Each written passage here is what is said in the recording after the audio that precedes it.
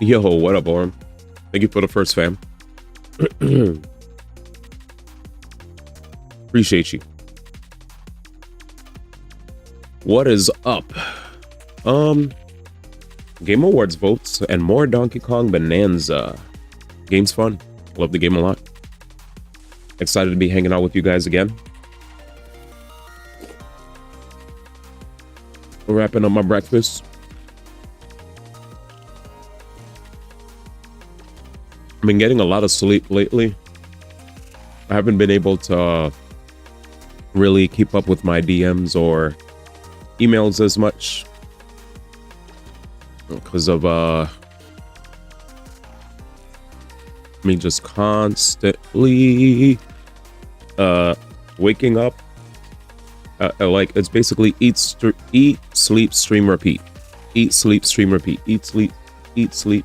No, eat, stream, sleep, repeat. Yeah, there you go. Eat, sleep, eat, stream. Yeah. Eat, stream, sleep, repeat. You get it. The order is so out of whack.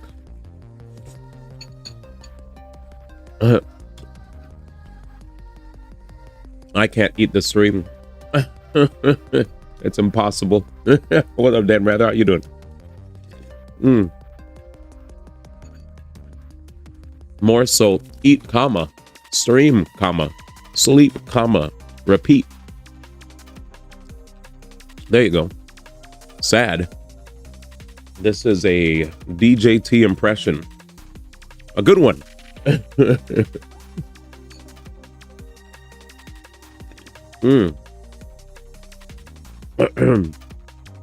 But yeah, today's yet another day. Yet another day. I tried to do my votes for. I'll try to do my votes for the Game Awards yesterday with the chat, and unfortunately, we what's the word? We unfortunately ran into a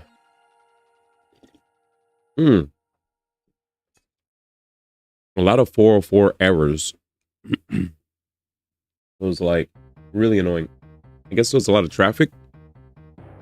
There's some BS going on with them Monster Hunter MTG cards. So wait, now there's Monster Hunter that the caps. Was that another DJT impression?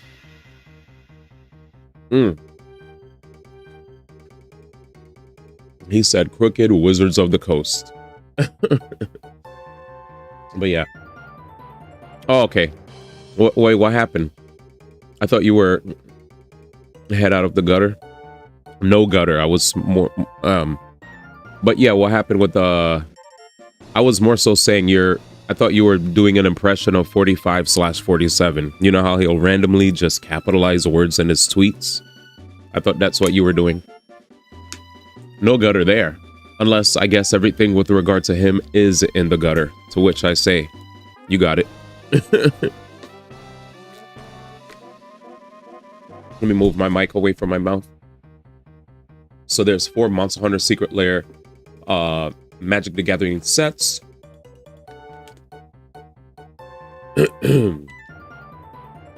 Got it. Didn't know about that. Secret Lair Magic the Gathering sets. I didn't know you were a card collector. This is the first time. Unless you are now a new card collector because of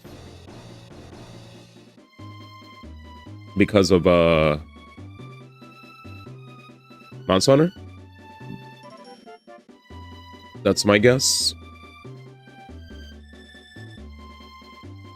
Yeah, okay. So there's 4 Monster Hunter Secret Lair MTG sets. Each one is $30 for normal, $40 for foil. It's just for MH. You have the Street Fighter Secret Lairs anyways. Gotcha. I never knew you collected cards. Very new to me. Very new.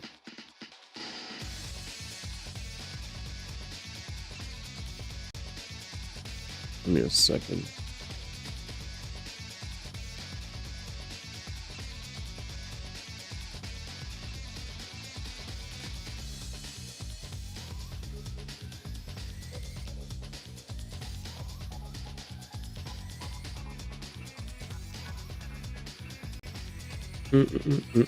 Let me read everything you're saying. Okay. So, there's a special promo card for a monster.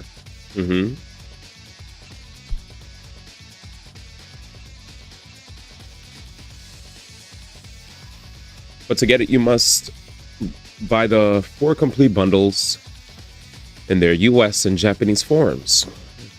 So spending $240 at cheapest or $280 foil for the $560 super edition. That sounds like a lot of money. Sounds like a lot of money that I wouldn't want to spend. Personally. So wait, are you getting it? 4 Monster Hunter Secret Lair MTG sets. Each one's $30 for normal and $48 for foil. And there's a special promo card for a monster. But to get it, you must buy the 4 complete bundles in their US and Japanese forms. So you're spending $240 cheapest or $280 foil version, and the super edition. What the hell is the super edition? Because I understand 240 or 280. I get the math there. But what? Jesus. Oh man. I don't know. It's some additional crazy bundle. Yeah, I don't know. That sounds insane. But yeah, you could take the route of just not. Give me a second. You could also just not. A brother could just straight up be like, yeah, I'm good. I'm good on that one. Because holy, that sounds crazy to me. All right, give me a second. Just had to fix all my tabs. All right, we're back. Here we go, ladies and gentlemen. We finally have our Game Awards stuffies. I don't know, it's some crazy bundle. Anyways, back to our regularly scheduled program. But D1, you know that I'm a fool. So that means you're going to drop the money on that because you're a fan of the IP and you're a collector, right? You love the... No. So you're not a fool then. Why must you refer to yourself as such if you're not going to drop money on those cards? I could understand you dropping money on the cards if you think the cards are going to be an investment in the future, or if you're just a collector and it brings you joy, right? That's a thing, right? Sometimes people just like things and they love something so much that they will collect. But maybe, yeah, you're buying it. I mean, it's your IP, it's a favorite IP of yours, or one of your favorite IPs, right? You told me maybe Wangan was your number one, but you definitely love Monster Hunter. And the reason why I know you love Monster Hunter is because not only do you speak about Monster Hunter's best aspects, but a true fan also dogs their favorite IP for in times that they falter, in moments where they mess up. People don't realize that, but sometimes fans in disguise, not only do they praise and talk about things, but they will continue to be invested even in the moments that they deem are lowlights, right? Like, I remember you talked to me about Wilds not being that great, and I remembered specifically a lot of people were coming to me and saying, oh my God, I think Wilds is actually okay. What are you talking about? I don't understand this guy. I don't know if you remember those debates were happening. And then guess what? Fast forward to like almost 10, I think we're like 10 months, we're almost near the end of the year, and a lot of the public discourse of Wilds has not been good, whether it's because of optimization or, you know, issues with optimization on PC, or just, you know, them taking away certain aspects of Monster Hunter that were enjoyed in the past that you can't experience in this one. So I was like, damn, Dan Rather the Prophet, he saw the writing on the wall. Other people immediately bought into it and thought, hey, everything's fine, it's okay. And you're like, no, everything's not okay. And you were like, yeah, man, I was trying to make it known that things weren't that good, but you know, nobody's gonna listen. Everybody's like, whatever. Long gun for sure is your number one. Yeah. Anyway, all I wanted to say is at the end of the day, now, at the end of the day, we're at, you know, we're at that point now where discourse, public discourse about Monster Hunter Wilds. It was so funny because a lot of people were saying Monster Hunter Wilds might actually be a potential Game of the Year nominee, but it was really early. The potentiality was there before a lot of other games dropped. It was sitting high in the top of the charts, you know. Actually, give me a second while I wait for everybody to come in. What up, Nobody Gamer? Good to see you. Game Awards. Actually, not Game Awards. Metacritic. There we go. So while I wait, so let's look at the dates. Could I put it by date? I wish I could put it by dates that the games came out. All right, let's do this. So, where's Wilds? There it is. Wilds came out in February 28th, right?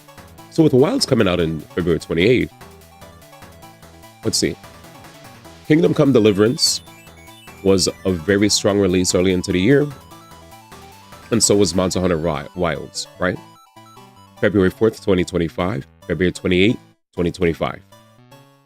Those two games right here. Right here. Those two games. And Split Fiction. So it was like Kingdom Come Deliverance. Then it was Monster Hunter Wilds. That was another really strong early game release. I'm looking at what else dropped around February or March. Split Fiction. Split Fiction was leading the pack for a while. Then it was Blueprints leading the pack. Then Clay Obscure. You know. And while Clay Obscure was there, I think Clay Obscure was pretty much undefeated for a while. Right? Like nobody was really, in terms of like critic aggregates, it looked like no game was actually going to be higher than it in scores. Then, out of nowhere, and then out of nowhere, we finally saw September. I mean, Donkey. Oh, wait. Before that, I will want to say, when the Switch 2 dropped, we did see Donkey Kong Bonanza make a big splash. I forgot that. And Despalote was a pretty good score too. That was in May, right after Clay Obscure. But yeah, Donkey Kong Bonanza, when it dropped, we finally had another game hit the 90s. I feel like for a while, we didn't see any games hit the 90s. Other than Blueprints, Clay Obscure Expedition 33, and Split Fiction. For a while, this year was basically 3 indies. Which is why I'm so shocked that Blueprints and Split Fiction got snubbed. Because they were leading the charts. They were leading the charts. Anyways, so with that said, you know, Clay Obscure, Blueprints, Split Fiction, then DK. These 4 original titles were the number ones, right? So, I'm not counting Breath of the Wild and I'm not counting Tears of the Kingdom and Breath of the Wild because these were released already, so it doesn't make sense to talk about them. We ignore this because it already came out the years prior, and this is just like a Switch 2 edition version of the game, but it's the same game. Already came out prior. It doesn't count. But once September dropped, that's when the bombs started coming out of nowhere, right? Well, I forget. Like Death Stranding came, but when it came, it kind of sat in a comfy 89 spot. Still pretty darn good. 89 is not bad. Sitting up there with I mean, it outplaces Monster Hunter Kingdom Come Deliverance, right? In terms of aggregate. But anyways, once September came, that's when the bombs started dropping, right? You see Hollow Knight over here. And then you see Hades 2 over there. Like those were and there were many other games that came out that were crazy too. Even Dispatch was a fantastic drop, as you see right here. October 22nd. Like I feel like once fall hit, that's when 2025 went crazy. Because honestly, the indies were really taking over. And then we'd see games from like AAA publishers drop, but not crack 90. They would be like high 80s. But then boom, out of nowhere, September comes and the indies kept dropping. Honestly, this is year of the indies if you really look at it. Hades, Hollow Knight, Play Obscure, Blueprint, Split Fiction. A lot of people argue whether or not it's indie. Apparently, it's very much widely seen as an indie. The only thing that came from a AAA publisher that's in the 90s section is basically Donkey Kong. Nintendo showing a lot of quality here with the Switch 2 release. Schedule 1. Where's that at? I don't know where Schedule 1's at. I probably have to search for it. Where's Schedule 1? Is that even out yet? Is that game even fully out?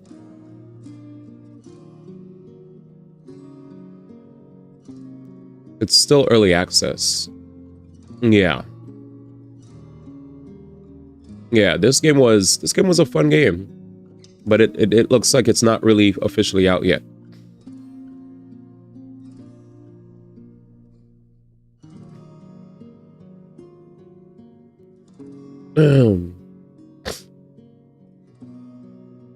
Yeah. It's going to be in early access for 2 years. There it is. Yeah, it's not even officially out yet. I mean, IGN like rated it, whatever, but it's an early access review. They made sure to make it clear in April, early access review. So can't really count an early access game, unfortunately. There were 2 others not mentioned there, Repo and Peak. Yeah, those are also good games for sure. Repo full released. Is Repo fully released yet? No, Repo has not been fully released yet. Next. So these are none of these. This is not even a full release game. Peak. I think Peak is fully out, right? Yeah. Peak did get. We're gonna get through the Game Awards stuff. Let's get through it. Nobody Gamer said the game of the year is Expense 33, Expedition 33. My man said Expense, but you could just say E33. Yeah. So your top 3 games are Expedition 33 or E33, Silk Song, and Third DK. Gotcha. Anyways, so yeah, for me, my number 1 is definitely Expedition 33. What up, Cheesy Boy GT? Donkey Kong is fire. I'm playing Donkey Kong. We're actually going to continue playing today. I just wanted to go through my Game of the Year votes and give a little bit of background as to how the year looked. But I do want to give a shout out to those other indie games that made a big splash other than the big standalone single player games, right? Schedule 1, even if early access, was a big splash. Same thing for Repo. And Peak, which did get a full release, was also a big game. What was Peak's, did Peak get a review? Let's see. There it is, generally favorable. 82 is very good. Nice. Peak was incredibly viral. What up, Kohiro? I love Peak. I've never played Peak in my life. Probably won't. Not because it's bad, but more so I have too much to play. I ain't got time. But I do agree, Kohiro, scam awards. The reason I say scam is because of the nonsense that happened. The nonsense that happened, basically. Like, I posted this on my TikTok, Instagram, and YouTube shorts today. The top 6 should have been 5 indies and one AAA, like, publisher release. But was pretty lame. You missed out on Peak, so easy to pick up and play. Yeah, I don't have time though. I'm not gonna play it. It's fine. But I'm happy for those that enjoyed it. Most of my year. Oh, I know what Peak is about. I've watched all the streams. I just know. Just for full transparency, I don't really play friend swap games like that. right? And when I say friend slop, it's not an insult. That's the general term that people call them. The games, you know, the very viral, streamer friendly, very good for collabs, multiplayer games that you could play with your friends. I never really get into those. They're good games.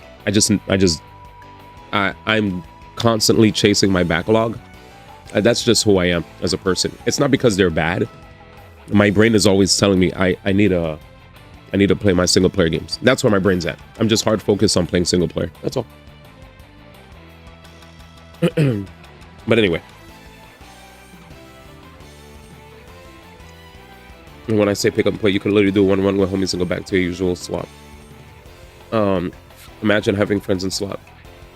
Slot. I mean, you like many of us keep adding slot to the list. So I mean, how you doing, Kohito? Good to see you, and thank you for the follow, Zoltan. But yeah, with that said, yeah, I'm not really interested in peak. I'm gonna keep it a stack. You got DK Bananza and you found every banana. Literally first 2 sub layers, God Canyon, you're missing 40. Where are they? I'm new to the game and I don't know anything. I don't have any tips. I am very much like, this is my 5th day playing the game. I didn't even beat the game yet, but I appreciate you dropping in. I got a lot to, I think I just got my final ability, the snake ability. But yeah, basically I'm trying to, what are your overall thoughts so far? I think it's very much deserving of a Game of the Year nomination. It feels very solid. It does feel like it has the Mario Odyssey team's DNA in it. When I first played, I was afraid that I was going to get tired of punching through a bunch of things just to find things. But the more abilities that I found, the more easier it was to know where to have more direction when it came to finding where things were that were underneath the, you know, hidden underneath like layers of dirt or rocks, right? Like using the sonar. And now that I have the elephant ability, I could just absorb and vacuum everything around me. The elephant ability is so cash. Like, I love it. Being able to just in one fell swoop, just, you know, absorb layers and layers and layers and find the banana or the fossils that are hidden beneath are pretty cool. Yeah, I think the bosses are very much easy. And it's funny because coming after playing Silent Hill F hard mode, so I beat Silent Hill F in hard mode. That game felt like a Souls-like. I legit felt like I was playing Elden Ring all over again, but I beat it. But the enemies were very, the enemies had lots of HP in Silent Hill F, and I also got a little tired of the lack of enemy diversity. Like, it felt like as I got closer and closer to endgame, it kind of felt like they were just reusing the same enemies over and over. So I went from being excited to beat up on certain enemies to being like, oh, this is all they have to throw at me. Got it. You know, all right, I guess I'll just rinse and repeat then. And also, not everybody's usually a fan of dealing with durability with their weapons, but I understand that that's probably how they want to balance out us being able to use the weapons. Because it's like, you know, when you play a horror game, you don't have an infinite amount of energy. I mean, bullets. When you play Resident Evil, you want to think twice about using that magnum shot, that rocket launcher, your pistols, your shotgun, etc. Right? And the same goes for Silent Hill. You can't just go willy-nilly with your weapon. You have to think twice. So do I want to use the strongest weapon at my disposal, the knife? Or do I want to keep it safe and use the pipe or the crowbar? Or do I want to go a little bit stronger with the sledgehammer or the, you know, or the hammer? So, and there was also another weapon, scimitar, scyther. I forgot what it was called, but it was definitely like knife, scythe, sledgehammer, hammer. I think it was called hammer. Yeah. Then it was like, I don't know if it was a hammer or something, but there was something underneath the sledgehammer. I think I'll just call it hammer, even though I don't remember if that was the proper name. Then there was like, crowbar and then pipe. And then after the steel pipe, surprisingly, the bat was the lowest tier of damage. I thought the bat was like above steel pipe in terms of damage output, but it wasn't. Anyways, let's see.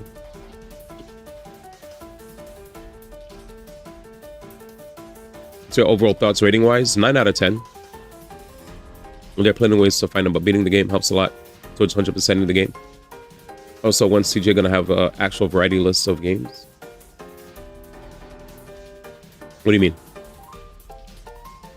A variety list of games for what? Hades 2 is a roguelike. Play Obscure is a turn-based RPG. DK Bananza is a family-friendly platformer. Hollow Knight is a Metroidvania. Death Stranding is not like any of the games. Kingdom Come Deliverance is a first-person RPG. Variety list of games? What? Okay. Let me see. For you, it's a 77. 90% of the nominations were the same games. Maybe you should host the Indie Game Awards and put Expedition 33 in the Hall of Fame slot too. Too broke for us. Indie moment. I don't get what you mean. So longer you go on easier, it's fine banana gems, it seems. What's up, Baba? How's it going? Oh, you're giving your own personal scores. Gotcha, Zoltan. Tears of the Kingdom was definitely a 9 out of 10 for me. It was like Tears of the Kingdom and Legend of Zelda Breath of the Wild are some of the Nintendo's best. I love those games. Hades, so I didn't get a chance to play. Expedition 33 is my 100% favorite game of the year. I didn't play Hades 2 yet, though. Out of these games here on the list, I played only Expedition 33. Obviously, Tears of the Kingdom and Breath of the Wild, I beat them back then. I love these a lot. These are timeless classics. Hades 2 I didn't play. Blueprints I didn't play. Split Fiction I didn't play. Hollow Knight I didn't play. DK Bonanza I'm currently playing now. Expedition was my favorite offering so far. I didn't get a chance to play Dispatch. I didn't play Death Stranding. I didn't play Monster Hunter. I didn't play Kingdom Come Deliverance. But yeah. Yo, what's up, Maddie? Hades 2 was a bit to grind. Hyrule Wars was a 95, the best Zelda game in a decade. That's an interesting take. At least I understand what kind of games you like now. You got Arlecchino, congrats, man. Congrats on your Arlecchino, my brother. All right, chat. So, TJ, you said the same games for everything. Nearly every category has the same game. I say variety because I know while the genres may be different, I mean, this goes well until why we call it Scam Awards. Are games like Path of Exile not mentioned for supported games? Oh, okay. Can I show you a link? It's a new emulator for old games. It's no amazing from NES to DS to PS1. That's cool. That sounds really dope. I don't know if I could like look at emulators on stream though, you know. Probably best that I don't know if that's like safe, but you could just tell me about it.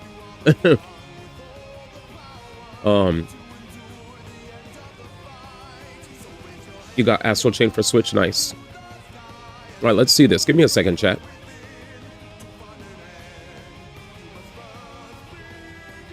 Give me a second. Play retro games online in your browser. Experience nostalgia, shop, or retro. Okay, this is safe. All right, it's safe to look at. So this right here, is this like your company or something, Maddie? Play retro games online in your browser. Super Mario 64, Mario Kart, Mario World, Legend of Zelda, Ocarina of Time, Pokemon Fire Red. This is crazy.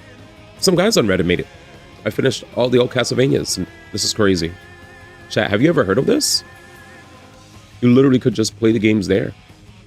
Play 007 The World's Not Enough. Play New Super Mario Bros. Play Pokemon Emerald version. Play Smash. Also, if you guys are hanging out with us and you're getting hit by ads, we are live on Kick and we're live on YouTube as well. Just a heads up. We're live on both platforms.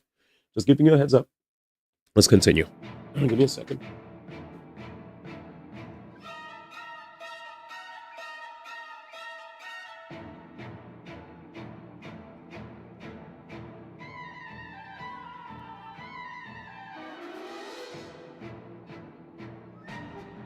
Okay. I'm back. Sorry.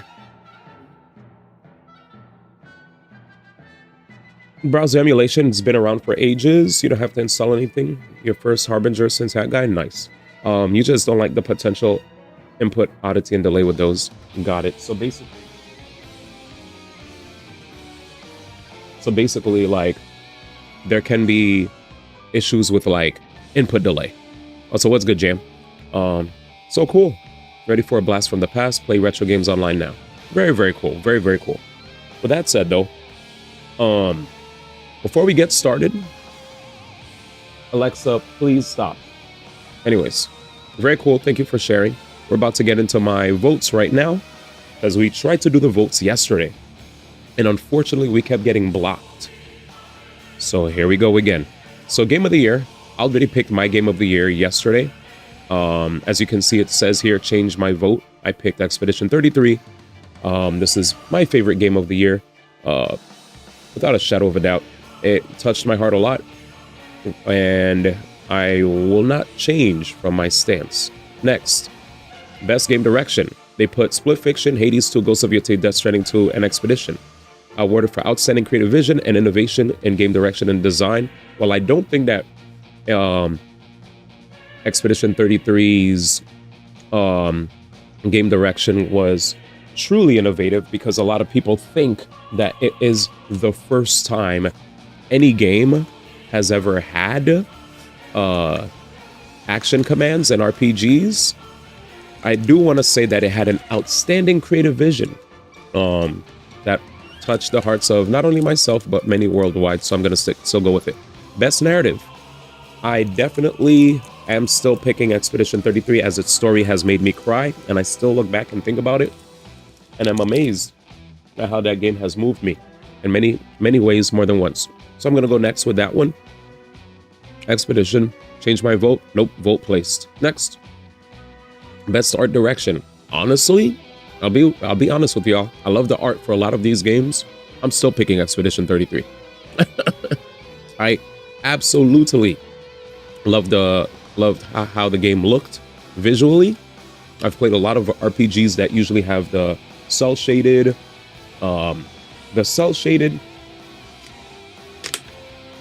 anime adjacent style, right? You know, you guys know I play a lot of RPGs, and I do play gachas that tend to have that same style, which I do appreciate. I think it's great to see that cell shaded graphics are definitely a thing that will continue to be omnipresent in the gaming space.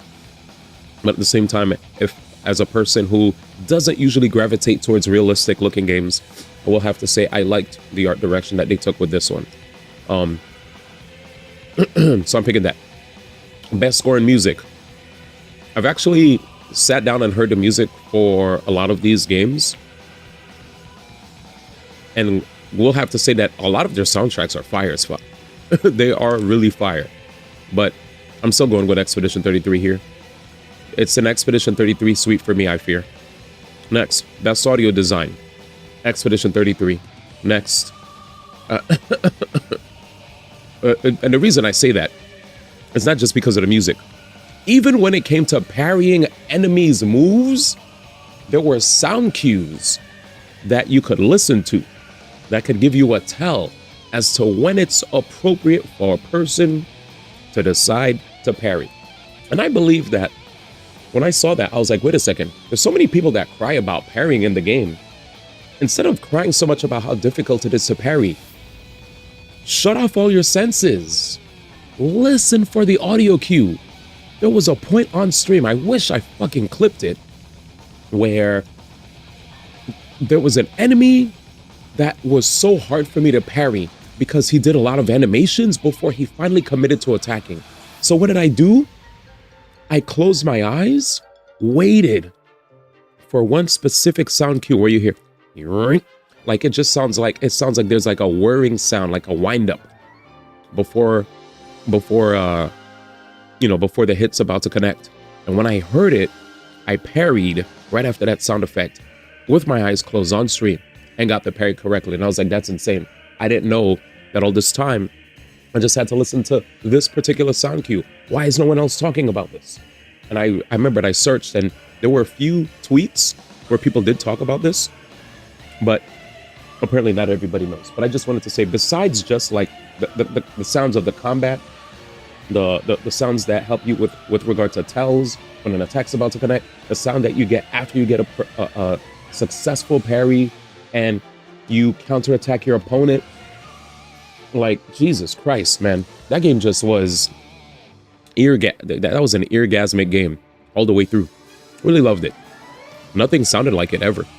Best performance. Now this is difficult for me because, honest to goodness, Ben Starr, I think, did an amazing job as Verso, but I really want to get across how amazing Charlie Cox was.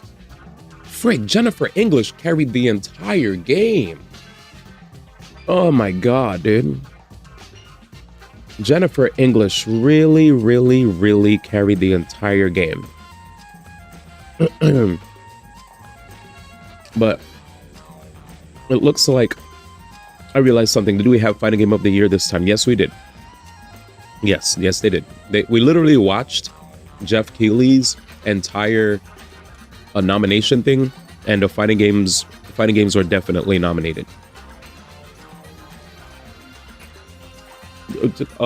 Actually, funny enough, Expedition 33 got the most nominations out of any game awards that these guys have hosted ever. 12 nominees. No game has gotten that many awards yet.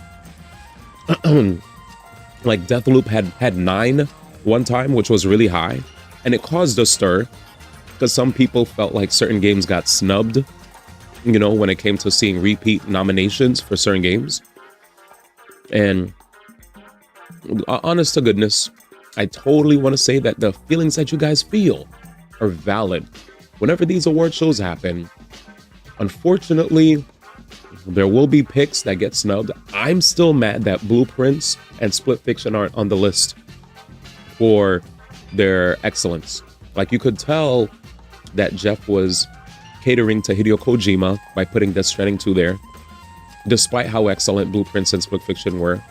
And the same thing with Kingdom Come Deliverance, which was totally out of left field. Even if it's a good game. Not saying it's a bad game, but it is what it is. D1 got paid by Expedition 33. Everybody who does not know why the game deserves to get nominated will continue to make jokes and jabs whenever I pick the game for anything. And I'm ready for it because I love the game that much. Split Fiction did not get nominated for Game of the Year. The Game of the Year nominees, we just passed by it, were... Give me a second. Actually, I'll just...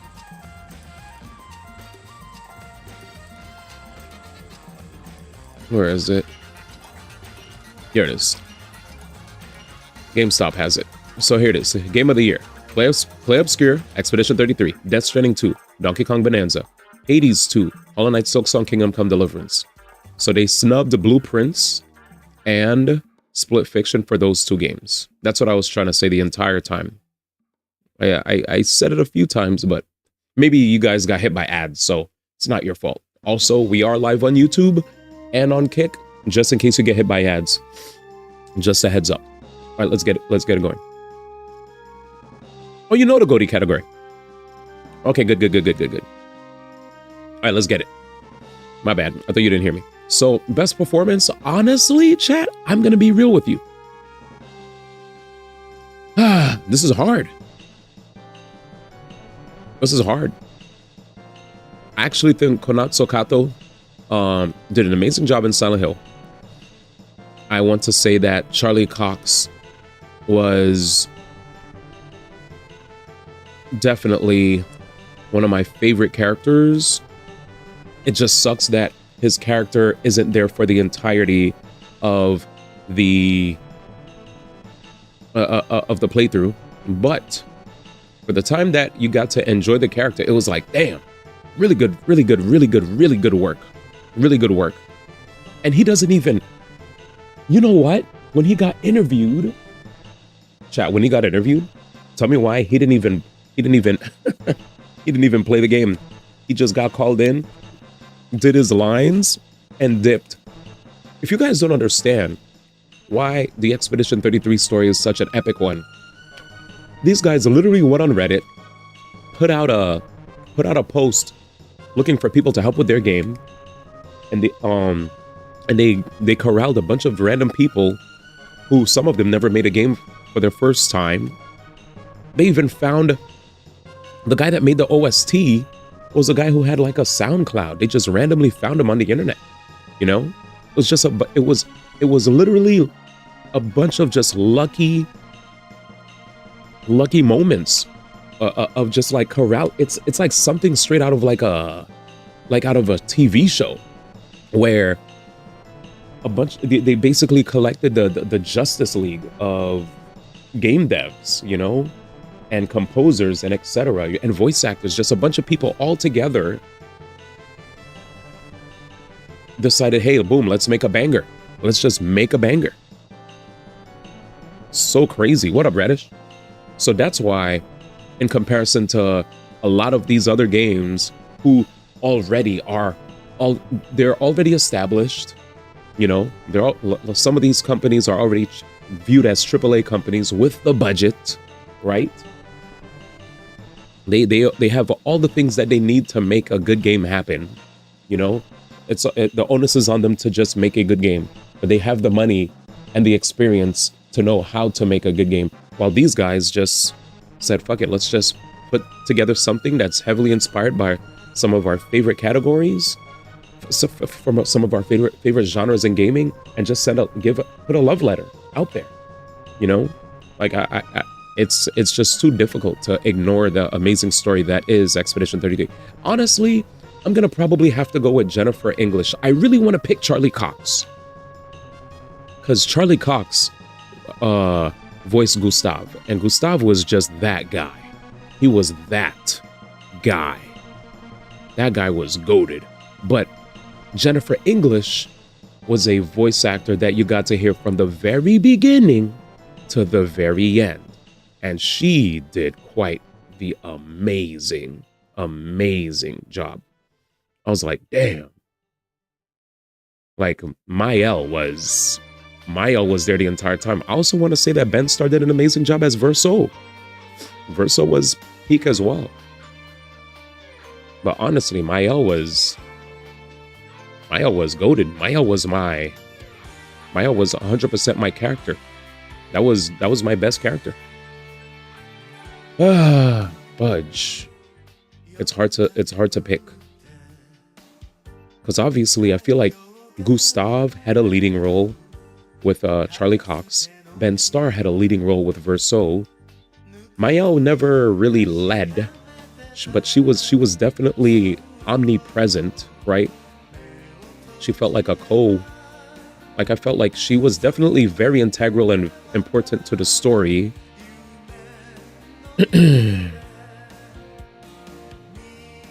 Damn. Who do I pick?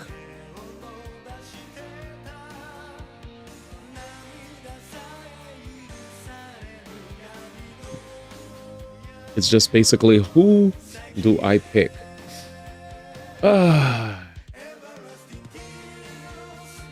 This is difficult. I guess I'm gonna just have to pick damn.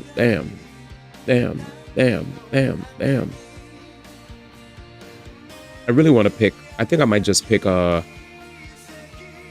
might just pick Gustav.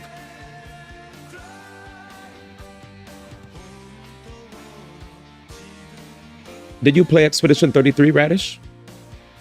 By any chance?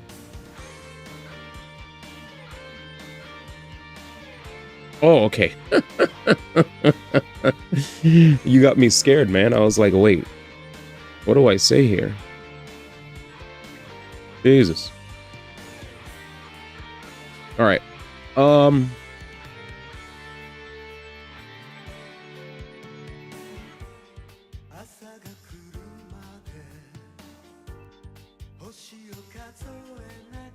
I think I might still go with Charlie Cox here, man. I'm going with Charlie. That performance was pretty sick. Sorry, Jennifer. Jennifer was amazing. But Charlie really, really hit it home for me, man. Charlie hit it home. I'm going with Charlie. Next, innovation and accessibility. So here, recognizing software and or hardware that is pushing the medium towards by item features, technology, and content to help games be played and enjoyed by an even wider audience. So it says learn about the nominees. So what does it say here? Does it explain how each of the games... Oh, okay, perfect. That's beautiful. It actually explains how each of the games have helped with accessibility. So we know what accessibility is, so we don't have to read that. Atomfall is Rebellion's most accessible game to date, built with accessibility in mind to make sure as many people as possible could access the core game experiences. Options include configurable text contrast and size, one of the only games to scale up to 52 pixels at 1080p, high contrast mode for gameplay, and optional audio cues for players with low vision, including a highly customizable audio-based FPS aiming system. By design, the game is colorblind accessible by default, uses unique and informative audio cues, and welcomes a range of players through playstyle presets and customization. Let's see what else. There's Doom the Dark Ages.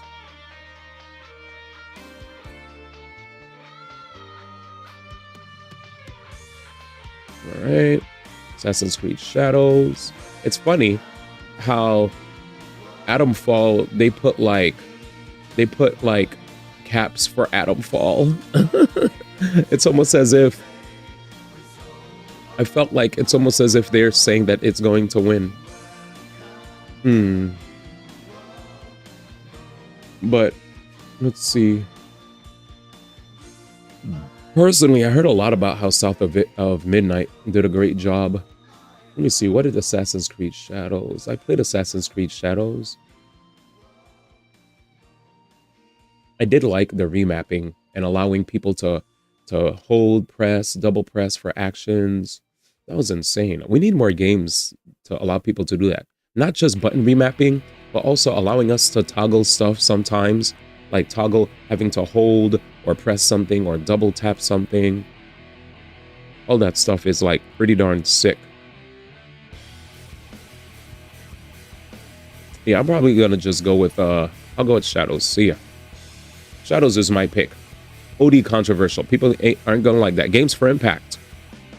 Consumi, Despelote, Bloom and Rage, South of Midnight, Wonder Stop. They did not put a link at all for this one. Despelote is my pick. Next. Best ongoing game. Final Fantasy XIV. Fortnite. Helldivers 2. Helldivers 2 came out last year, right? Marvel Rivals, No Man's Sky. When did Marvel Rivals officially come out? I felt like it came out Marvel Rivals official release date. December 6th. Okay. Close this. Close this. I'll go Marvel Rivals.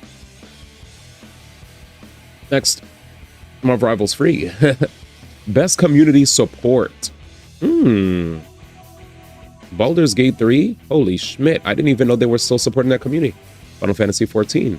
Fortnite. Helldivers 2. No Man's Sky. Recognizing a game for outstanding community support, transparency, and responsiveness inclusive of social media activity and game updates patches. What the hell has been getting the most? I haven't heard anything about Baldur's Gate 3 at all. Notice how Marvel Rivals is not there. Oh, best community support. Everybody's like, oh, I don't see Marvel Rivals this time. No Man's Sky being still talked about to this day. Baldur's Gate 3, Final Fantasy XIV, Fortnite, Helldivers 2. If there's games that I definitely get lots of, the games that I've definitely seen a lot in my social media get updates are mostly throughout this year, for me at least. I felt like I've seen like the Halo Helldivers 2 collab and other updates with Helldivers 2. Fortnite always gets updates. Final Fantasy 14. I wonder. Shoutouts to Baldur's Gate though for getting nominated. I haven't heard anything from Baldur's Gate, so I don't want to just blindly say Baldur's Gate because I personally feel like these three were the ones I hear. I would like to give a nod to Helldivers personally, but also I know Final Fantasy 14 has been here for the longest amount of time, but I don't think people are people even happy with FF14 now? I think FF14 now has been kind of dry spell, no? We got a double whammy tonight. Yishingwang drip marketing and a Genshin special program. Based. All right, while I mull this over, we'll grab these. Thank you. Here she is. The Qingling blade will only ever be raised towards your enemies. This sword mirrors Jesus my heart. Christ. Is this physical? What is that? That's attacker, right? Wait, she's attacker? Chad, is that attacker? And what is that? Is that a new symbol? Sheesh. Yeah. Oh, okay. Okay. Okay, give me a second. Give me a second. Give me a second. I needed to pause the music I was just playing because I just saw something insane. Let's go back. I'm saving my gems for this. The Qingling blade will only ever be raised towards your Jesus. enemies. This sword mirrors my heart. Yeah, that brother's starving. Yeshengguang of Yunhui Summit, eating your summons. Damn, eating your summons? Ooh, that's how she looks. Now I'm interested. Chat, I'm always a sucker for the red, white, and black aesthetic on these characters, and god damn. Let's hear that again, man. Only ever be raised towards your enemies. This sword mirrors my heart.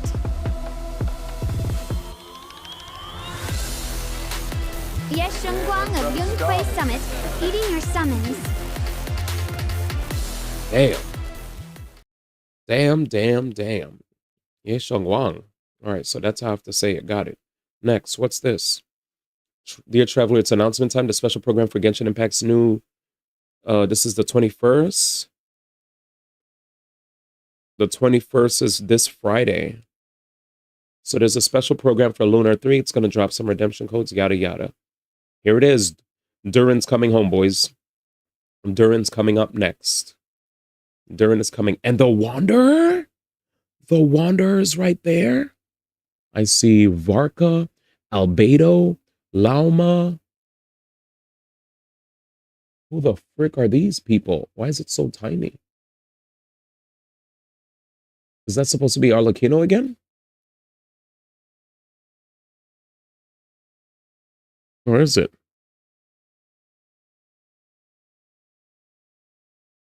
Wander. Okay. Oh, Arlecchino and Sandrone. That's Arlecchino and Sandrone. Got it. It's Arlecchino and Sandrone. Bet. Okay. Let's see what some other people said about this. Absolute Cinema. She's going on Ultra Instinct. They cooked. They did. Hello Devs. Definitely cooked. But we got to know about the attribute. Another girl for Wise. What attribute is that? My wedding. Yes, Shengwang's drip marketing. True. Looking respectfully, that tattoo is chef's kiss. I'm saying though. That's a nice what's that mathematical thing that Jam mentioned? That curve? I forgot what it was called. But anyway.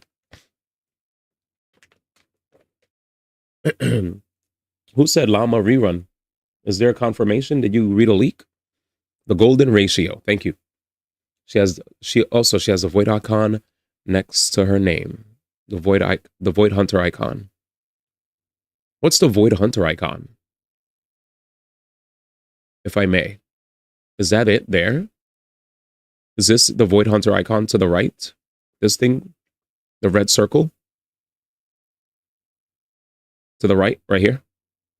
Gotcha. How did I not notice that? I don't even know. But now I know. Miyabi has the same thing too. Thanks, man.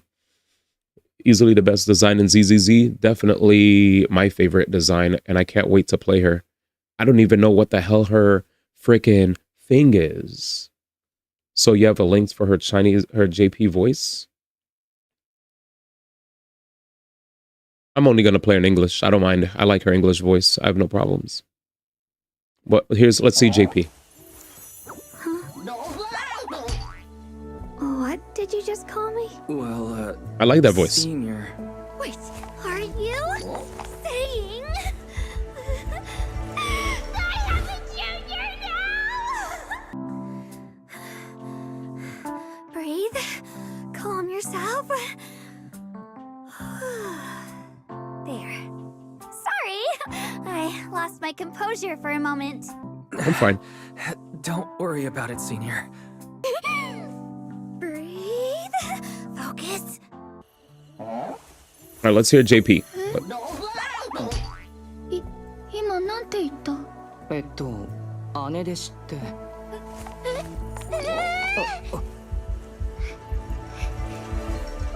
の弟です。平常心、平常心。ちょっと取り乱しただけだから。本当に大丈夫かい？ I definitely like her JP voice too. 平常心、平常心。 I like both. I like both. I like both for sure.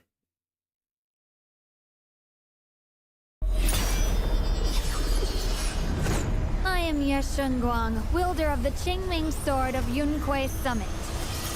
This sword, with heaven and earth as its guide, shall cleanse all evil! I love the way she sounds here. 運学、生命剣の剣士。 Ooh, I like this too. この剣が天地を覆い、悪をくじく。我乃云亏山清明剑剑主叶顺光，此剑既出，天地为引，荡尽诸邪。 She sounds badass here too. 나는 운규산 천명검의 검주 Jesus. 빛나. 이 검을 뽑아 천지의 인도하에 모든 악을 멸살하리. Yeah, it sounds like definitely I see where you're coming from. The Korean one just sounds like there's more bass. Like it definitely, I guess, because of the fact that it sounds less devoid of high pitch, you know, like you just hear more bass in the Korean delivery. It sounds like, right? But I think they're all great. I think all of I like how she has that very high-pitched, happy-go-lucky side of her. And then the other side where if she's serious, all of a sudden her voice gets deeper. I love it. That makes her even more interesting to me as a character. All right. But yeah, very cool. So Genshin has a new patch stream coming up. So get ready for that this Friday. And Zenless. Oh yeah, if you guys didn't see this, I forgot to talk about this one. Apparently, Yoko Taro said he was working on various projects, but they got canceled midway. A lot of people keep asking, why aren't you making a new sequel to Nier? Or Yoko Taro isn't doing anything. But a lot of the projects that he was involved in got discontinued midway through development. He's been working on stuff. It just never seen the light of day. He gets paid for it, so he has no issues with that. But people seem to think that he's not doing anything because none of the work that he's been doing is getting released. While he doesn't view that as a negative thing, he believes if he's going to release something weird, he'd be better off not releasing anything at all. His words. So, you know, people have definitely been trying to get at him like, yo, when are you gonna release another freaking, when are you gonna release another freaking, what's it called? Nier. And it's like, he's definitely not just sitting on his hands. Relax. They're just not, they're just not seeing the light of day, man. And he's apparently getting paid for it. So it is what it is. Yeah, I ignored the tweet. The tweet was sensational. It's the quote that I was reading. I didn't care about the tweet. I was just quoting. I specifically grabbed the part from the article because that tweet was very much like incorrect about saying troubled, right? The reason he's probably that person said troubled FF7 series is because Square has said that they haven't made the amount of sales that they wanted to make. Remember, like Square said they wanted to make X amount of money for, you know, for like Final Fantasy 16 and Final Fantasy 7 remake series, and yet it's not hitting the lofty goals that they had, right? They probably had projected goals when it came to gross revenue, and that wasn't met. So it is what it is.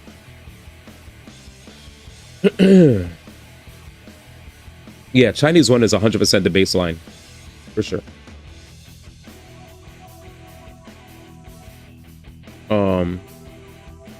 But yeah, let's see. Ready? So best community support, very hard.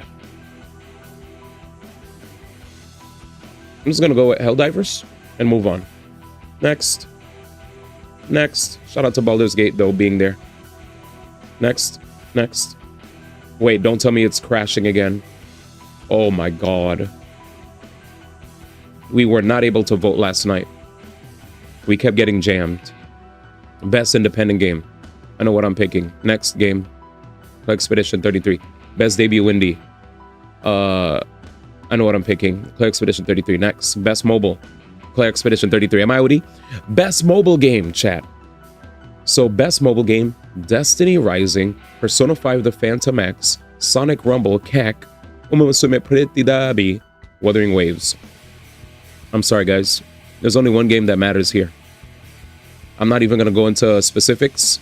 This was the biggest release of the year. This shit made waves. It made so much waves that it reached outside of the general gacha community space. You can't deny it. You know, say what you want to say about Wuthering Waves, P5X, Destiny, Sonic Rumble, even though everybody's shitting on Sonic Rumble. Umamusume Pretty Derby was just that game. It said, don't call me a gacha game. I'm more than a gacha game. Straight up. It's not just a gacha. It's an experience. Voted game. No questions asked. Next. Best VR AR game. Alien Rogue Incursion, Arcane Age, Ghost Town, Marvel Deadpool, Midnight Walk. Insane. I saw Midnight Walk, Marvel's Deadpool. I forgot that came out. Oh, Alien Rogue Incursion. I actually will have to give the nod to this one. That shit was actually OD scary. I have a friend who was playing it, and yeah, that shit, I was like, bruh, this is too immersive. I'm picking that one. That's exactly what I'm saying, Nobody Gamer. What's up, Sano? Good to see you. P5X had so much negative publicity for trying to catch up to China, and that kind of hurts its reputation. Also, even if it didn't have that, it did not, even if it's Persona, it did not have the same like virality that Umamusume had. For us to ignore the virality that Umamusume had as a game is just, you know, foolhardy in my opinion. Best action game. Now this one is crazy. Shinobi, Ninja Gaiden, Hades 2, Doom the Dark Ages, Battlefield 6?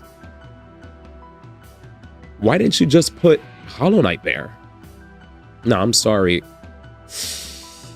I love Ninja Gaiden.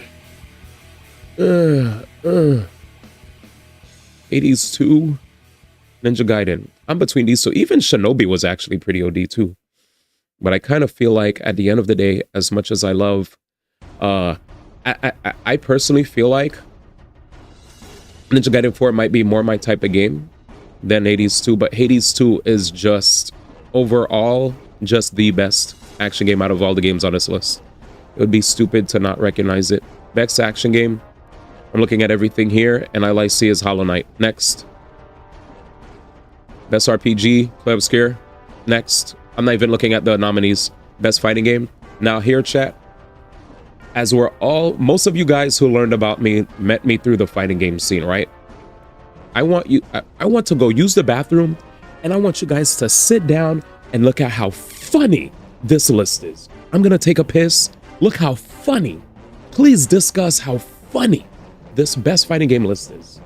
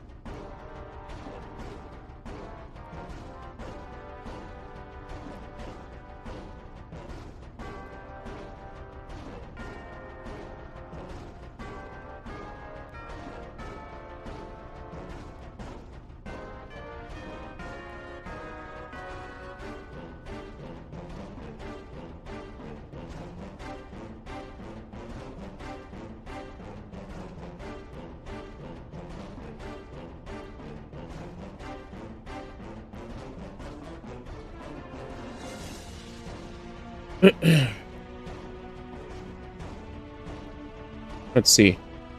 As a huge fan of Hades, he said Ninja Gaiden did pretty well too. Oh yeah, nobody's saying it's a bad game. You reminded me of when Jeff voted for Death Stranding 2 for Goody. He saw nothing but Kojima when voting. Dej. This list is comprised of things that came out in 2025, yeah? So you can't put games like Street Fighter 6 since it's been out for a bit. So understand that. Definitely wasn't saying put previous games that came out this year. It was more so... Alright, give me a second. Let's talk about it. What fighting games released in 2025? Let's see. Let's see.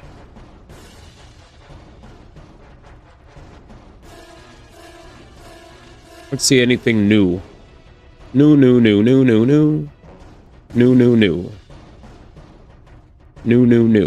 They don't have anything here that's new. The games that came out this year that I remembered were, first off this year, when it came to fighting game releases, we had what's it called? There was literally a fighting game that came out this year from Arc System Works. I'm trying so hard to remember. Arc System Works came out with Hunter x Hunter. Yes, they came out with Hunter x Hunter this year. Also this year was Bleach, right? Bleach Rebirth of Souls. Bleach Rebirth of Souls came out this year. That's another fighting game. They could have put Bleach Rebirth of Souls, even if it's an arena fighter, it's still a fighting game. They could have put Hunter x Hunter, then Impact. That's another fighting game. Regardless of it being the best fighting game or whatever, those are actual fighting games, not collections. So, like, the new fighting games that actually came out this year was 2XKO, Virtua Fighter 5 Revo World Stage, Fatal Fury City of the Wolves. They could have easily removed Capcom Fighting Collection with Hunter x Hunter and Impact. They also could have removed Mortal Kombat Legacy Collection with Bandai Namco's Bleach Rebirth of Souls. So you could have had an ArcSys representation here, because 2XKO would be Riot. Instead of Capcom Fighting Collection, they could have put Hunter x Hunter and Impact. Fatal Fury City of the Wolves is SNK. Take out the Mortal Kombat Collection, which is just literally a collection of old games. Like, you know how many times the Game Awards snubs high ranking? I'm going to explain why this is a big deal for me. So the Game Awards, right? Just in case you guys are saying, oh, those came out in 2020, whatever, so that's why I didn't get the nomination. Give me a second.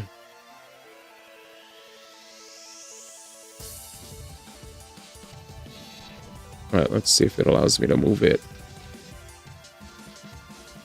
Reset. Okay.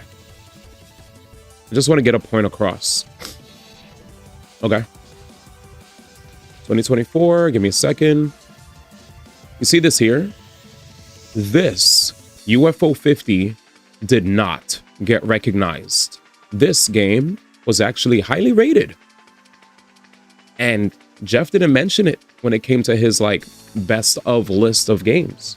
When it comes to fighting games, I really feel like the people that he has on his panel don't know anything about fighting games whatsoever. Like, to grab a collection of old games and say that this is the best release in fighting games this year is very interesting. But anyway, you're talking about that Double Dragon game. Now, they did a good job of not putting Hunter Hunter there. I'm 100% certain they got an old head who does fighting game category, and they just let him throw whatever he wants up there because they have zero clue. This is better than the year Sifu was mentioned. It's a step in the right direction. With that said, what would I pick? Out of all the games here, which one would I pick? Honestly, I'm so happy to see the resurgence of tag fighters come through and Riot throwing their hat into the ring. So I personally am going to go with 2XKO, and I hope that they continue to make the game better and better beyond where it is right now. I see a lot of promise with it. There's a lot of people that I used to work with at Twitch that have been working on 2XKO. And because of all the hard work they've been putting into the game, even if there might be some of you guys that might have issues with the balance of the game right now, one thing is for certain: the people that work on the game are very much more accessible. Like they're definitely easier for you to communicate and talk to than the people that work at a lot of these other gaming companies, where you probably don't even know who to talk to when it comes to like Capcom or Guilty Gear or Sega or etc., right? Even in Nintendo when it comes to like Smash, right? Like some of us, like maybe I might know these people, but like when it comes to like the Riot people that worked on this game, these were everyday pro gamers that people used to see at tournaments all the time. From Nerd Josh to freaking Jeopardy to Apology Man, freaking Don Yohozi. Like there's a lot of people that have that used to be fighting game competitors that now work on 2XKO. So even Clockwork, Pat the Flip, exactly. Like there's so many different people that you guys used to see in fighting game tournaments, competing side by side with you, doing friendlies, hanging out, you know, at the after parties for these tournaments where everybody's smiling, playing games, doing first to tens, you know, seeing somebody want to play against Daigo and cheering if they get one round against Daigo in the hotel room, shit like that. Those people are the same people that are working on 2XKO. So while I know that some of you guys may have issues with 2XKO's design decisions, like, you know, the direction that they're taking the game at times, do understand that that the game is basically for the community and by the community type of game, you know? Like, yes, Riot is corporate, but the people that worked on this game are people, everyday people that you knew back then that love fighting games just as much as you do. And I'm not saying the people behind City of the Wolves don't, but you already know the Saudi people are funding the crap out of that one. And with Virtua Fighter, great game, but you know, it's really, I feel like it's really hard to even know who works at Sega to really give like feedback, you know. Anyways, yeah, Combo Fiend, Marlon Pie, the list goes on. You see, so you guys know where I'm coming from. And the moment they came onto the scene, chat, the moment 2XKO came onto the scene, they immediately started supporting a bunch of events out the gate. Out the gate. Like they literally support a bunch of events out the gate. I actually like City of the Wolves too, but it's just, unfortunately, I feel like I only like it for its versus mode. There's a bunch of other stuff that they put in there that kind of is which, I mean, fighting games never are the best at their single player content, but I feel like a lot more games are trying to do a better job in that regard. Because if you remember Street Fighter V when it came out, Street Fighter V came out without even caring about the single player content. They went straight esports. They're like, yo, this is an esports first game. We're trying to make this like, I was working at Twitch at the time. And whenever I visited Twitch, I was right there with Mike Ross. And Mike Ross kept telling me, he was like, there's something about Street Fighter V that I just, it's missing something, man. But at the same time, I'm tasked with having to work on this Capcom Pro Tour. That was Mike Ross's baby. A lot of us that worked at Twitch, one of the main reasons why we got hired there was to talk to the bigwigs of the companies that our community was associated with, right?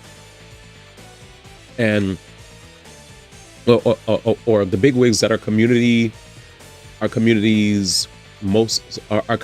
game came from, right? So like for me and Blur, the goal was basically to do the same thing as Mike Ross, to talk to the bigwigs to see if we can actually come up with a proper world tour for the game, right? And Mike Ross was able to make that happen. Look at Capcom Pro Tour now. It's a well-oiled machine, runs on its own. He got things started, and now it just runs on its own. He did an amazing job with that project.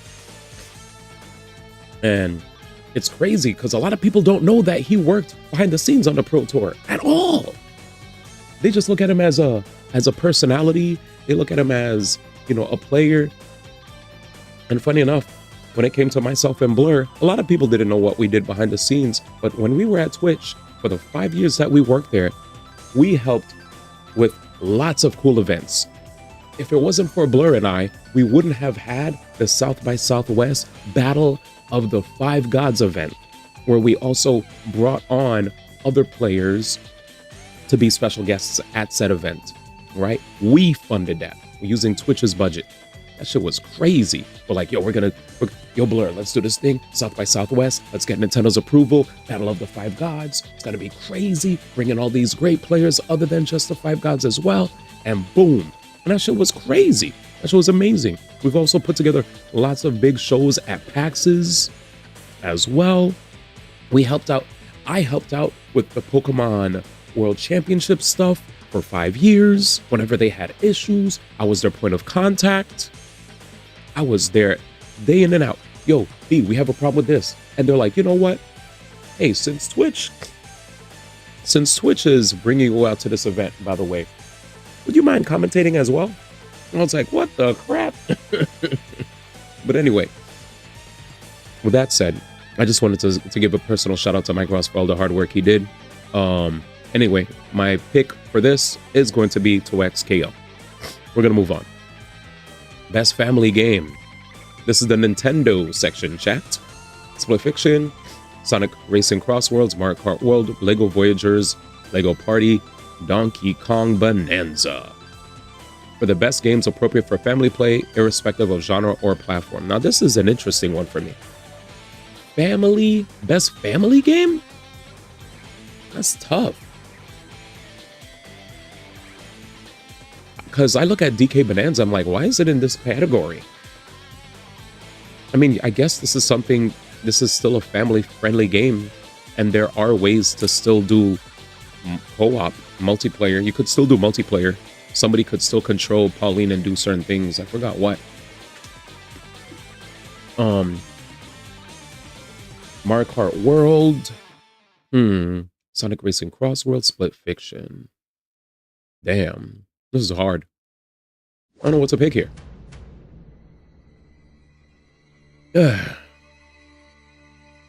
Hey, you said it's either Mario Kart World or Cross Worlds. When I see family game, though, he said, I mean, I still feel like DK can be a family game, honestly. It could still be enjoyed by the family. Mario Kart World though. Yeah, I guess I feel like.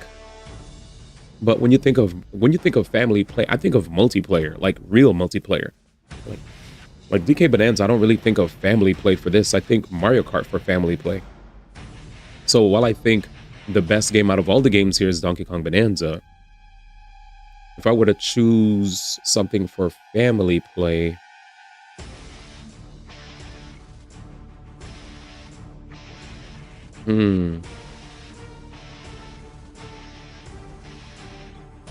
well, if DK Bonanza's on the list, I'm just gonna pick DK Bonanza, even though I don't agree with it being here. But I think this is probably, I'm gonna go with DK Bonanza. See you later, Mario Kart. Because you could do multiplayer DK Bonanza. See you later. See you guys. Next, best sim strategy. Final Fantasy Tactics: Evolus Chronicles, Jurassic World Evolution 3, Sid Meier's Civilization, Tempest Rising. Mario Party was not on that list. 2 Point Museum. Mario Party came out last year. I'm going with Final Fantasy Tactics: The Evolus Chronicles. Surprising. You put that there. Sports game. Mario Kart World or Sonic Racing Crossroads or Rematch. The best traditional and non-traditional sports and a racing game, Mario Kart World. Best multiplayer. Split Fiction, Peak, Elden Ring, Night Rain, Battlefield 6, Arc Raiders. Shit. Shit.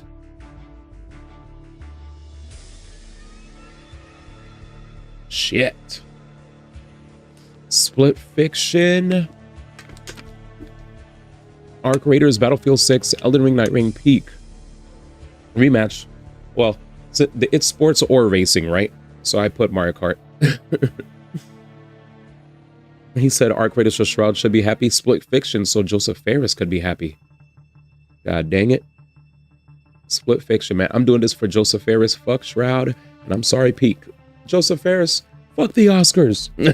Best adaptation. Minecraft movie? Was The Last of Us Season 2 considered OD good? I think my Chicken Jockey. Next. Most anticipated game. Grand Theft Auto 6. Grand Theft Auto 6. Next. Content Creator of the Year. I'm going with Kai. I'm sorry. I'm going with Kai. I never got to vote for Kai on anything, and I think it's about time I finally got to vote for him. Best esports game. Sonic 3 got cheated. True. Best esports game. I don't care about any of these, so I'm going to have to think objectively here. CS2, Dota 2, Valorant, Mobile Legends, Bang Bang, League. I feel like League is always going to win. Like, there's no esports game that has... I feel like this shit is still going, bro. Apparently, the Mobile Legends Bang Bang is also going crazy. I don't know who Sakura Miko is. Apparently, Jam told me that's the girl who people said... That's the girl who accidentally said the N-word because people told her to say it, but she didn't mean to say it. And they made a big stink about it, like she was like maliciously saying the N-word. But yeah, I don't really... I'm very bad at knowing VTubers. I'm sorry. No, that's not what you said. Well, you definitely told me somebody... She was copying what she heard in game. Okay, well, that's what Jam said then. Well, thank you for reminding me. Jam said, she said... Well, you said she's the N-word VTuber, right? She was playing GTA 5 and copied what Lamar said. Okay, there it is. So, my bad.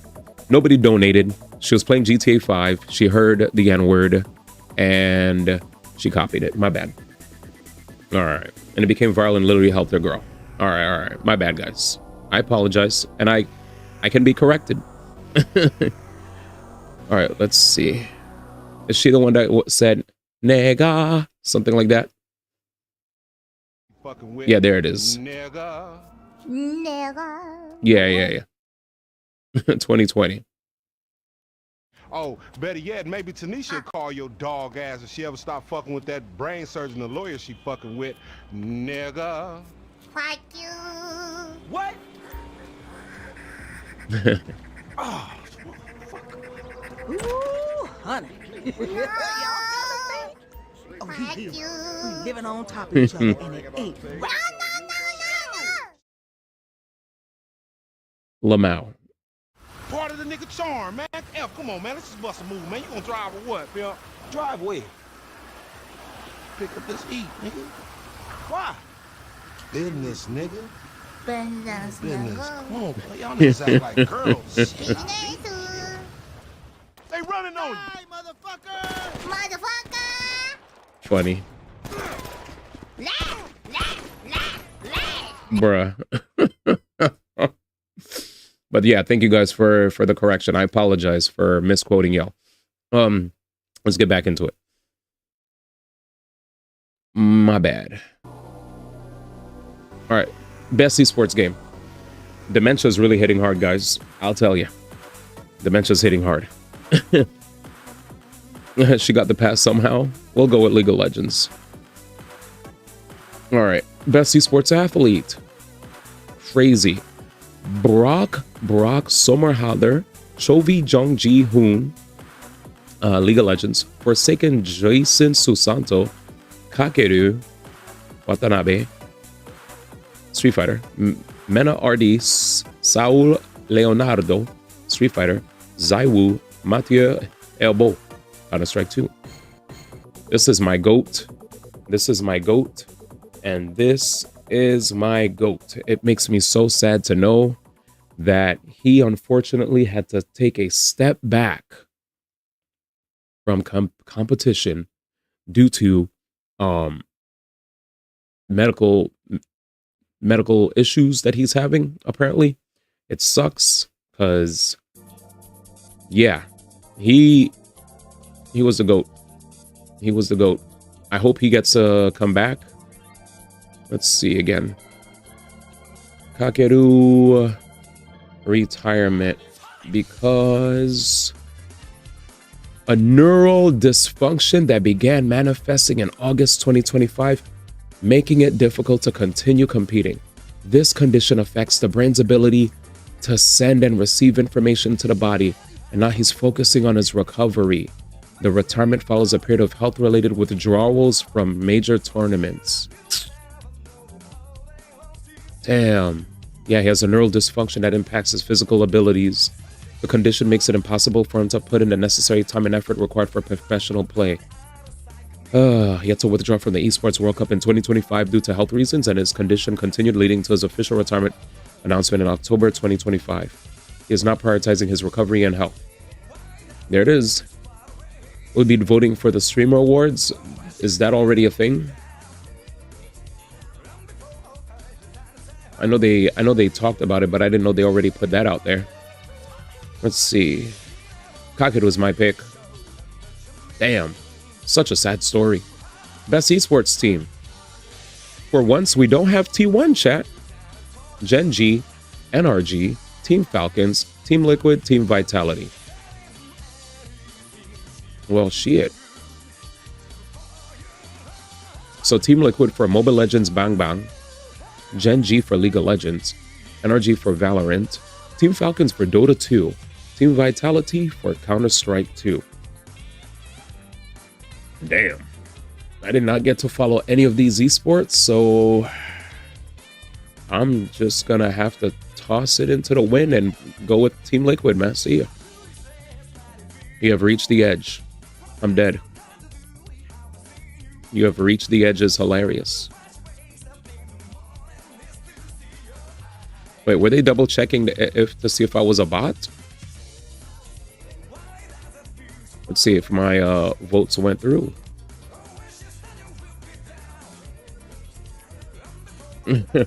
You're a wild one. Okay, yep, all my votes were cast. Perfect. So we did all our votes. Basically, I wish it would show my vote card.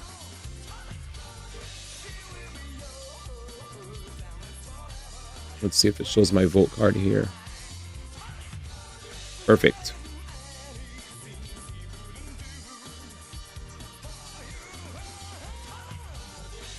Let's see if I could show this.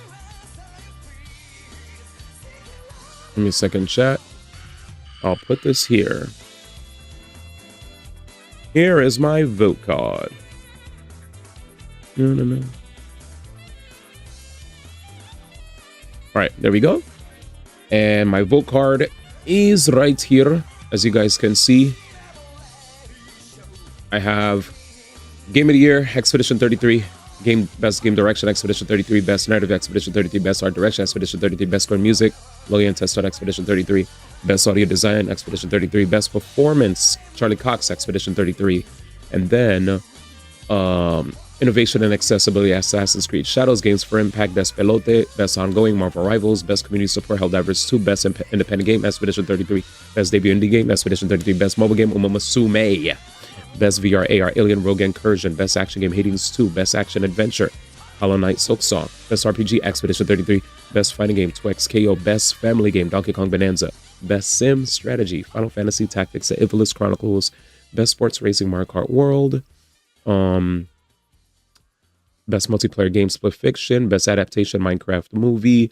Most Anticipated Game, Grand Theft Auto 6. Content Creator of the Year, Kai Cenat. Best Esports Game, League of Legends. Best Esports Athlete, Kakeru. Best Esports Team, Team Liquid. And that's a wrap.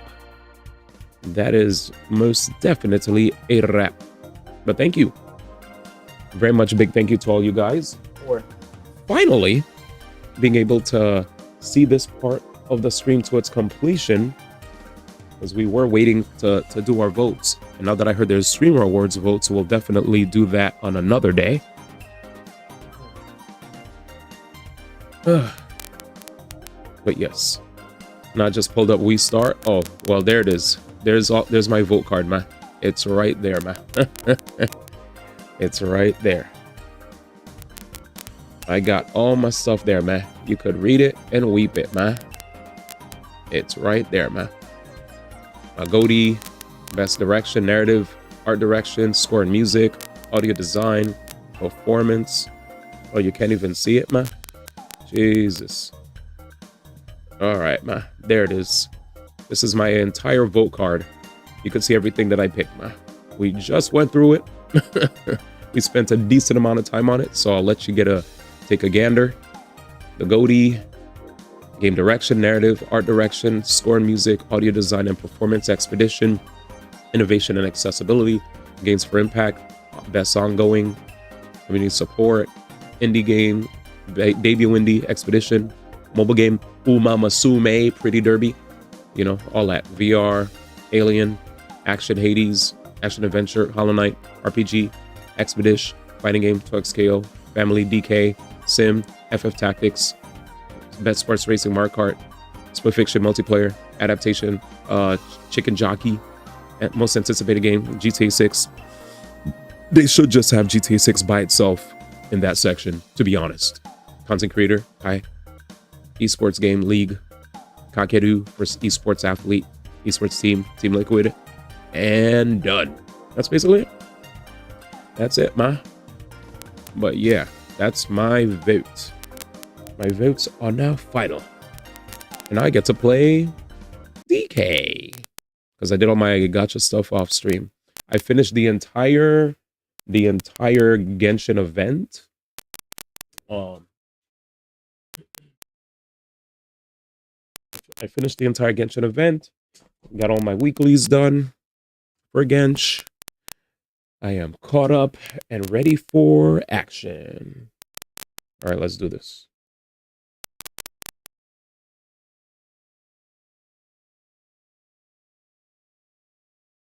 I did not realize we had like sound issues.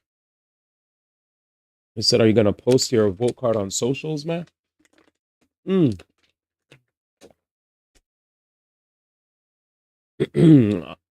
I'll think about the right time to do it. I'll do it, but at the right time. Thank you for asking, man. I thought the sound crackling was my headset. Nah. No. DK time, baby. 316 banana. Let's do it. Parry RPG. If that's all you could see it as, man, my feelings are hurt.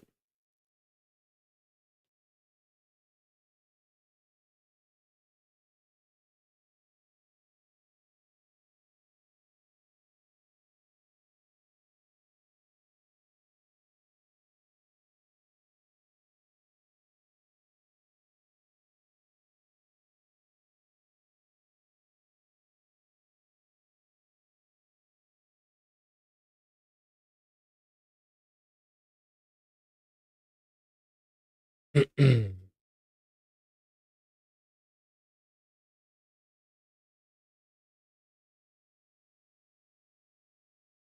right, let's do this. Kirby Air Rider is released tomorrow. Nice. All right.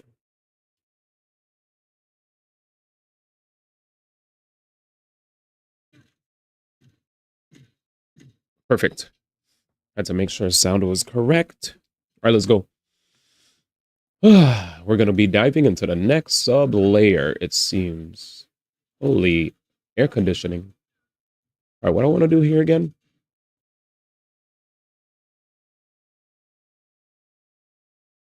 This place. These enemies are annoying. So is Kirby actually dropping tomorrow?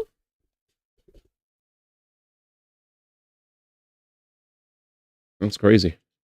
There's the void. Any banana? Nope. Let's do this. Next area. Oh, a boss fight? What the fudge? Bro. Out of nowhere? Okay. Let's fight Poppy Kong then.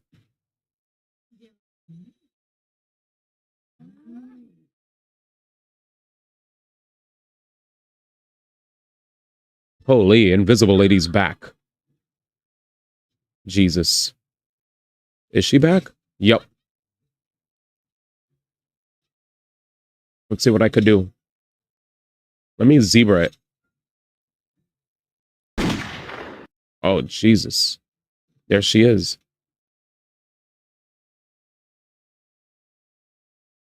She's just zooming around, chat. I can't find her, though. What the heck? I'm trying, ma. How, though? This is like probably... Oh, there she is. What the... Chat, I don't even understand. No audio? Oh, really? Forever underscore your Thanks, ma. underscore stepbrat sheared. X100, no audio ma. Thanks, ma. Can you hear it now? My bad. Yeah, audio was muted. It was definitely muted because I realized I was hurting your ears. So I apologize for that. My bad, guys. Yeah, now it's better. I sorry. My bad, y'all. I was too worried about the initial time when everyone's ears were getting jammed. Please, heal. I guess I have to jump. I'm gonna go for the jump tech. I think we just have to keep jumping and avoiding her dashes. Yeah, it has to be with this gimmick. Okay, my bad. All right, I'm gonna go with the snake ability. We're gonna go with snake and jump out of the way until she bumps into a wall, maybe. Could I skip? Dag, no skip function. Nintendo. My bad. Thank you again, Stebro, for the bits. Would you guys believe me if I said I did that so that I could get bits? I'm just kidding. Skips. You said snake, man.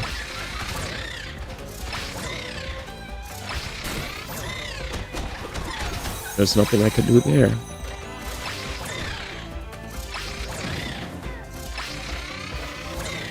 Okay. She's right there.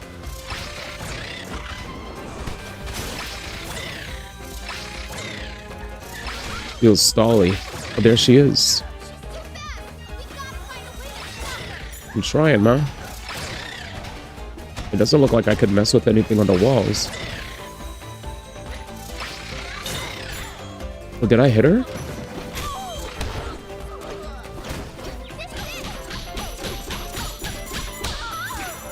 Okay. I mean, if it's working, man. This feels like a very... Okay, I see.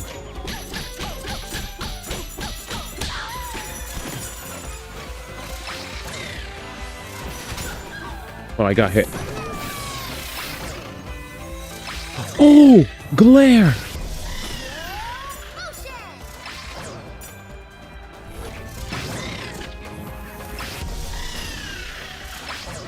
I forgot you could slow her down, man.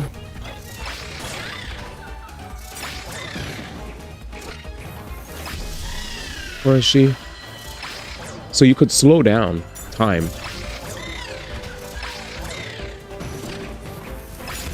Which time? Where is she? I don't know.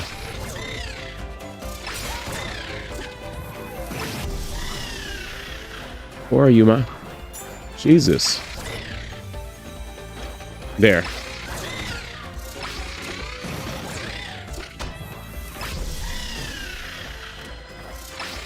I see her, but she's mad far. Bruh.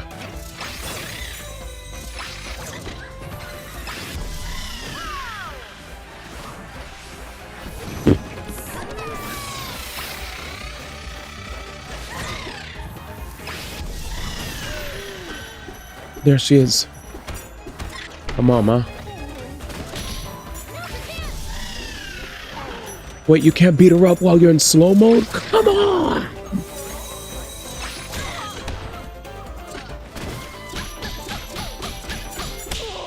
I tried to see if I could cheese her by stunning her and then putting the hands, but it's fine. All right, we did it.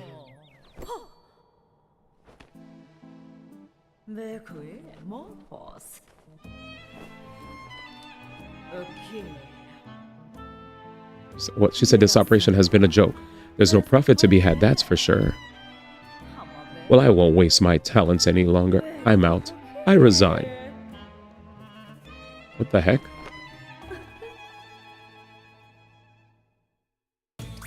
Wow, she straight up said she quits? Pauline, I underestimated that power of yours. It's unremarkable. I mean...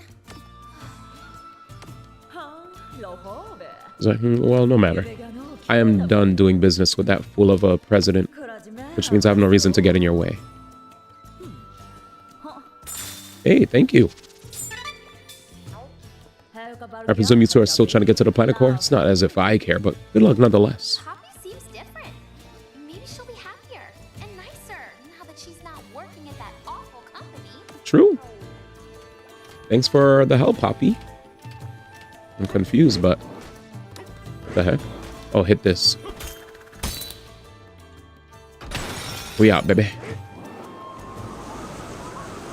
What the frick is this? Sublayer 1203. It's so bright. Guess it's... Banana. No skill point? Let's tap and see if we could find a skill point. This is definitely a fossil. Could use these. I see something we could interact with here, potentially. I see. Let's elephant it up. And then absorb.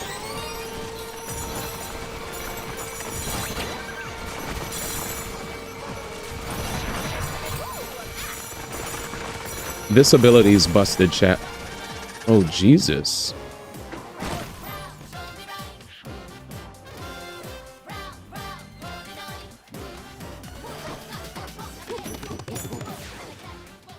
Okay. Okay. Let's turn on some lights here. 1. 2. Okay.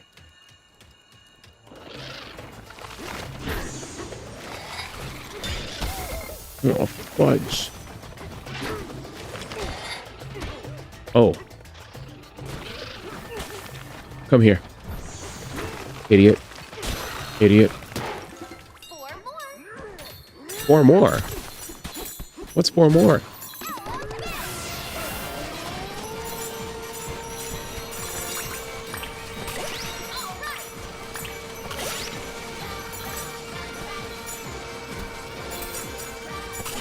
Oh, balloons. So she's talking about balloons that we could get. Ow.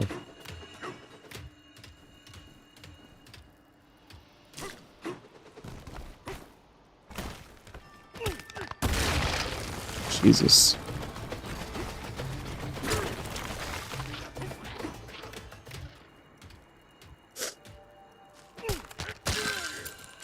Ugh.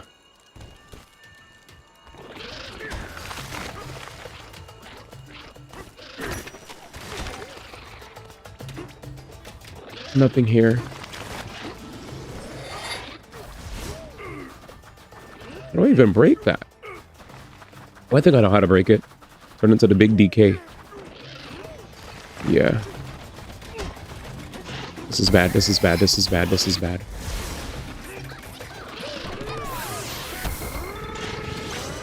I'm gonna die here. Yep. Yep. He closed me in here. I die. Try again.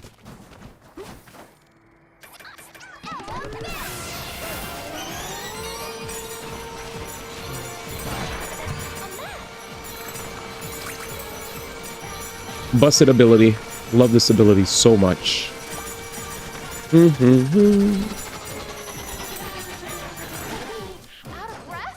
Free.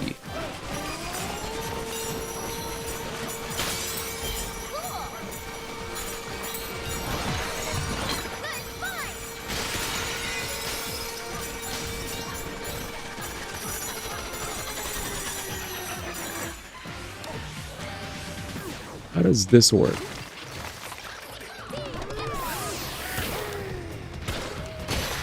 There it is. That's how it works.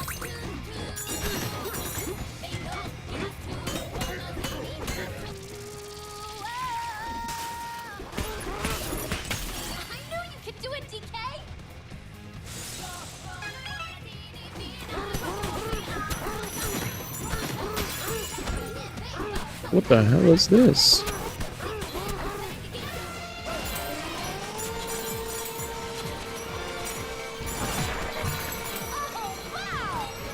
Before I head off, want to learn something cool about those? Oh, you actually played this game? About what?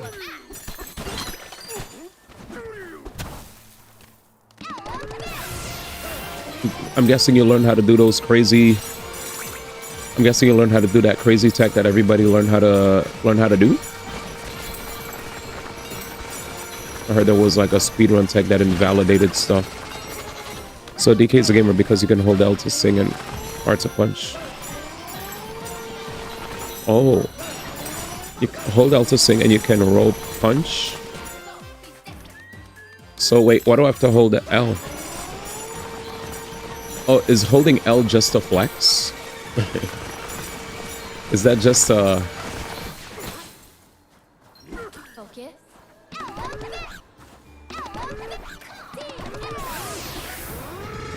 Oh, you're saying if I want to still be able to do stuff, I could hold L while doing stuff. Gotcha. Speedrunner. We feel the light. So warm, so bright. Please have this banana, mate. Warm me from the inside out. Thanks, man. You're just saying to save frames, right?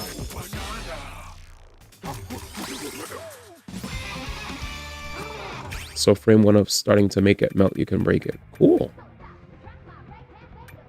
Appreciate you. That.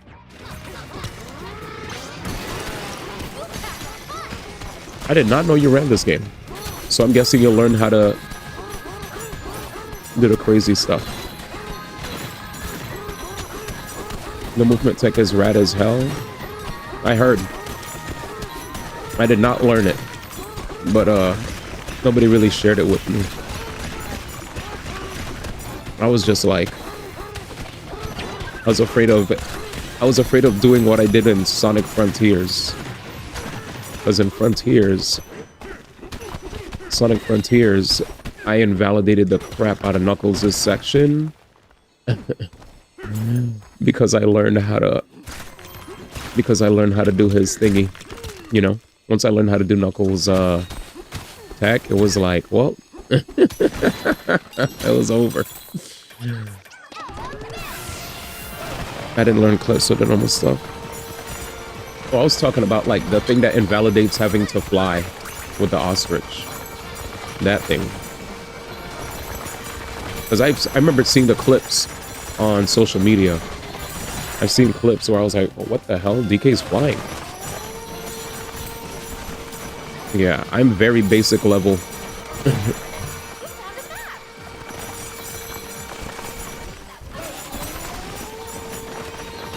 Solo DK things you're talking about. Gotcha. Damn. Okay. Wait, where's the thing? Where was I at? I spent so much time absorbing. Was this here? I think that was all this, right?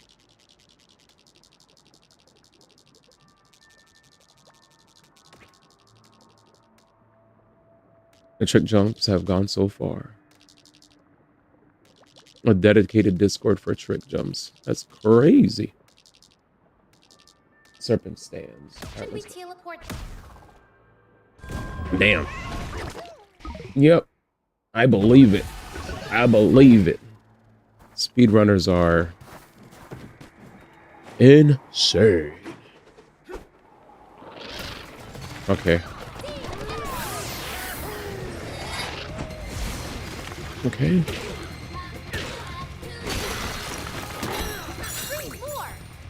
Three more. Where's the other one? Right here.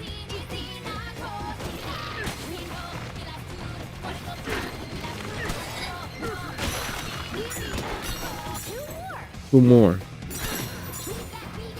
Okay, that's easy.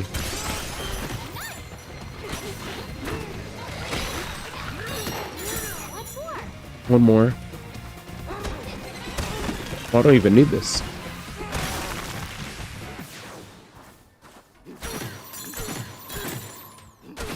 Oh, I always do this, or I just jump and do this. But I thought for that thing I was supposed to grab, since I thought it was faster. But thanks, man. He said just hold it, man. But I know you would know what's faster than me though, so since you're a runner. I never knew you played this game. Maybe I rated you when you were playing it, and I totally forgot. Gotcha.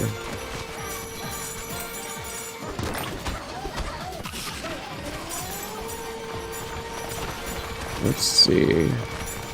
I don't see anything here. I guess I have to go back upstairs, man.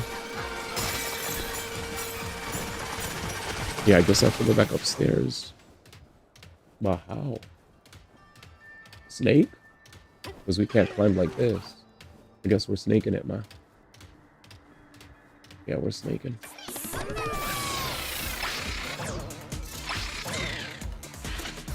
Alright, where is it? Oh, it's right there.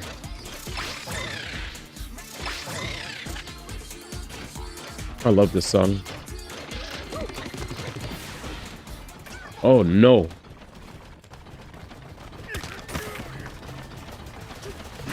What the fuck? Okay, that worked. Yeah, he had the spikes there. That did not look like an easy jump and punch thing. What's fat? Faster? No. This is literally my 5th day playing the game. The only thing I'll explain what I've seen with this game. Barely anything. I didn't research anything. I just played my regular way. Never cared to watch anybody's stuff because I didn't want to get spoiled. But basically, what was it? The only time that I've seen, like, I just saw a crazy air movement where it was like a tweet. Like I was scrolling through Twitter and I just saw a tweet where somebody was like, oh, this invalidates ostrich. And then I just saw DK flying across the sky. And that was about it. And then I just kept scrolling. But yeah. Faster air turf surf. I think fat is going to be cool for you to know. It just incorporates base decay and grabbing something. The input order is semi-strict. Gotcha. Cool. What, so what does that accomplish, if you don't mind me asking? Is that for him to go into the air? Oh, there was something here for me to go upstairs. I'm an idiot. Yay. You can cross huge gaps. Okay. The frick, where am I going? We're back. Hey guys, what's up? I didn't mean to come back here. Without ostrich and among other things. You guys are pros, man. Did I talk to you, buddy? Yes, you gave me a banana. So it's basically like jump ZL. Was this another area? I see what you're saying now, yeah. So I was able to sing while still doing stuff. I did it. Thanks, man. There's nothing here. I did the thing. I did the you could still move while you're holding it. Very based. Alright, now I gotta pay. I gotta pay, ma. Give me a second. Give me a second.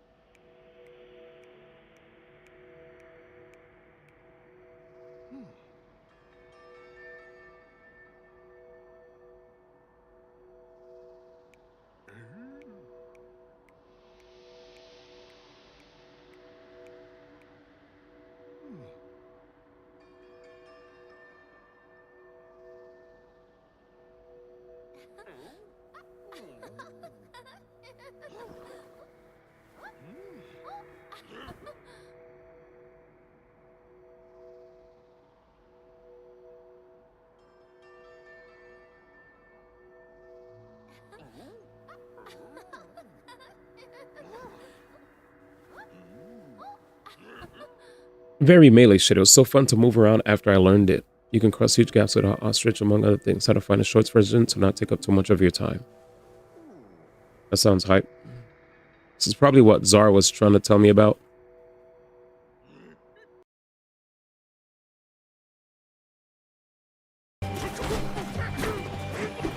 Look at that, dude. That's an insane jump. So to do normal fast air surf turf or something, they're an acronym, okay? You're going to press jump, ZL, punch in quick succession. Jump ZL punch. See how you'll get air Jump and ZL. speed all at once. You can still Oh, do jump whatever ZL you want out of punch. that. Jump ZL punch.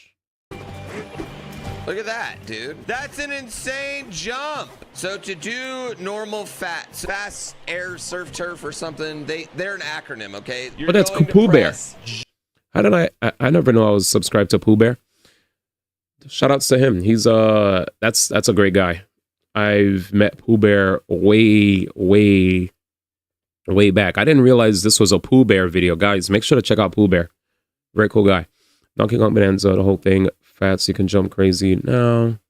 So jump ZL, is jump ZL in quick punch. succession. That. And you Cool. Okay. see how you'll get air and speed all at once. You can still do whatever you want out of that. Look at That's that. insane. So jump ZL punch and then he double jumped right off of it. Jump ZL punch, basically, right? Is that what is? I guess that's what. That's pretty cool. Jump ZL punch.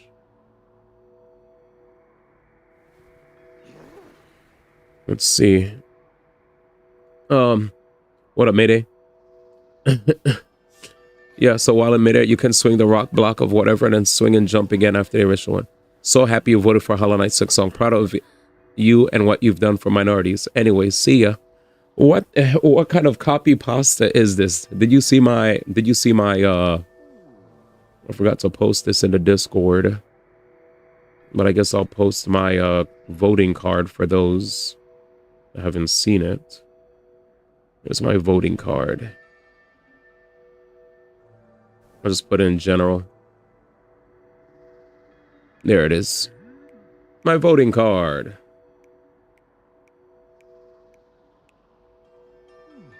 Yeah, you wanna swing with it before jumping off of it. So jump ZL punch double jump.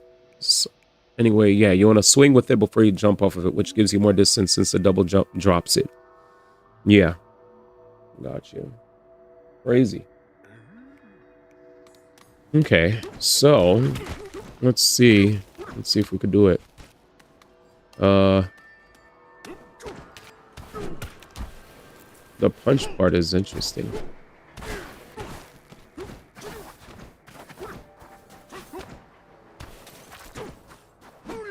It feels like I'm locked. This is punch. Jump ZL punch. That's all it is, right?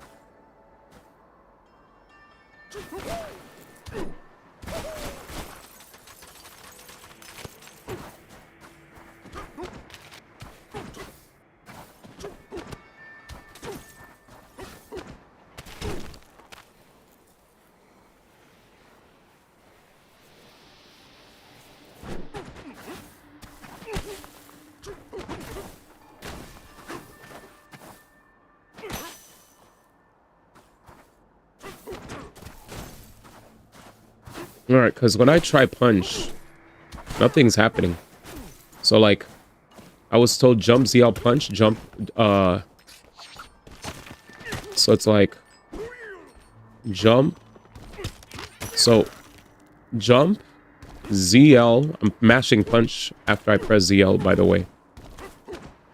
And there's no jump afterwards. So it's like, do I wait? It feels like I could only punch like this.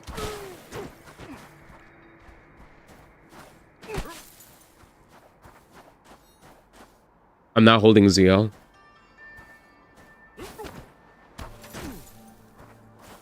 For my card, it was hard to pick between Jennifer English, Ben Starr, but honestly, I thought really hard, and I feel like Charlie Cox's performance definitely, you know, took me away, even if it was shorter than the other ones.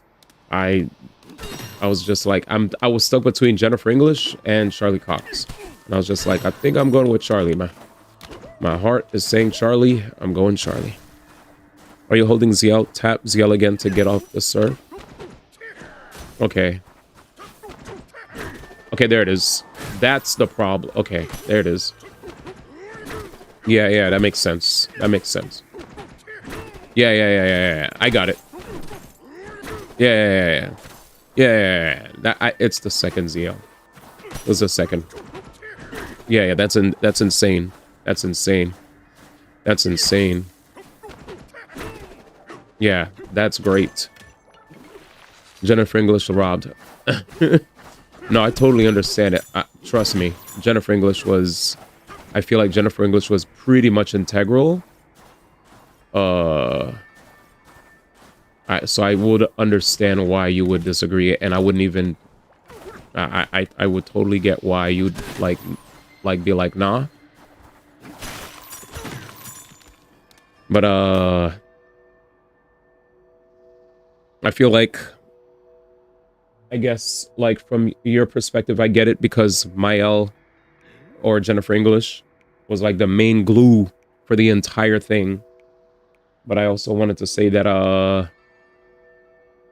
I feel like if it wasn't for Charlie Cox's performance, I don't know how much more would Jennifer English's performance even feel, you know, to me, like, because of the weight, because of the gap left, because of what was left behind after Charlie Cox was gone from his very convincing performance.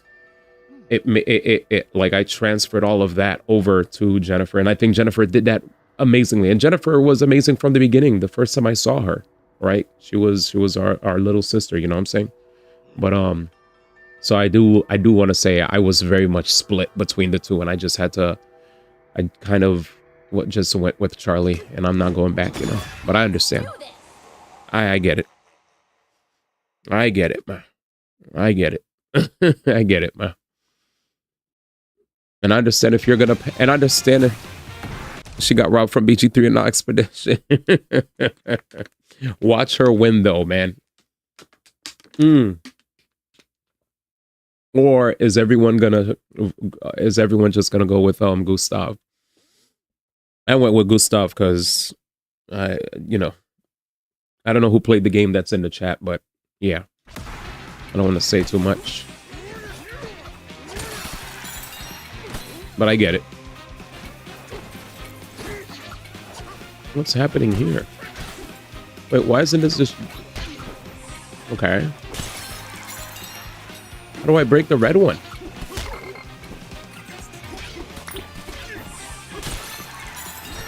I don't know how to break the red one, man.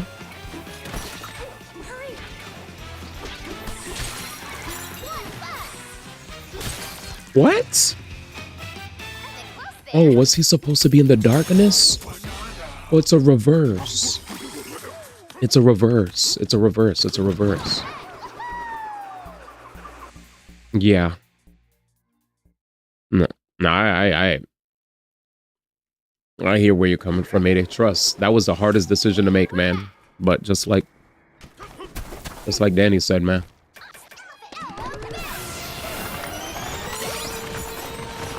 I couldn't go anywhere else, man. I'm sorry. The only thing that is unfortunate for... I personally am going to say this much. If Jennifer wins, I'm going to be cheering. I think Jennifer probably does deserve the W, but I also, you know, I feel bad that a person who does... I feel bad that I'm picking a person who does more acting outside of games, right? If I'm not mistaken. I'm picking an actor over a voice actor, a gaming voice actor. So I hear you. you're like Mr. D.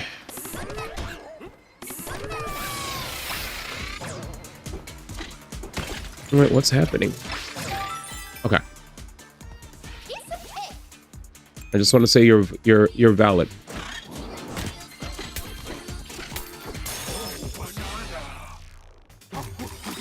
That pose is crazy. What was crazy to me? Can I be honest? What was crazy to me, bro, was Donkey Kong in the family. Was it family or multiplayer? Not multiplayer, but yeah, family category. And when I saw family category, it was like, give me a second.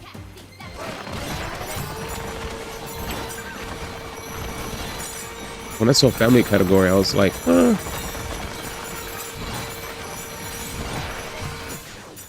When I saw the family category.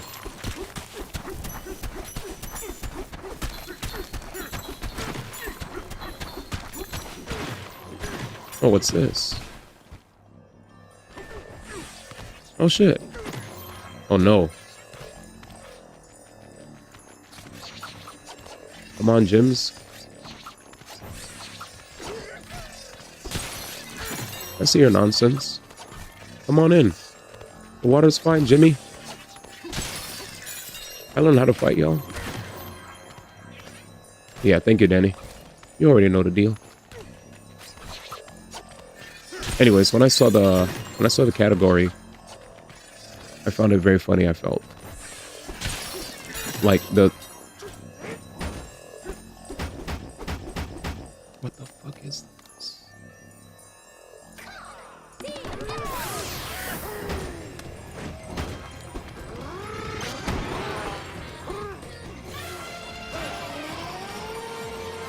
What the hell is this? What the crap? Oh. Nah. There we go, man.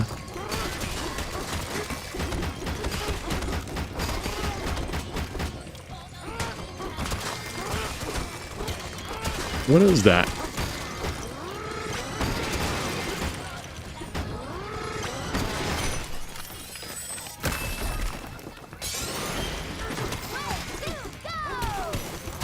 What the hell was that, man?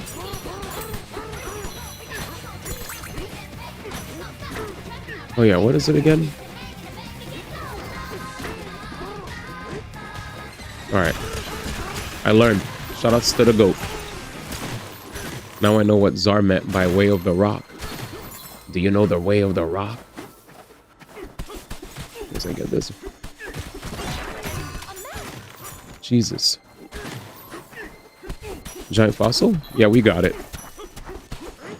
Indeedly D. Dude, there's a plethora.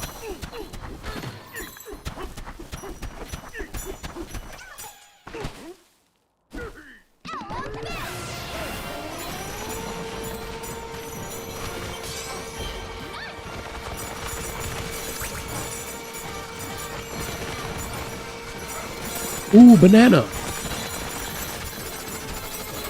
Posted mine? Oh, I'm ready.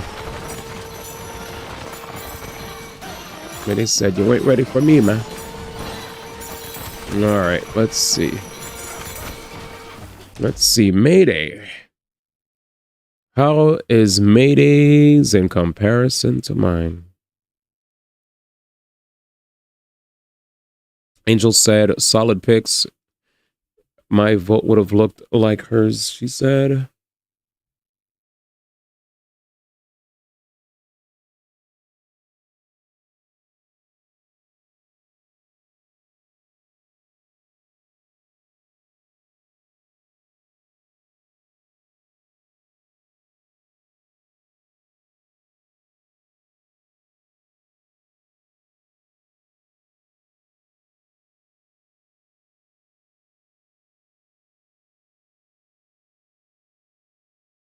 Wait 1 second.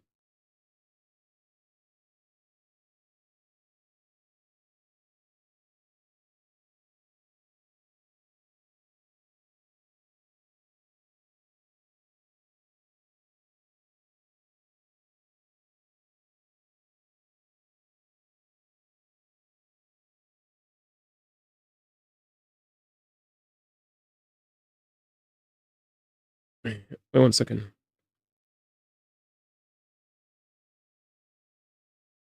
Wait 1 second, chat. Wait 1 second. Wait 1 second.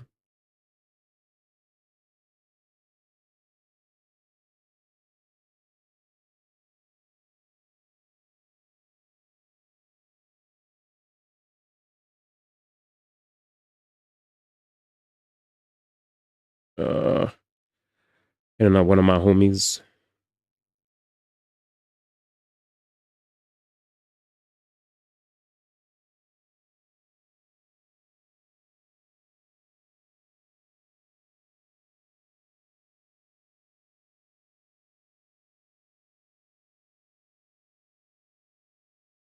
And I'm back.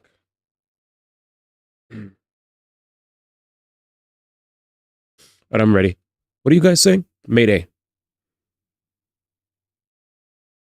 So Mayday's picks were let's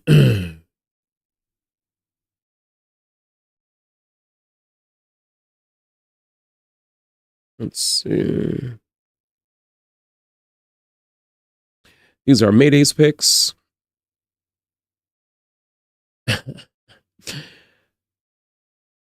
Here's his Goatee Silk Song, Best Direction 833, Best Narrative for him Silent Hill, Best Art Expedition, Best Score and Music Hades 2, Best Audio Silent Hill, Best Performance Silent Hill, Best Innovation Accessibility AC Shadows, Games for Impact Despalote, Best Ongoing No Man's Sky, Best Community No Man's Sky, Best Independent Blueprints, Best Debut Indie Blueprints, Best Mobile Destiny, Best VR AR Alien, Best Action Game Shinobi, Best Action Adventure Hollow Knight, Best RPG Kingdom Come Deliverance, Best Fighting Fatal Fury City of Wolves, Best Family Mario Kart World, Best Sim Strategy Final Fantasy, Best Sports Racing Mario Kart World, Best Multiplayer Elden Ring, Best Adaptation Devil May Cry, Most Anticipated Witcher 4, Content Creator Kai, Best Esport Game League, Kakeru, NRG. Yeah, we are very much like on different ends here. But thanks for sharing, ma. I said, thanks for sharing. Yeah. And if that's how you feel, that's great. All right. All right, let's see. I'm happy that you like Kingdom Come Deliverance, man. You like it more, then you like it more, right? Different strokes for different folks, man. I'm not arguing with you because I didn't play that game, but I know what my RPG game of the year will be. It is what it is. If you like it, you like it. You like it, you like it. Hey, man. If you think it's a better RPG, then that's good, man. As long as you don't forget to say to you.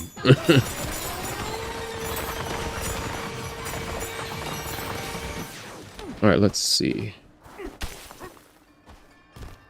Hey, you don't have to prove why you like it. If you like it, man.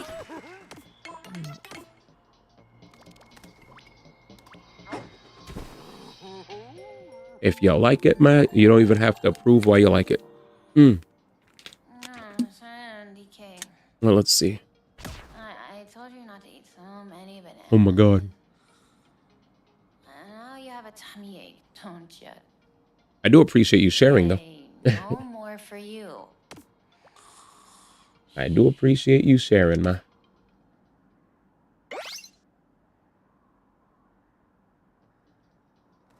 All right, let's see. Bananas? You dreamed about bananas. Damn, did everything fix back? Oh my god. What the hell happened here? Well, yeah, like I said, man. You don't have to justify how you feel, man. Because I wasn't even arguing. I wasn't even arguing, man. You're good, brother.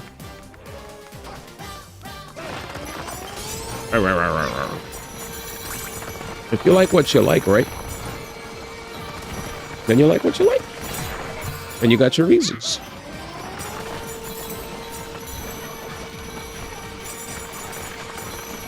And that's all there is to it. Your reasons are valid, man.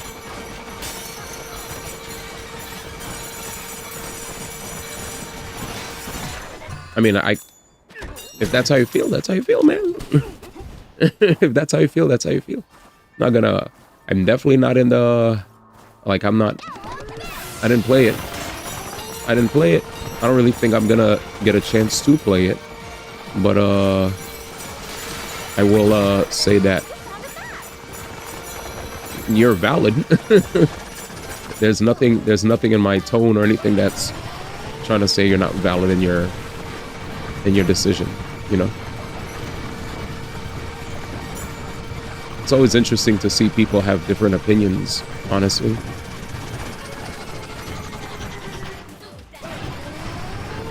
I was more so trying to figure out where these darn bananas are at. No bananas. That was a waste. But if you found the RPG, that's kind of like me with that was kind of like let's see. This was kind of like me with the Family Award. When I saw the Family Award, I was just like, I know you could play Donkey Kong Bonanza with your family and stuff. But when I thought Family Award, my brain was more thinking Mario Kart than DK Bonanza. But Family Award doesn't necessarily have to mean multiplayer. It could also just mean that family-friendly game. So I get it. And it's an award show. Everyone's gonna have different feelings. Hey, DK, Pauline, you two turn on the sun, didn't you? Yeah. I must tell you, a mean-looking fellow. Exia with the 57. Thank you for the 57, my brother. Exia 23 is first class. I appreciate you, fams. Months. We were Exia just 23 tap. We're all posting our game of the year choices, and it was very, very hype to see some of the picks from some of the homies. I finally posted mine. I don't know if you got to post yours, but I just posted in general. So if everybody else wants to follow suit, feel free. But yeah, I'm stoked. Bonanza's a better game, but you don't know if you're playing it with your family. That's what I was thinking. I was telling you, a mean-looking fellow going by the name of Grumpy Storm through here. But some people may play this with their family. Nintendo did say that you could play this with like somebody. I don't even know what the other thing you could do with Pauline is, but I'm guessing like maybe the parent could play as DK and then the child could be Pauline and do very light. I don't know. I don't even know what Pauline could do. But yeah. KCD2 is RPG porn for you. OD. Man used the P word. Most of mine's yeah, basically everywhere Expedition 33 was nominated, I just gave it to Expedition 33. Hands down. There was maybe one time where there was a conversation about innovation, but I made sure to look if there was more to something just being innovative. And I was like, okay. But yeah. What was it? I'm trying to look.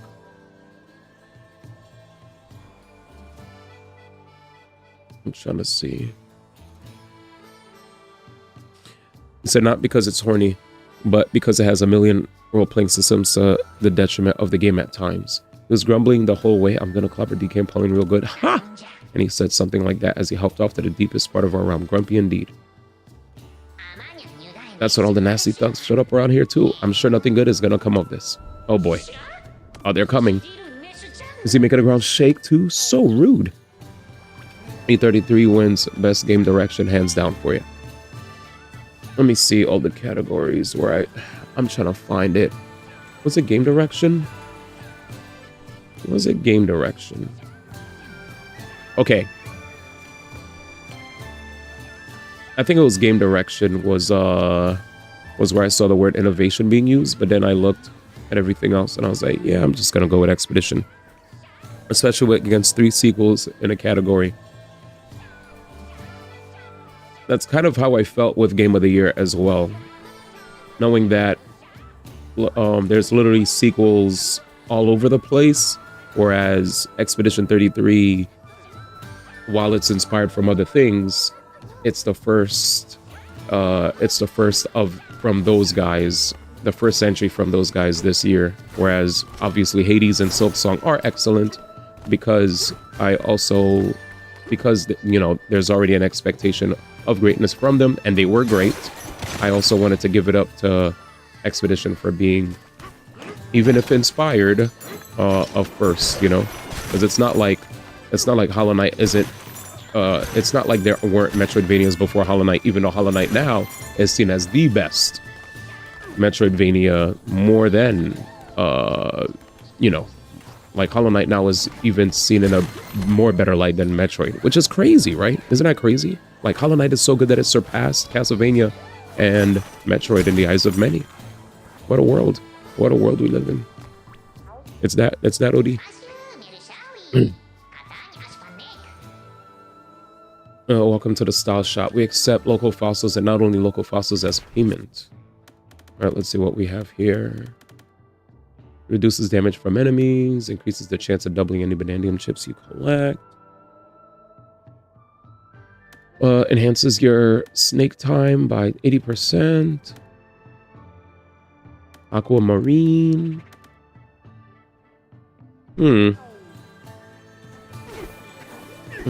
How did they innovate? They made a bigger game. Well, it's not solely innovation though when they talk about the direction, right? They say awarded for outstanding creative vision and innovation in game direction and design. So if it may not be innovative, at least their creative vision was outstanding. So it's one or the other, right? But yeah. But I definitely But do you not see Yote as a creative vision either?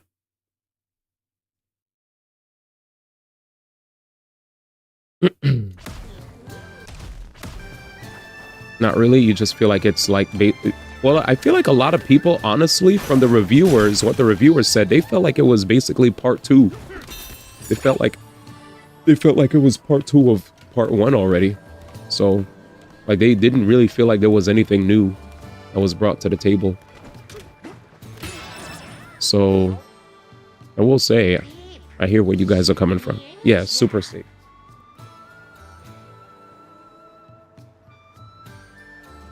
Behold, isn't the sun spectacular? You'd believe there's a sun over there too. You can turn the sun on and off by striking the snake switch. Oh. Okay. Interesting. This is going to be a very interesting level. It does mostly the same things, but slightly better. That's what reviewers said. That's what a lot of reviewers said.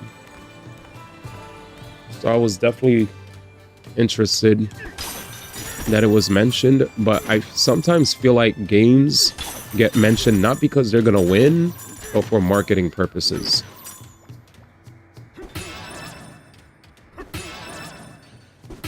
I see. Like sometimes I feel like in an effort to get people to want to play a game, oh shit, there's mad bananas there. In an effort to get more people to play a game, they'd be like, let's just nominate it even though it's not gonna win. Someone should teach him some manners. The ruffian act like he owns the place. Feed us some gold. Oh, this shit. Let's go. And that's a lot. I haven't seen this guy in a while.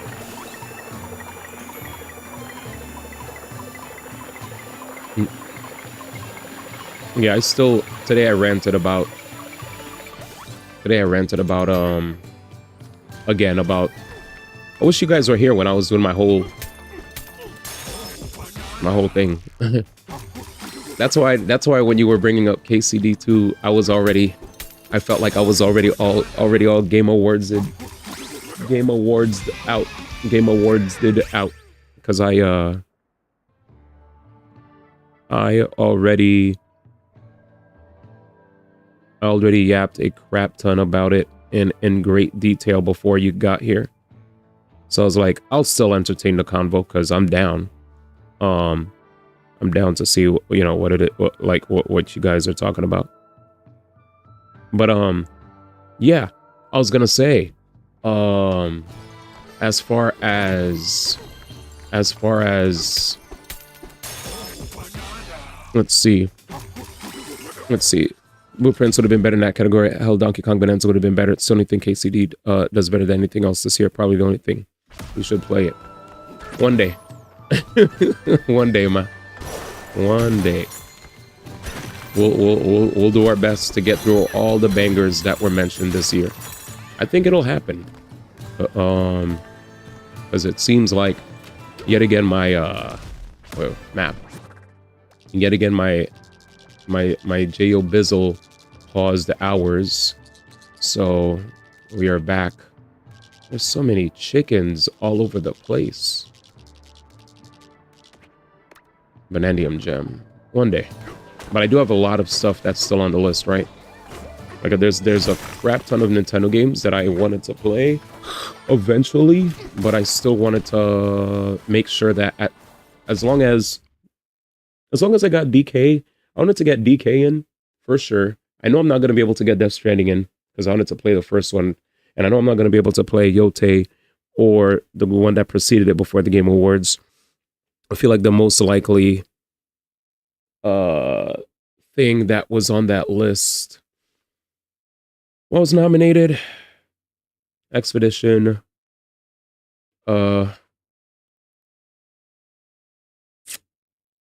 Expedition, Hades. I guess like a Hades 2 would probably be a thing that I could jam, because at least I wouldn't have to play the sequel beforehand. Yeah. Nate was like, I don't even think you'll like Hades 2. I was like, I didn't hate Hades 2. I very much don't like when people think because I didn't want to beat it a million times that I didn't like it. And they're like, well, you're not playing it correctly. That's not what he said. But that's the impression I get from people. It's like, you're not beating it a million times? Well, you're not even playing it. It's not your type of game. It's the first year you've played all these games. Nice. You feel that way about roguelikes? Yeah, I'm not really the biggest fan of beating them a million times, sadly. Like, I like playing them once and then being good. But apparently that's not the way I should be doing it. I just like beating them once. And then, like, it's kind of like me with...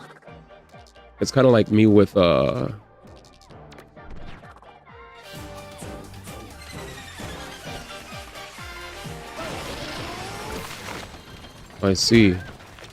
There's a door up there. Is there a way to get there? It's kind of like me with... What's that game called? There was a game called... Oh yeah, Silent Hill. So Silent Hill... Let's see if I could do the tech. 1, 2... Shit. I didn't get the height that I wanted. So like when I played Silent Hill, I was like, okay. I'm not gonna... There it is. While I love Silent Hill, I also wasn't in the mood to like run it back a million times. I saw it, I was like, yeah, this is unfortunately a one and doneer for me. I heard they finally released a mode called casual mode where you could still play the game. You could still play the game at a decent difficulty. And it's not too easy, it's not too hard. It's like just in the middle. And I was like, I'm good. I already spoiled myself. So I'm too late. You took too long. I'm happy I beat it on hard. I earned my stripes. But I'm happy that they at least like tried to, you know, I guess listen to the people. I didn't hate Silent Hill, but there it is. Yeah, you're joking. How the frick do I get in here? Are the bananas in here? You trolled me. Fuck.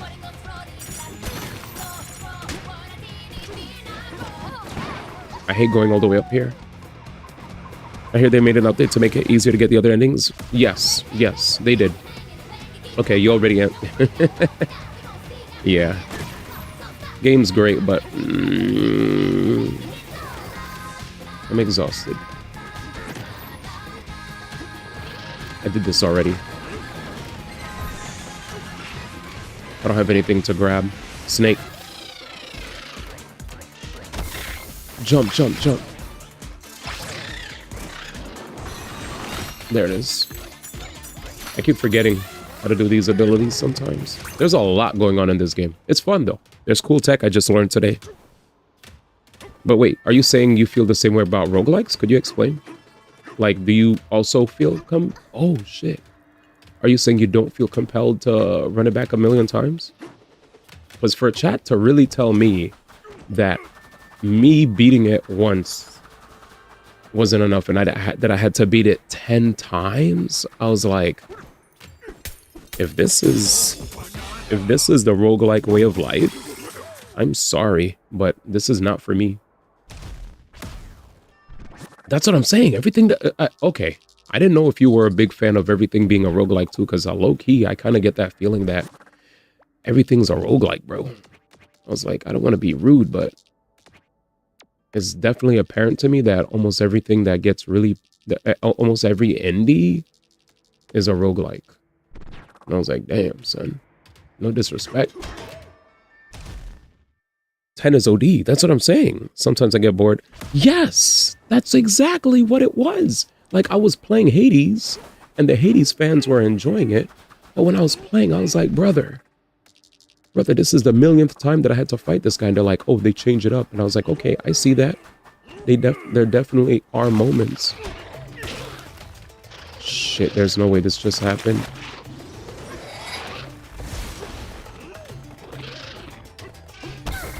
Bruh. Okay, just teleport out. Just teleport out. Just teleport out. Literally just port. Don't die. Yeah, don't die on purpose. Yeah, just teleport. Yeah. Just teleport. Fuck you. Like, I'm not gonna just die. This is unfortunate. Did you just see what situation I was in? He said, this is unfortunate. I still have to get a good ending on one game I beat, but I really do want to. Yeah, I think Hades is amazing, but when my homies said, like, you barely scratched the surface and the lore and blah, blah, blah, I was like, I believe you, but I don't think this is for me then if I have to beat it this many times. I was like, I really don't think this is for me, because I think replaying games to beat them all over again that's not a thing that's foreign to me, right? I definitely am used to that, because I've done that in 100 Line Last Defense Academy. You guys saw how long it took to beat that game. That game got no awards. I played the ever-living crap out of that game. Loved it. But yes, there was a lot of replaying. I also replayed... where's my pin, dude? This way? Oh, for sure. It's underneath them. There it is. Anyways, let's lure him over here. Yeah, it's not play it 10 times, we get it. Exactly. That's exactly where my... Thank you. That's exactly what I wanted to get across. So I was like, okay, you guys want me to replay Hades? But you guys have to also understand that I have to beat it 10 times. It's not like every run that I'm doing is free, and I don't want the game to be free.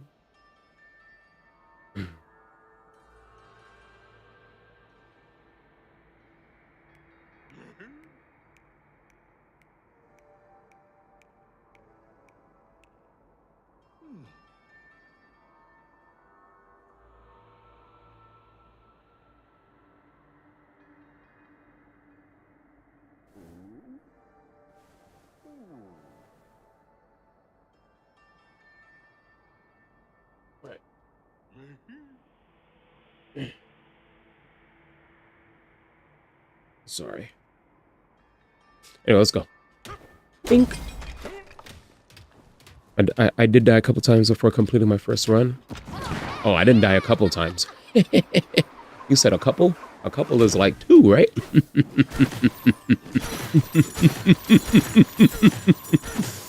He said a couple, huh? If only. He said at least with Silent, yeah, with Silent Hill, when you replay, you are definitely, each run, you're definitely going to be, yeah, that's 100%. Yeah, yeah. Like Silent Hill, and they just patched it where you could skip stuff, but they said if you skip stuff, apparently skipping will not lead to you getting the branching paths, which to me sucks. Did you see the cactuses around here? You know we can eat them, right? It's true. They're supposed to be tasty. All I need is for you to harvest them and then grill them with the heat from that artificial sun. Then we can feast on deluxe cactus steak. Sounds yummy, right? Yeah, if you check the patch notes, they said you could skip certain parts of your playthrough, but if you skip certain parts of your playthrough, it will lead to you not being able to access branching paths. So all in all, probably stupid to even consider skipping. That's all I remember the reading.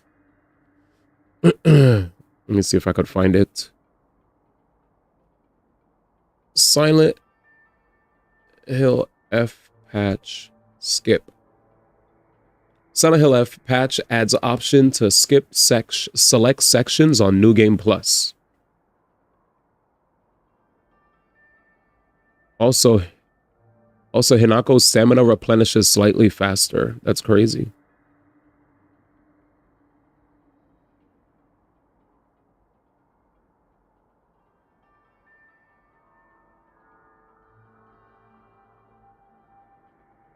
So it says, upon completing Go Through the Door objective after solving the mural puzzle on New Game Plus, the game will display the option to skip.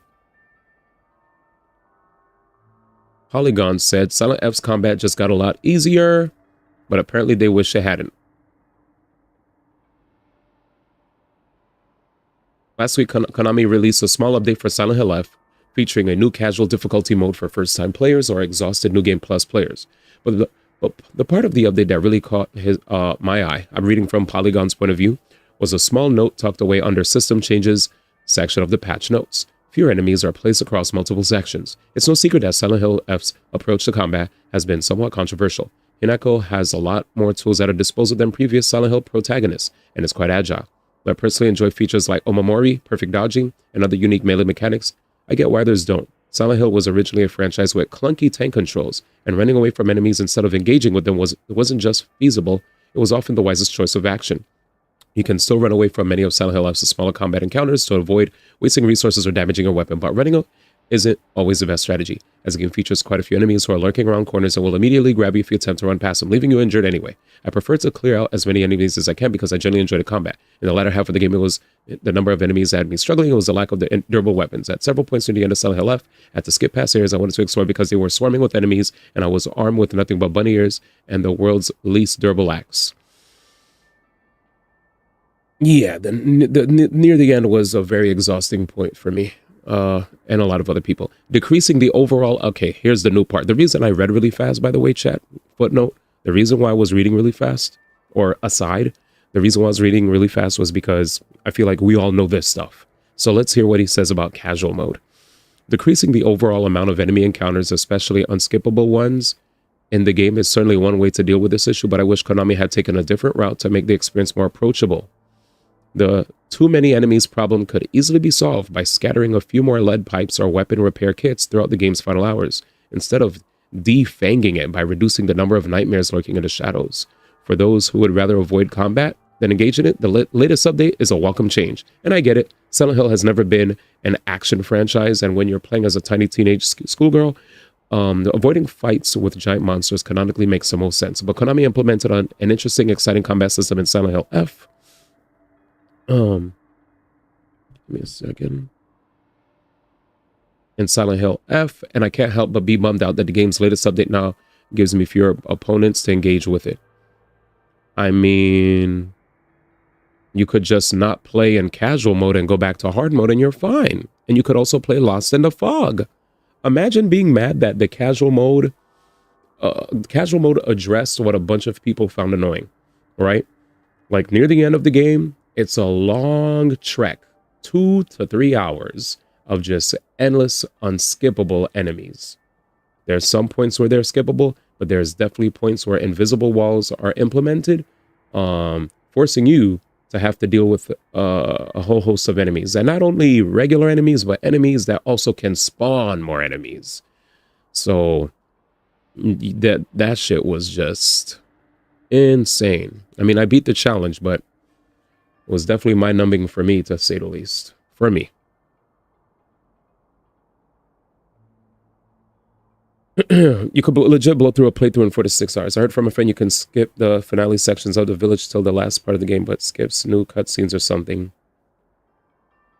Yeah, that's such a weird inclusion. I don't know why they would just pick the normal difficulty. Yeah. Where it would tell you which cutscenes were new or not. And you already got some of the special weapons way early in the game plus.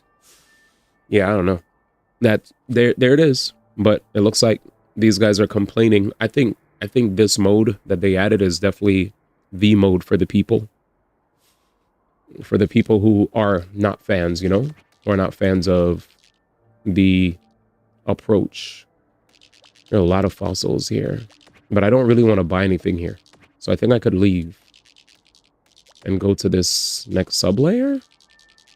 Sure. And it looks like there might be more bananas? This looks like an in-between spot. It doesn't really look like this is like... Wait, is there a vendor? So I could buy like... Oh, shoot. Let's go to this guy over here. Alright. So what I'm going to do is I'm going to try to open up as many houses as possible. Just in case I come across anything crazy. It's too bright here. I can't see. Anyways. I think Silent Hill was dope. Already shared my gripes. Overall, 80% of the game I loved. So I think it's a very good game. I only got salty at just what I felt like were spongy boss battles, and especially what felt I guess the ending portion felt repetitive to me, low key. But that's just me. In my hometown, the Ramby Taxi. He'll get you there in a smash. He could stampede through the sky and bust through buildings to find the overall game's narrative was great. Story was great. I was very much immersed. Maybe that's not such a good idea. Had a fun time. But damn. Oh, I'm maxed? Jesus.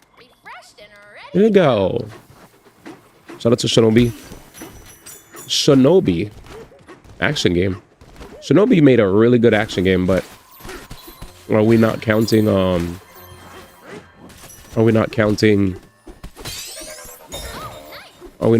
either Silk Song or Hades as action? Are they not in the action realm at all?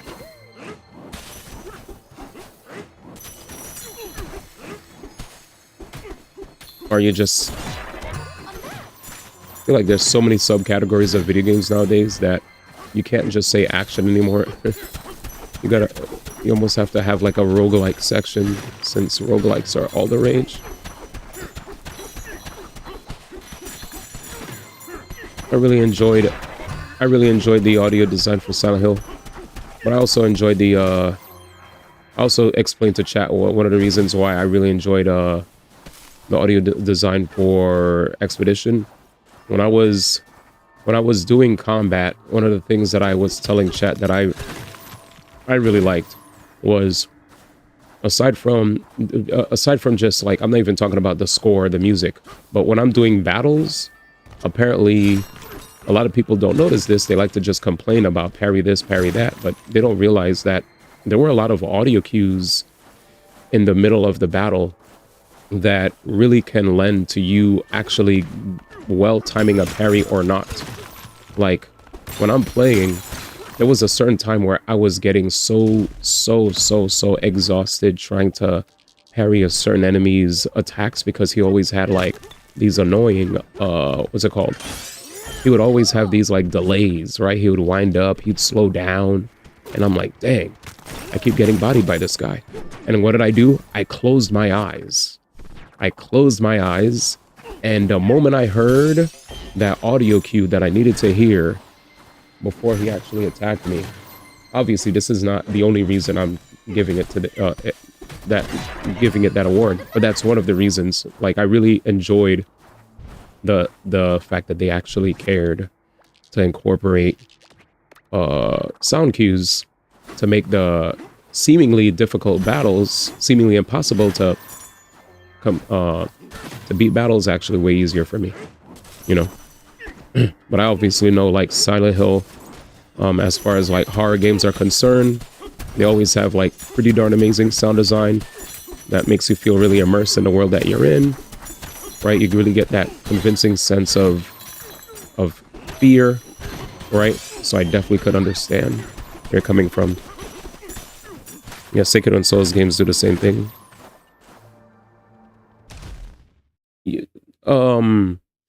So for action game, I'll tell you right now, best action game I picked.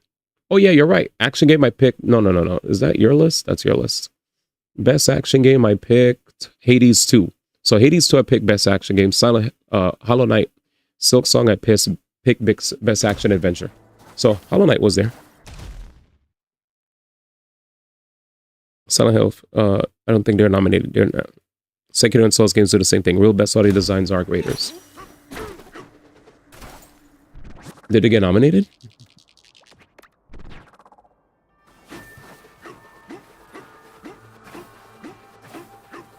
Did it get nominated though?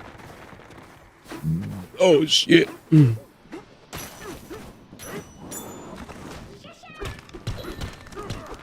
This air vent is finished? Hi friend. Was I here before? Digging through sand is simple. Do you need help? Let's do this. Oh. Something's hiding beyond here.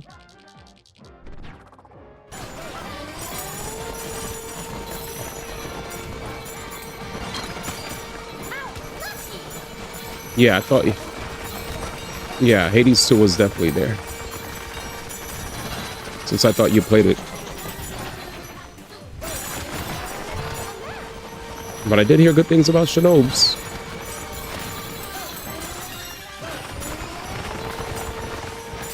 I remember I talked to Wes about it.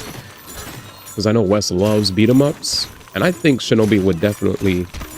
I came from the era of those games, right?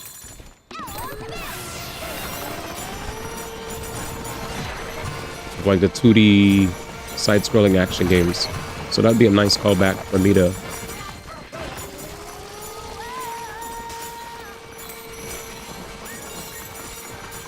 This is probably what they were talking about when they met Banana. It's probably this. What's this? Is this like a bonus stage where I just get a bunch of free coins? Feels like it. I knew it.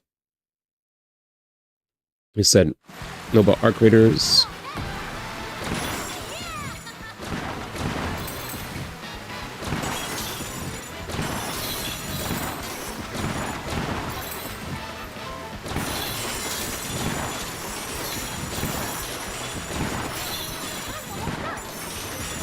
I also wanted to say that, you know what I wanted to say too? I wanted to say that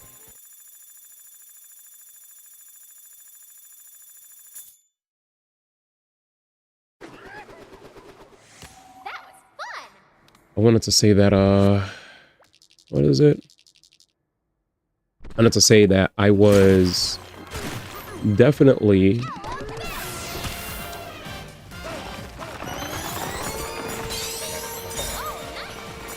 what was I gonna say? Oh, did you see Majin Obama play Arc Raiders? He still could win Game of the Year, and I still think Arc Raiders not getting a sound design would be the biggest snub. Man is shroud pilled. Man would...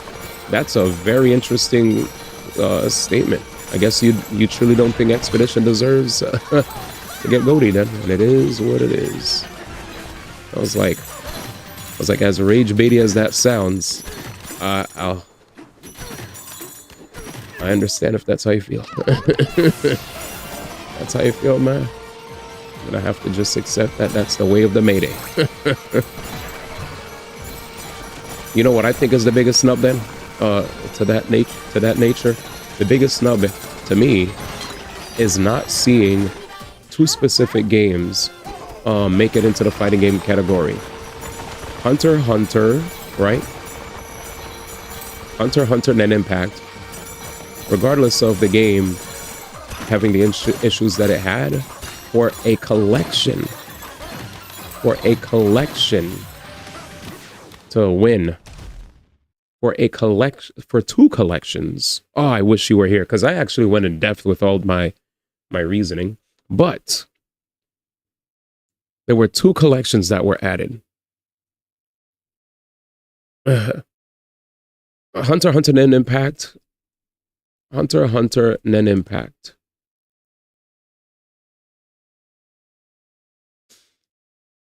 Hunter x Hunter Impact is literally a fighting game that came out this year. Period.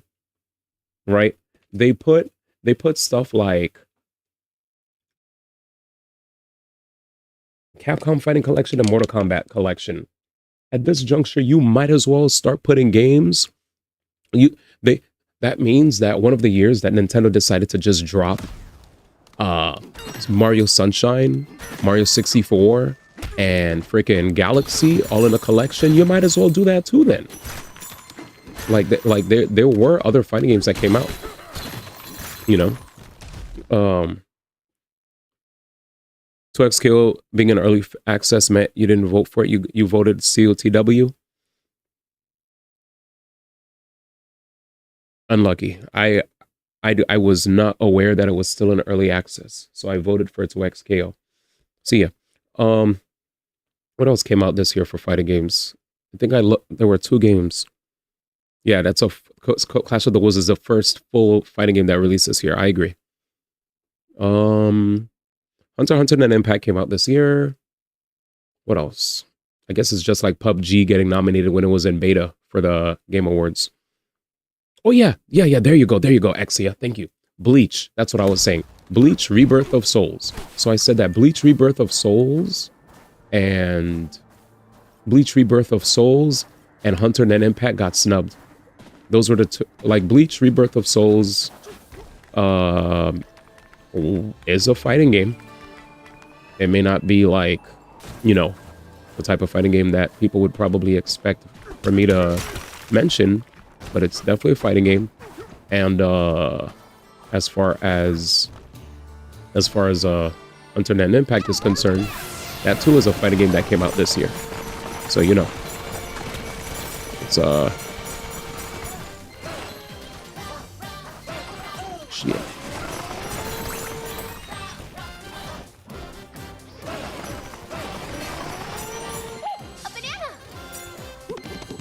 I'm scared.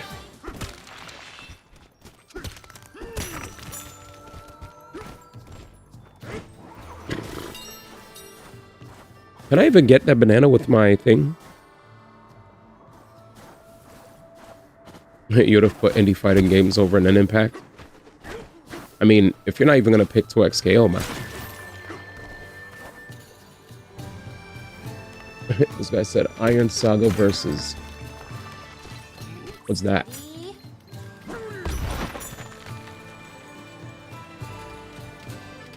What is that? Meeting said, I'm sorry, but your Kusoge is not welcome around here. I said, get that Kusoge crap out of here, brother.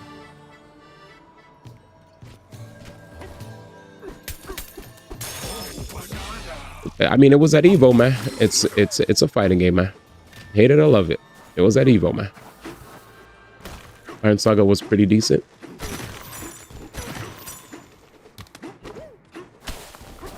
Maybe it's like hashtag ad. You're not even an Arxis creator, man.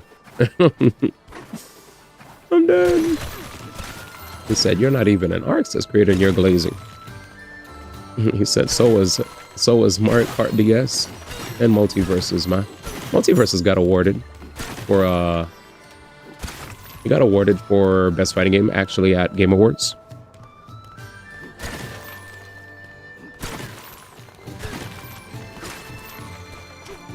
But that's the length that you're going towards.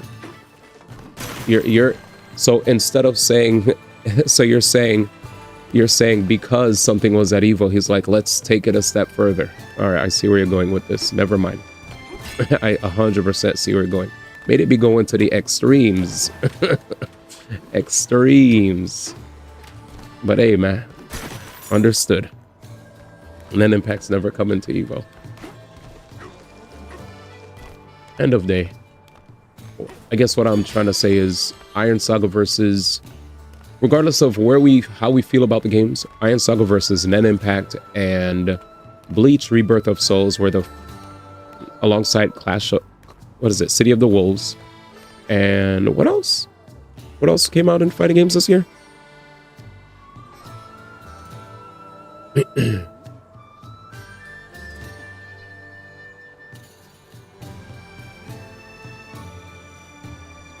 Let's see.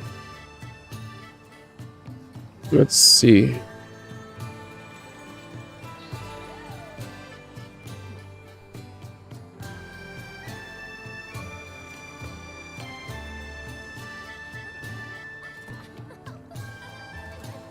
I feel like 2025 was low-key kind of a honk shoe for fighting games, low-key, right?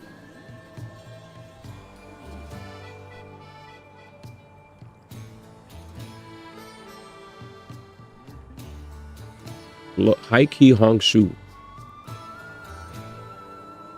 Like, it's literally, oh, Fight Night Forever? Did it come out? What's a mod? Never mind.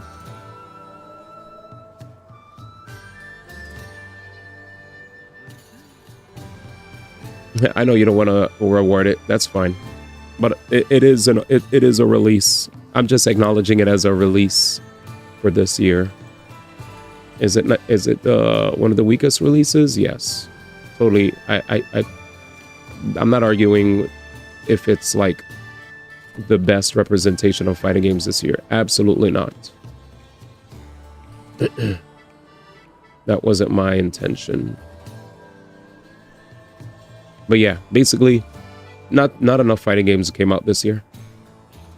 As I scroll through, it's like this year was a lot of like, you know, we had collections, we had DLC.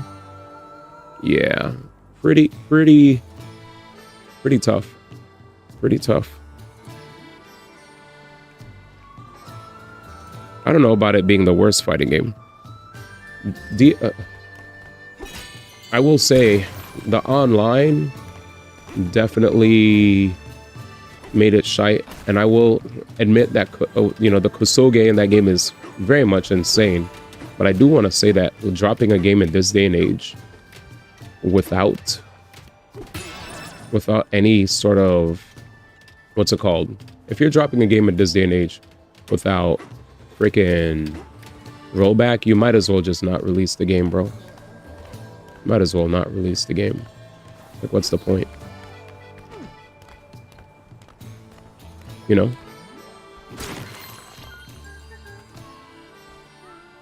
Something here. You remember Surmo being 20 minutes of cutscenes?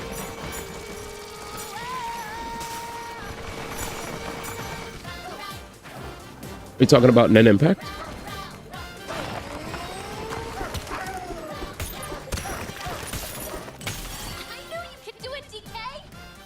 They delayed it to include it, but didn't test it. Releasing games like that is why I'm always so iffy, you know, on playing licensed stuff back then when I was younger. This is literally why a lot of us were very much afraid to play games that include, you know, that include license that include licenses. Man hates made it. Hey man, after what I saw, I saw you literally decide to pick another game for game of the year just cuz you knew that Expedition was going to win anyway. I'm going to go with my gut feeling of at least they could have nominated Nen Impact. See, mine is more reasonable. All I just wanted was Nen Impact to get a nom. You don't even want to give the game of the year when you know it's going to win game of the year. So you're going to pick something else just because you know it's going to win, which is chaotic energy. I already picked Arena Fighter. I picked one. I picked Nen Impact. I said because they put two they put two collections in there. I was like, having two collections is redonkulous. You might as well have oh crap, there was a thing I'm supposed to hit over there, but I forgot. Anyways, I was like, you might as well just put in an Impact because it's not like it's gonna win anyway, and then put Bleach Rebirth of Souls. And since you guys said no to XKO, you could remove the 2XKO, you could remove the two collections, the Mortal Kombat collection and the Capcom collection, and you could put Nen Impact, Bleach, Iron Saga Versus, and you're done. And you're done. There you go. There you go. Looking good, Joker.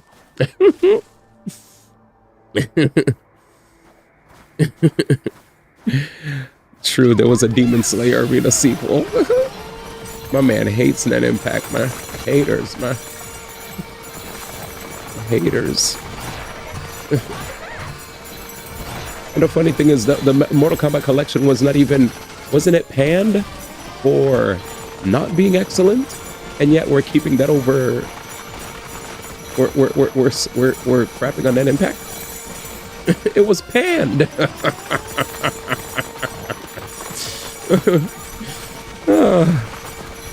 I doubt most people would want an arena fighter. Yeah, but like I think the reason we're even mentioning arena fighters is because no fighting games came out this year. I remember it's $60. I remember everything. I don't need to be reminded of anything of Nen Impact. I understand the reasons why you're against it.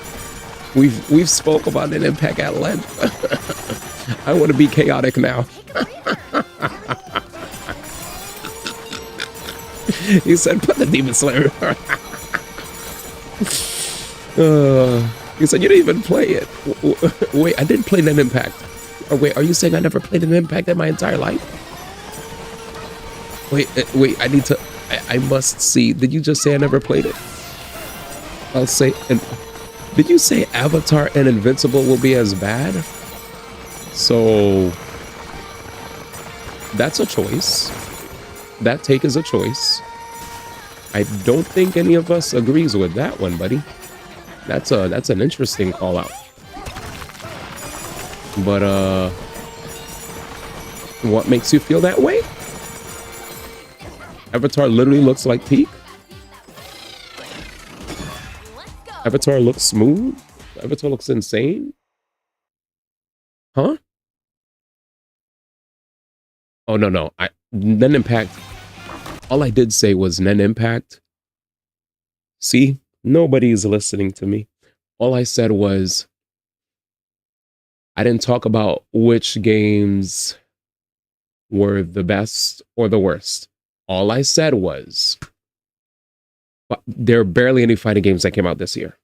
So I was like, we're just going to nominate the ones that came out because that's all we got. What do we have? Nen Impact. We have Iron Saga Versus. We have Clash City of the Wolves. We have whatchamacallit? Apparently they said 2XKO. It's still in early access. Apparently not even fully released, but it is what it is. And Bleach Rebirth of Souls. And then apparently there was a Demon Slayer fighting game.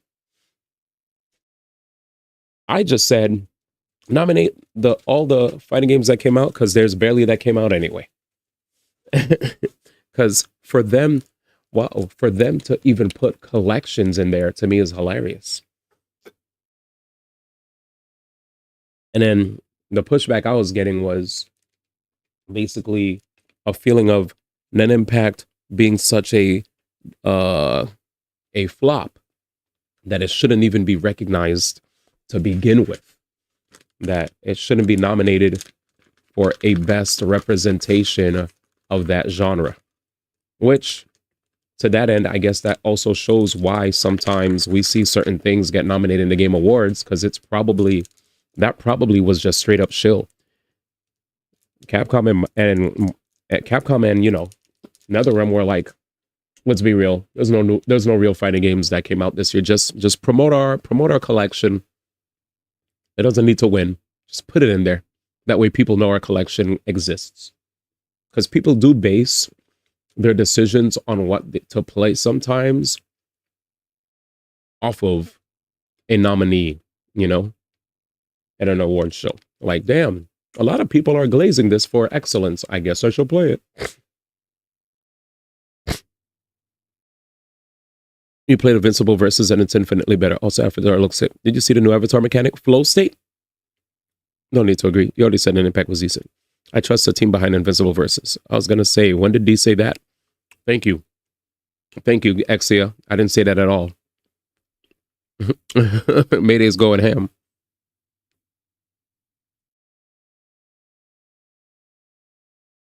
That's exactly all I was saying. I was just acknowledging fighting games that came out this year. I understand the way Mayday feels about it strongly. Sure. I was just saying what came out this year, period. That's all. That's all it was. But as far as crapping on Invincible and Avatar before they even came out, just off of looking at them, the reason we're crapping on Net Impact is because it's not just off of just looking at it, right? When it came to Net Impact, the reason that we were saying what we were saying was it released without rollback. They said they were delaying it to put rollback in, but it still came out pretty bad. They even had a patch to fix the online, but the damage was already done. There's also a lot of like crappy there's a crazy amount of glitches that people have figured out really early.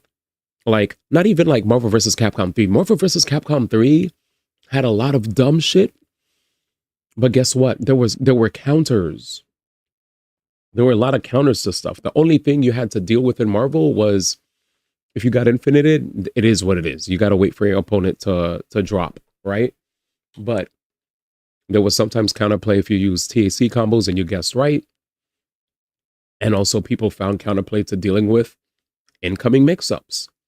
I was watching setups that people had for Net Impact where if you died, the moment you came in, it wasn't a 50-50 of you guessing correct or incorrectly and you die. It was just straight up 100%. It was 100%. If you died first, you died for the rest of the game.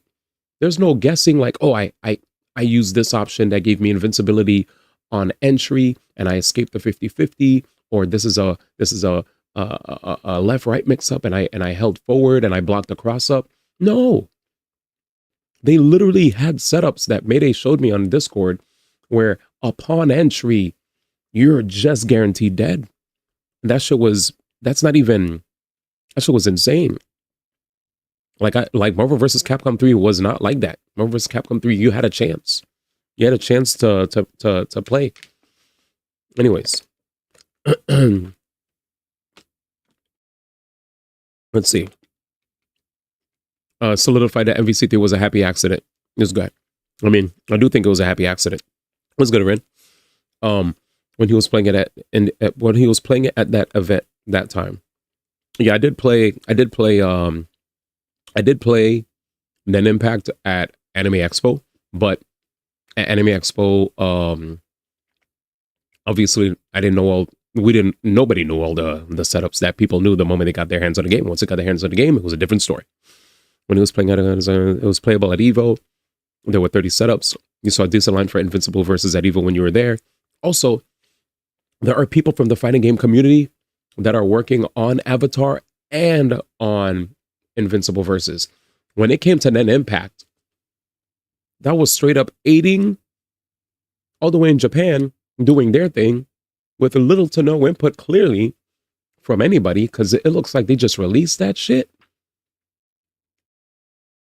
And I was like, bro, what is Arxis doing?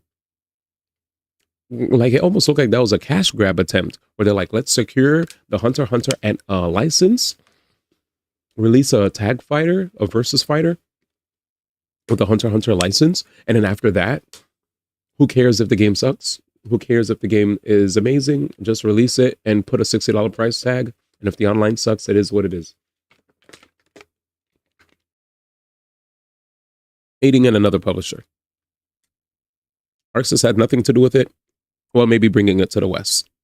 The reason I mentioned Arxis was because when I was maybe they were just the people that localized it, because when I went to Anime Expo, they kept promoting it at their booth. Also, I met an Arxis employee at Anime Expo that said that they were also going to be having they were even going to have like panels talking about the games that were coming out. They had it at their booth.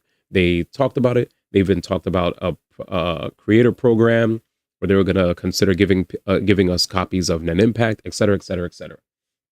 So that's why I bring up Arxis, because they were heavily pushing the game when I was at Expo. Yeah, so I'm just saying, Arxis definitely was doing their thing there at Anime Expo. Like, I literally met a girl who, she works with creators for Arc System Works. I met her on many occasions. And after the fact that Nen Impact came out, I saw her and I was like, hey, so I saw her in September. So a decent amount of time passed after Nen Impact. I was like, hey, it's good to see you again. So Nen Impact, huh? She was like, how you doing? It's good to see you again. She didn't even want to talk about Nen Impact. She just said it's good to see you. She totally avoided talking about Nen Impact. I was like, yeah, I'm just happy to be at this event. It's good to see all the homies. I ain't gonna say her name, but she just, it is what it is. You know what I'm saying? And you could even tell a lot of the creators who were given copies to cover the game, they were very careful in how they describe the game. They were like, all right, so this game is really crazy. It's really wild, you know. This game is Kosoge, and, you know, definitely giving you a heads up, you know, if that's your type of thing, it's wild, it's chaotic. Like, they were using mad adjectives. I was like, damn, these dudes they're doing their best to not sound like the way they used to sound back in the day. Because back in the day, a lot of these guys from the FGC, if something was ass, they would say it was ass. And if they caught you, if they caught that you were withholding how you truly felt about something, they would shit on you. They'd be like, damn, this guy is definitely collecting a check. He's out here acting like this shit is actually something that we should play. Nah, man, just give it to us straight. Now all these FGC people are making so much money. Now they see, you know, for a lot of us who've been esports before, now they see like, hey, there's when you want to have food on the table and lights on at the house, you got to be careful with the way you promote some of these products. And it's not like they were being deceptive. They definitely said like, yeah, you know, the online could use some work. There's some things that could be improved upon here and there, but, you know, it's definitely a chaotic fighting game. And if you want to have a good time, blah, blah, blah.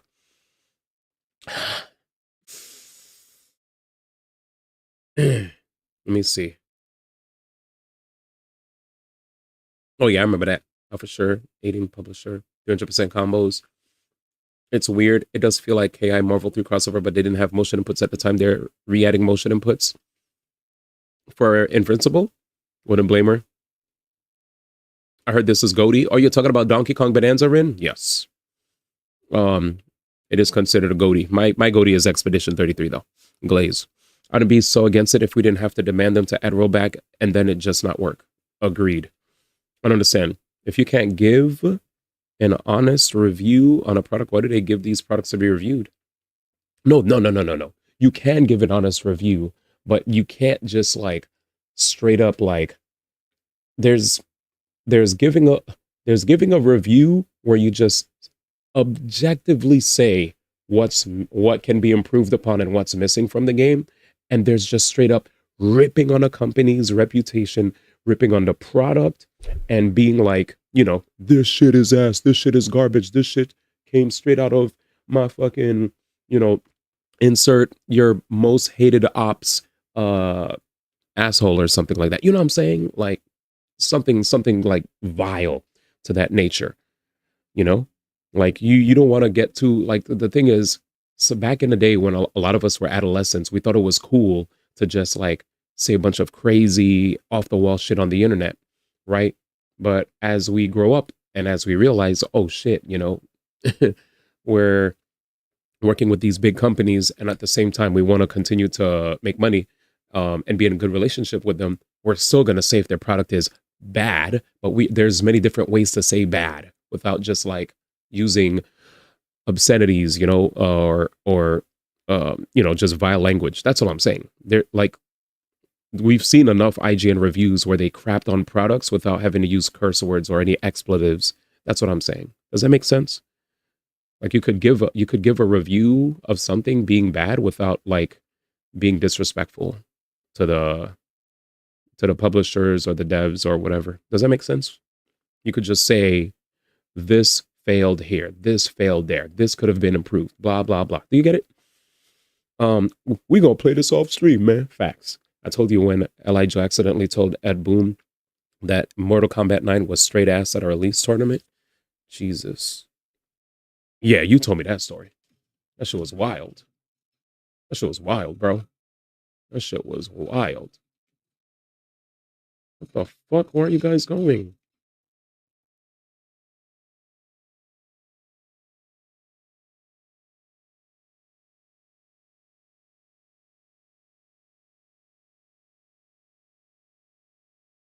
This nigga really respawned. That was a very annoying fight. He said, deficient, disastrous, awful, poor, pathetic, flawed, dreadful, sour, substandard, lousy, also. Oh, true, I forgot. My bad. Let's do this.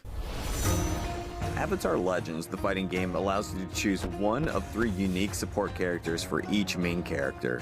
Each support character provides unique advantages and playstyles for their character. Let's take a look at what Aang's supports are capable of.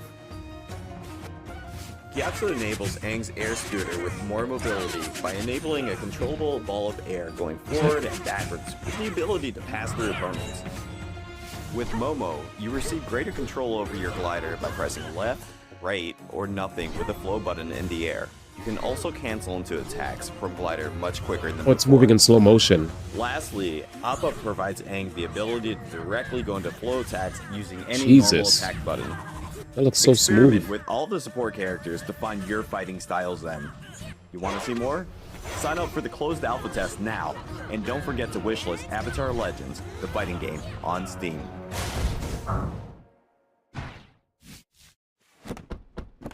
Yeah, that joint looks actually pretty cool. That joint looks cool. I ain't gonna lie. Give me a second.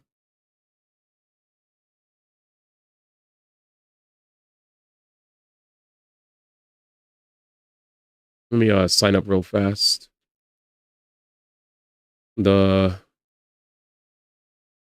systems are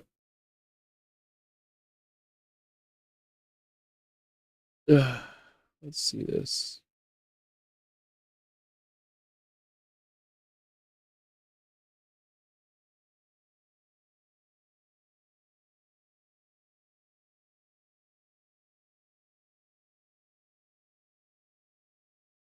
Mm-hmm.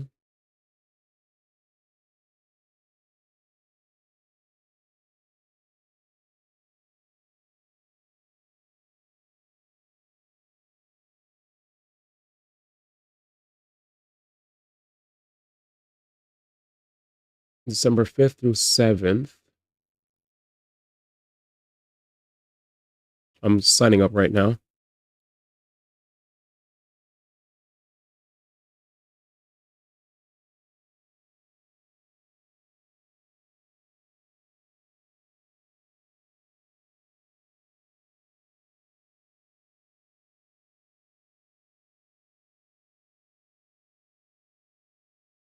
They apparently have a Discord.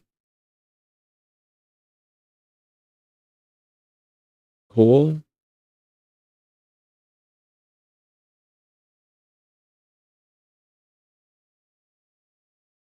Okay. I've joined. Submit. Cool.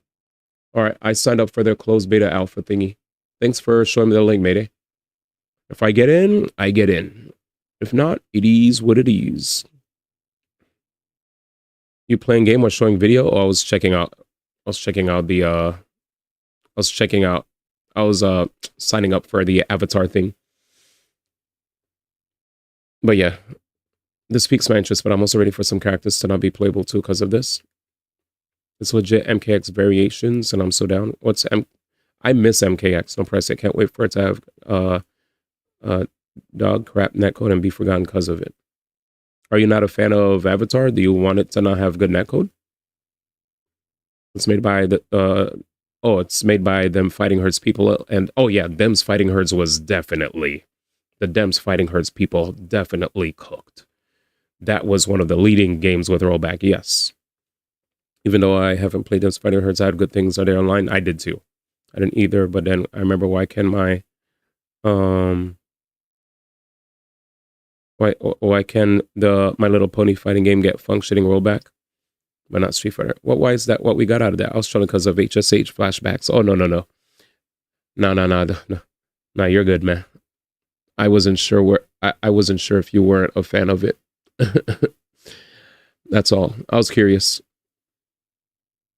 I was like, wait, is he a fan or is he not a fan? I don't know what's happening. But yeah. I was just like, we been left the HSH thing, man. Mayday was tight, man. Man heard Hunter, and immediately was like, I'm seeing red, ma. He said, don't you dare talk about that game. God dang it. All right, let's go. No, I know you're trolling, though. You're good, man. I just wanted to be sure I understood you. So I asked more questions. All right, where the fuck do I go? I learned some new tech today. Apparently. There's a way for me to jump further. But yeah. Oh yeah, did you get your character today? I'd rather leave them to a 3-award option. He said, well, I mean, you have, if not that, there's always Bleach. There's always Bleach and Demon Slayer. Like a big homie Exia said. Where's the hole? Pause, by the way.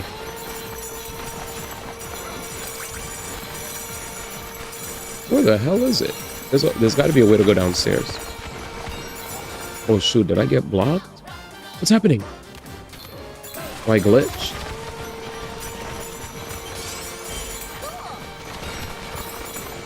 I feel like I'm playing Mario Sunshine right now.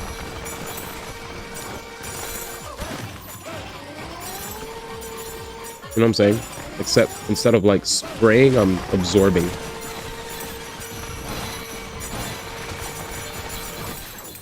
Bink, bink. No. He said HSH. But what's up, man? What is goody? He said Luigi's Mansion. Thank you, brother. There it is. He's like, bro, you played these games. Yeah, I'm trying to find a way to go on it. Yeah, I can see Luigi's Mansion. Thank you for telling me. I was like, I know I'm missing something. I know I'm missing something. And I'm leaving so much money off the floor. I'm looking for a way to go to underground, but it looks like I can't. Oh, I should grab these.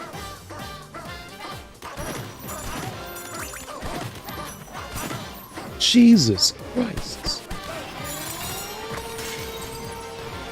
Okay. I think the song is okay, chat, but the zebra song is so good. Did you guys ever hear it? Let's see.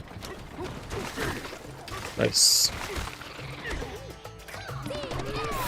He said, here we go with the zebra. All right, man. Zebra hater, got it. He's like, how did you get that out of that?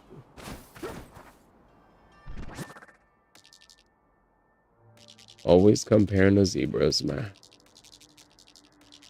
Maybe there's like an opening this way. Yeah. Let's do it. My Little Pony. I don't remember why. I remember why can't the My Little Pony fighting game get functioning rollback but not Street Fighter? That was a discourse. That was a discourse. Or that was what people were saying. The discourse. That was the discourse. They're like, damn. So My Little Pony fighting game. I think now that they're gonna have like a really, well, My Little Pony is also a well-known IP. But do you think that the fact that it was My Little Pony might have hurt its popularity? Because I watched the game. I obviously didn't play it, but I feel like some people probably dismissed it because it was connected to a furry IP. Yeah, yeah. I think the IP might have held it back. People probably thought My Little Pony, and every time I remember hearing My Little Pony get mentioned, it was always in a derogatory way, right? People heard, oh, anything furry related, boo. You know, for the Elefanto.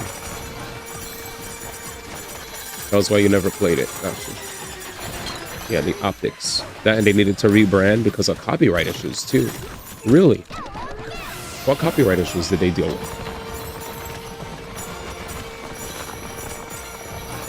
Yeah. Basically, this ability I'm using makes it way easier to just move across and look for everything that's underground, as opposed to just punching. Punching gets tiring. It was a fan game. Oh yeah, it was a fan game, huh? They didn't have the rights. Thanks, Ma. So they had to change the characters. It's not officially. I forgot. Definitely needed that reminder. So it was a fan title, and then they were like, I'm sorry, sir, but you're gonna have to stop that nonsense. 2 bananas. We're going back in there? Okay. What's near me? This way. Let's go this way.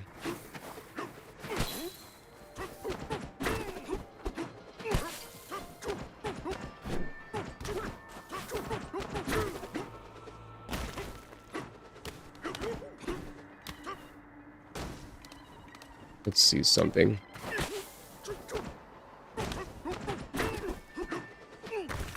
It's crazy. That's a lot of land.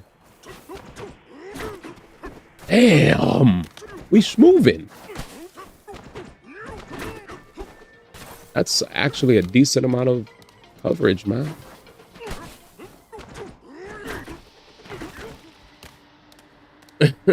He said you're really ripping the entire place apart, man. That's far. That's far. The way of the rock. A man popped off, man. Yeah, that's insane. That's insane. That's insane. That's insane. You figured it out. Jesus. Yeah, look at that. That's so far. That was mad far, chat. Cool. We did it. The way of the rock. All right, banana.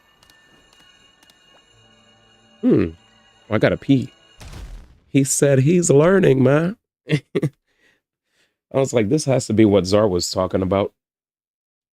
So it's literally you grab a rock, you jump in the air, you press ZL, you press ZL again, punch, jump, yeah, and I could even like air dash or whatever. He said the way of the who? He said, know your role and shut your mouth. But yeah, let me pee real quick.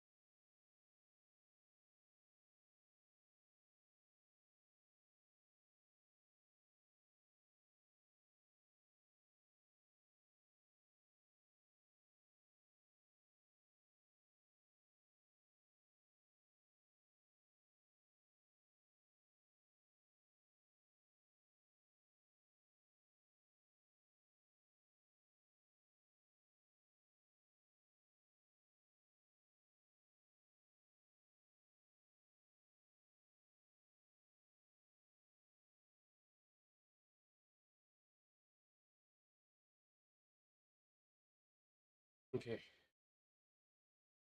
Actually, before it gets too late, I wanna actually make a dash downstairs so I can grab a plate. So I'm gonna just be real fast. I'll be quickie. I'm gonna put a BRB screen. Let's see. Time 'em. Time 'em. What up, Push? How you doing, man? He said time 'em, put up a bet.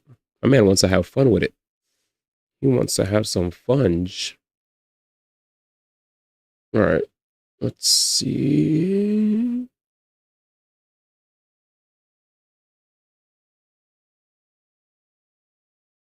Give me a second.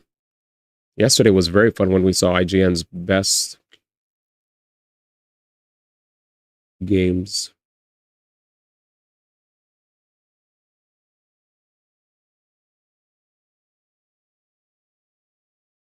Ten upcoming games that are already doomed? Nah. You're bugging.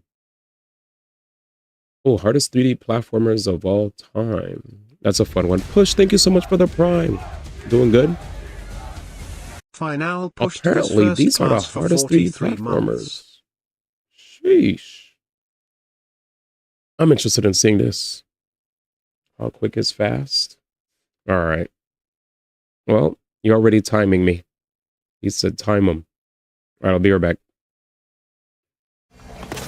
BRB.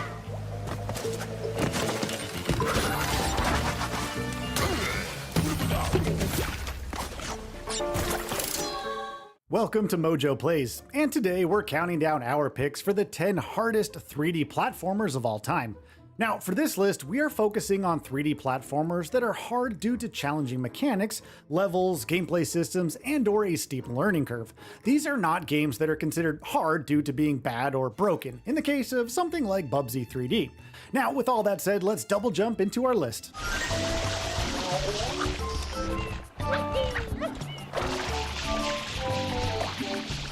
Before we begin, we publish new content all week long, so be sure to subscribe and ring the bell to be notified about our latest videos.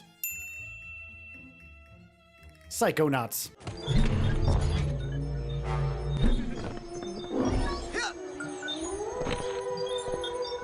Psychonauts has become a cult classic over the years, a game that was mostly well received at the time, but didn't garner all that much fanfare. Fortunately, time has been kind to this game, even if it's a less than perfect experience. Stepping into the psychic shoes of Raz, you must hone your budding skills as you explore various minds, uncovering the mental struggles and battles of various characters. Psychonauts is interesting because it blends aspects of 3D platforming and adventure game tendencies, but sorta struggles to always toe the line nicely. The game's challenge lies in how tricky some of its platforming sections can be, often confusing players with some labyrinthian pathing. But it's really the game's final section, the meat circus, where the challenge level skyrockets through the roof, totally upending the more or less average skill level required earlier on in the game, as you contend with Raz's psychic powers.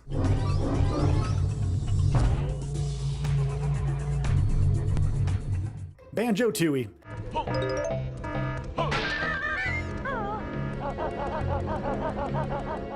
Alright, many might scoff at the idea of Banjo-Tooie being a hard 3D platformer, but if we are honest with ourselves, this game, while amazing, can be downright brutal at times.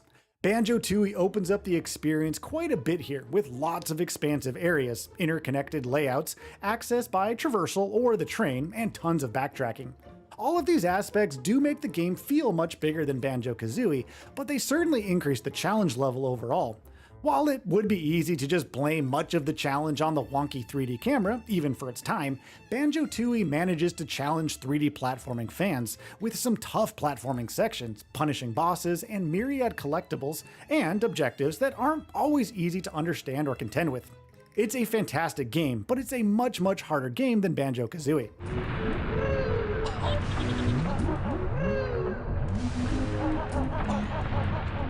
Pac-Man World 2.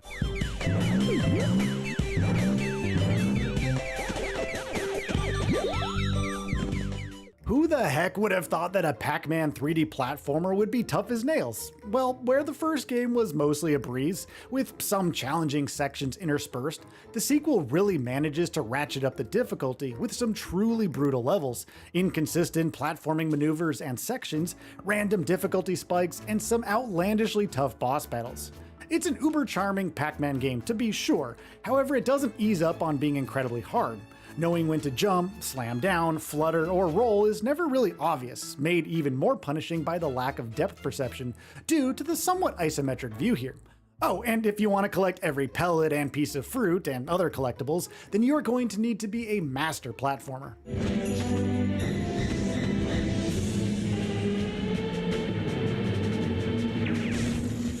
Maximo Goes to Glory.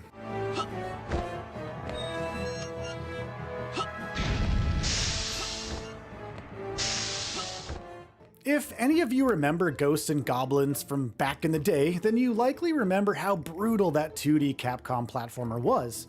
Well, Maximo Goes to Glory takes much of that DNA from that game and its various iterations and spin-offs and thrusts all of it into a tough as coffin nails 3D action platformer. Much like in Ghosts and Goblins, whenever you take a hit in the game, a piece of armor falls off, basically acting as the game's intuitive life bar. The game has myriad punishing enemies that relentlessly attack the player, a save and continue system that really isn't your friend at all, tricky platforming areas that aren't always clear, and just simply the fact that death can come around every single corner, even by surprise. Now, it's a blast to play, don't get us wrong, especially if you are a fan of old school arcade style games, but don't at all expect this game to hold your hand.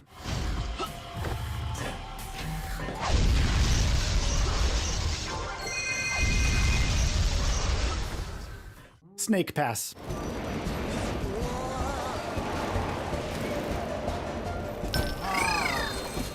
Now, we admit we might be cheating a little bit here calling Snake Pass a true 3D platformer, since there's not actually any technical platforming, at least in the way of jumping and bounding around 3D spaces. However, for our money, we consider this 3D platforming adjacent game so unique and challenging that it definitely deserves a place on this list. The premise of Snake Pass is that you might guide your slinky, slippery snake around creative puzzle-laden playgrounds, finding collectibles and making your way to the goal.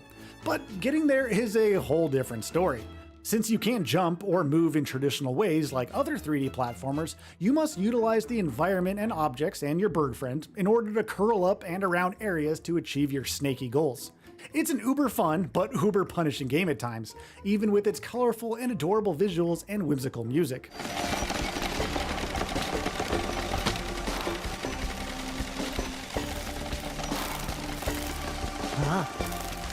Conker's Bad Fur Day.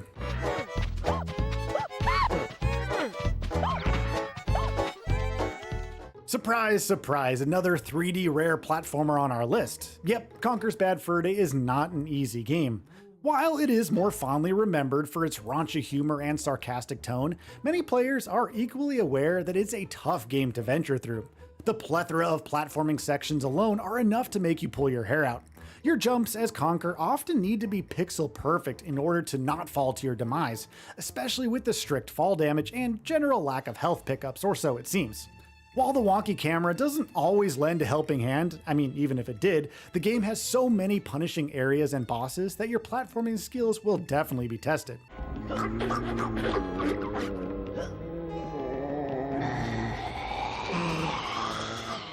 Rayman 2: The Great Escape.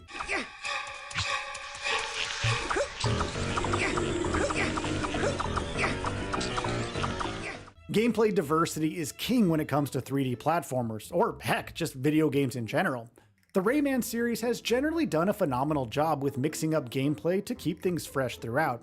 Nowhere is this more apparent than 1999's The Great Escape. From traditional 3D platforming to vehicle sections to puzzle solving to on-rail areas, Rayman 2 is a textbook case of varied gameplay challenges. However, it's in these varied sections where the challenge often lies. Just when you start getting comfortable with one aspect of controlling Rayman, the game throws a new challenge your way. Now, it's an utter blast to play, even with a goofy camera and some rough first-person points of view at certain intervals, but you'll have your work cut out for you here. Sometimes just replaying a level will be the optimal way to fully learn Rayman's moves, while learning the layouts of the game's many creative stages.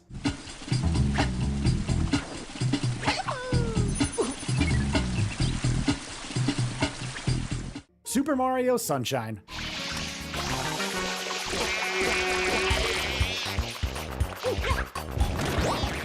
Good golly, Flood, you really made Super Mario Sunshine a beast of a game to contend with.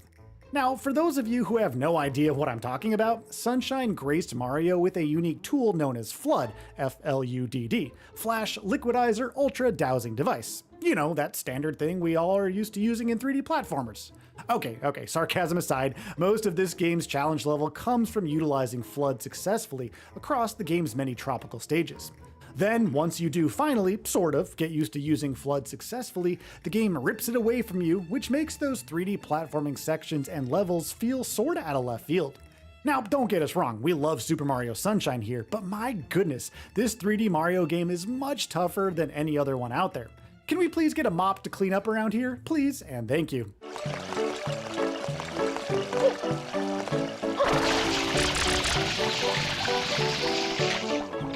Donkey Kong 64.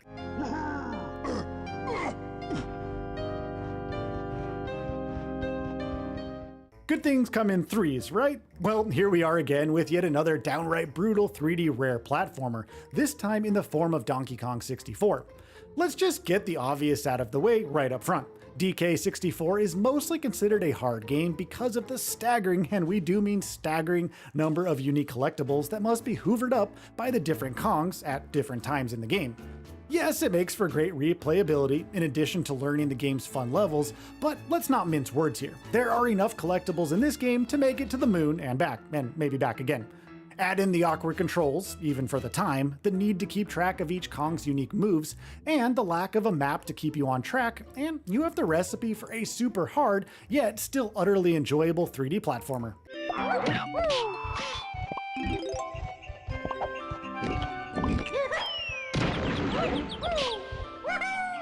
Crash Bandicoot 4, it's about time.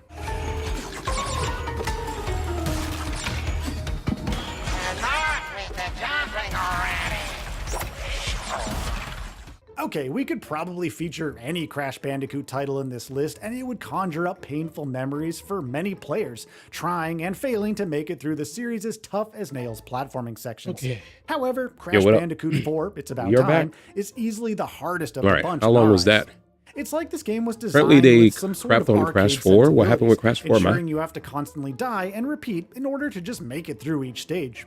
The game is and the winner is he never comes back to winners. What the heck? Make you pull your hair out in frustration. I came even back more so than the OG PS1 games. Memorization and pattern recognition need to be swift friends if you hope to make it through this downright brutal. So did they say Crash 4 is the worst one? Especially if you hope to obtain all the gems, relics, and crates. Yeah, good luck indeed. Which ones were mentioned?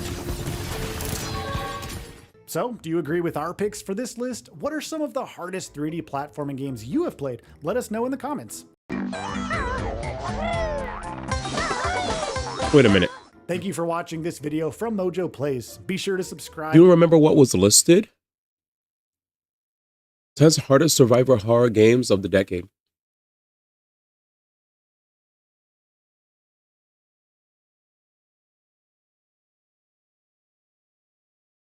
Did they put Mario Sunshine?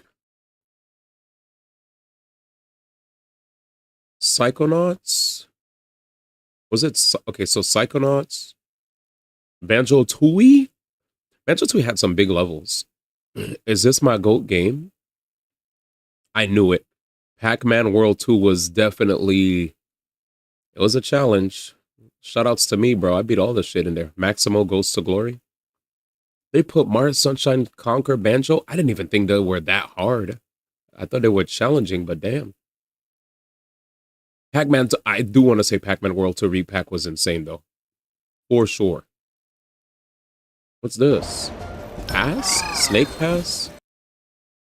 Damn, this was interesting. Conquer's Bad Fur Day. I don't know about anybody saying this game was hard. You're bugging. Rayman. Mojo Plays does it again. Rayman 2 Escape. You said it's a different kind of difficulty. What, unplayable? Mario Sunshine.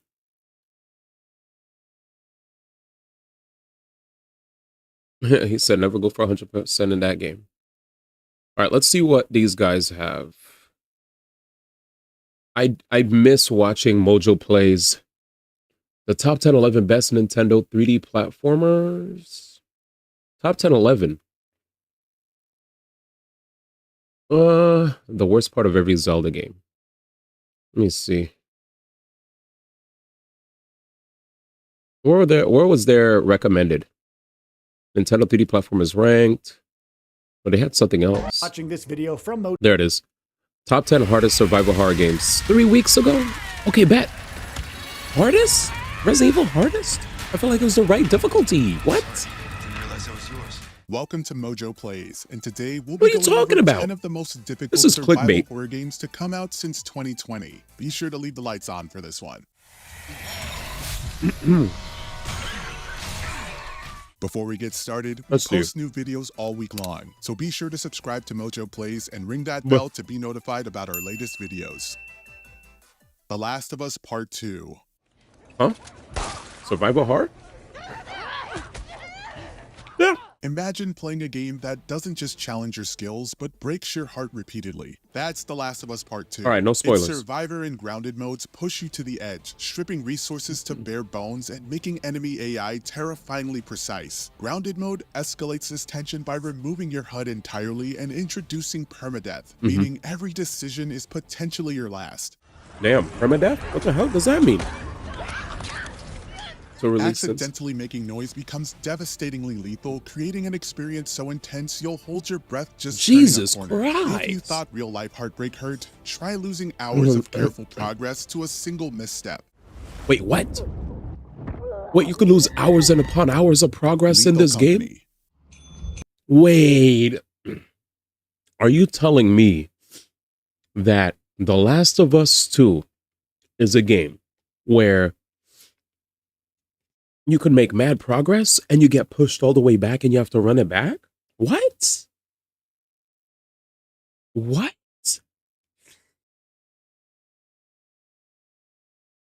It sounds like a roguelike. Sounds like a roguelike. It sounds like Hades. If your idea of fun is experiencing friendship-ending chaos, Lethal Company is your perfect nightmare. This co-op survival horror drops your team it's a into difficulty procedurally option. generated industrial Has a difficulty complexes more. crawling with Gotcha. terrifying threats, where communication and teamwork are your only defenses. Just a There's difficulty no mode. adjustable difficulty, meaning the game constantly balances precariously between challenging and I missed that outright part. unfair.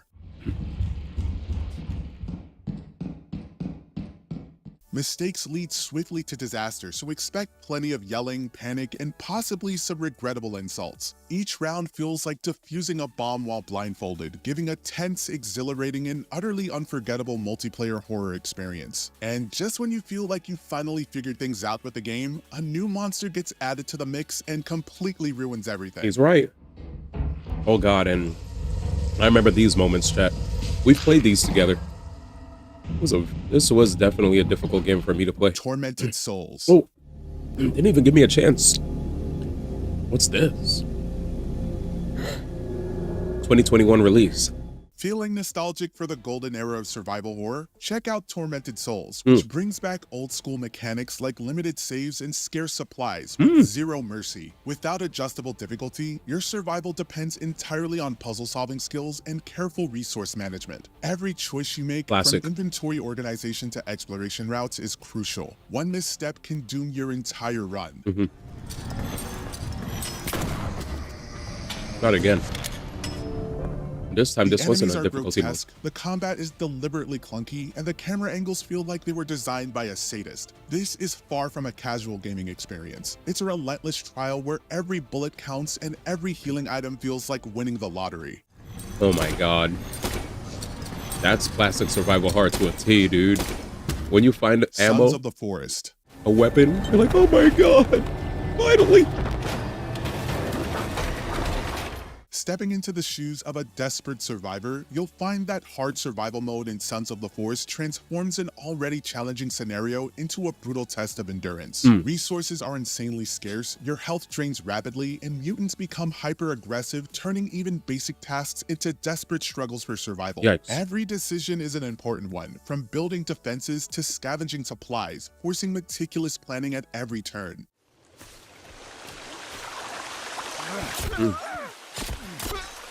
What kind of delays The are map these on the is hits? large and full of mysteries, but straying too far can be fatal. The peaceful notion of camping vanishes entirely, replaced with the constant anxiety of knowing every shadow could conceal a deadly threat.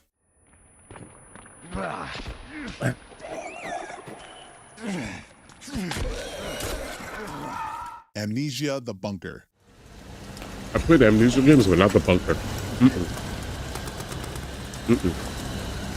There's no easing into terror here. Amnesia: The Bunker drops you into a grim, claustrophobic nightmare where every sound could be your last. Yep. On higher difficulties, resources become rare luxuries, your flashlight barely clings to life, and the hulking creature haunting you adapts to your actions in terrifying ways. Homie said Signalist. That was a good ass game. Shout out to Nate. Go. The game punishes every careless move, forcing you to tiptoe through each corridor with dread. Claustrophobia, paranoia, and raw tension work together to keep you constantly on edge. This one is truly a test of your patience and nerves, where knocking over a bottle feels like a death sentence.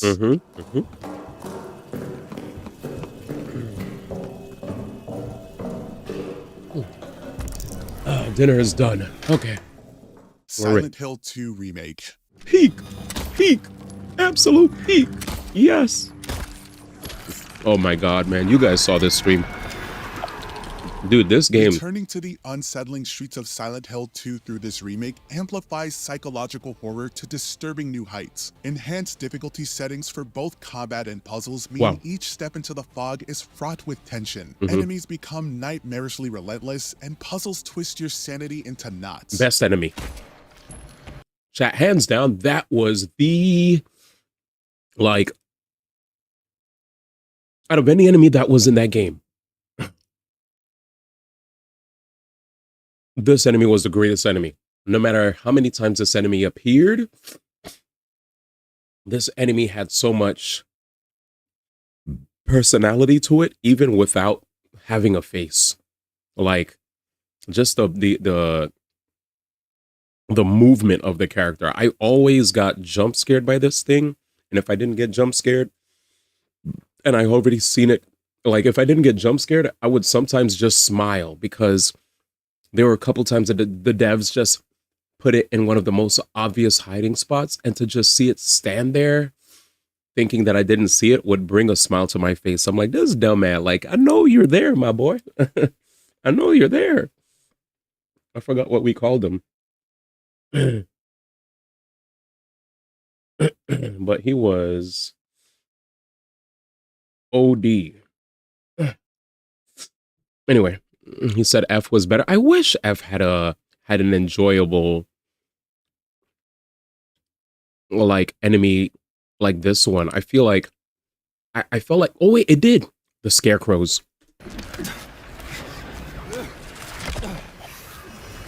Scarecrows were peak.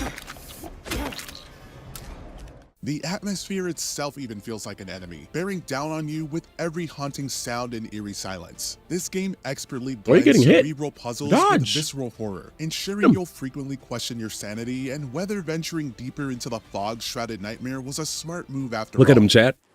He's like, you can't see me.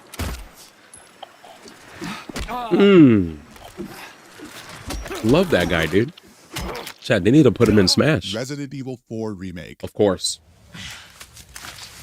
I've heard from enough of you guys that this remake, Capcom's relentless reimagining of Resident Evil 4 ramps up the tension, the same game, especially in its unforgiving professional mode. Forget autosaves. Every step must be carefully considered because each death sends you frustratingly far back. New issues arrive with upping the difficulty, like enemies becoming smarter, resources becoming minimal, and the merchant's charm fading quickly when you realize how stingy he becomes with life-saving ammo. Damn. Will that be all then? Pleasant travels.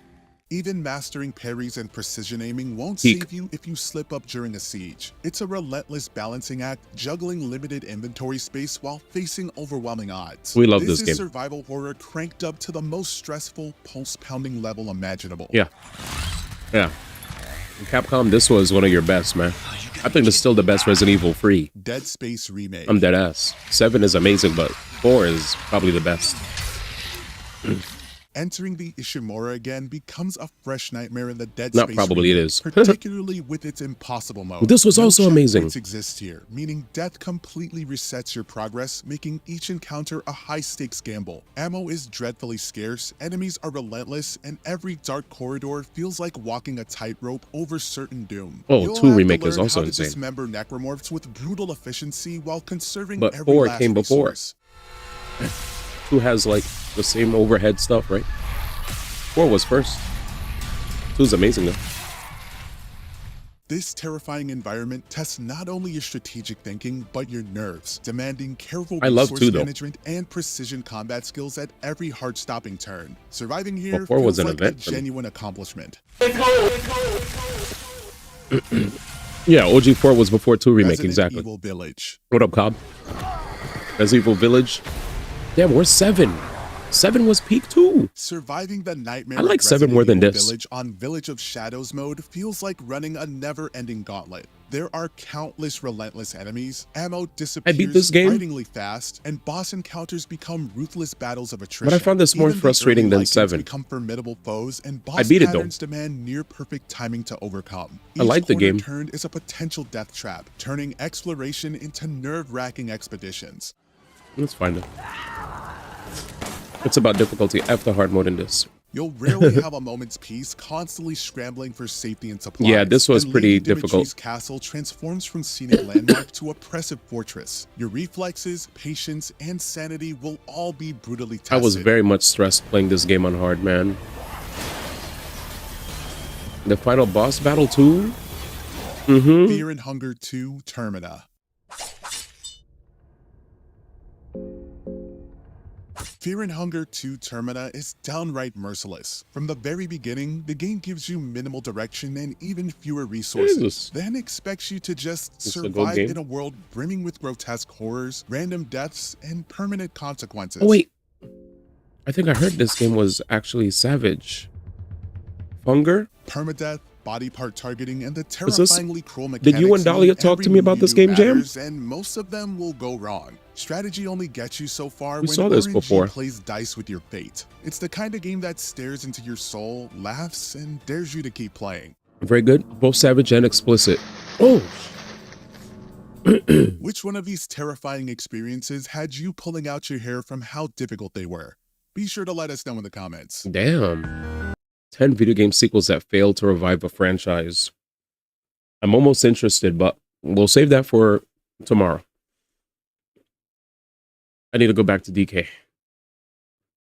Wow. Fear and Hunger. So you played Funger as well. Funga.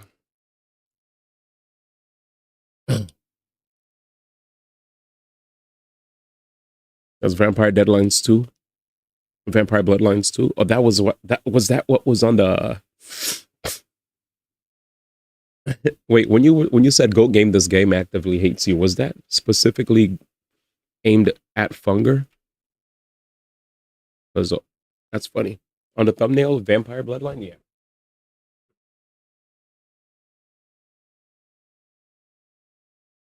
Damn, was that actually bad? Did you say you liked it? I don't remember. I was like, wait, did Mayday say he liked that game or no? I never played Funger, but I've seen people play it. Ah. Gotcha.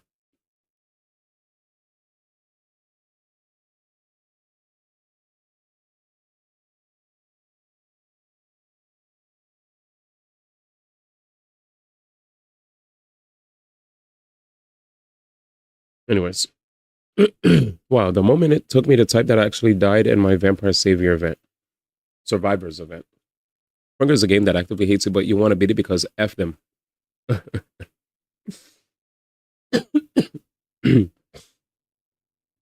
know that feeling all too well in difficult games. Respect. That's funny.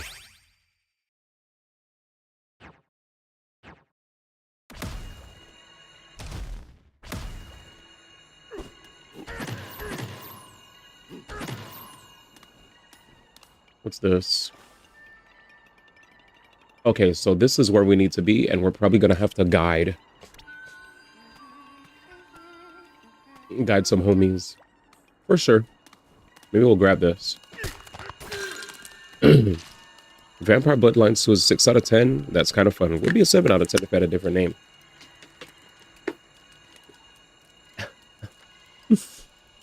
Oh shoot, it's getting smaller.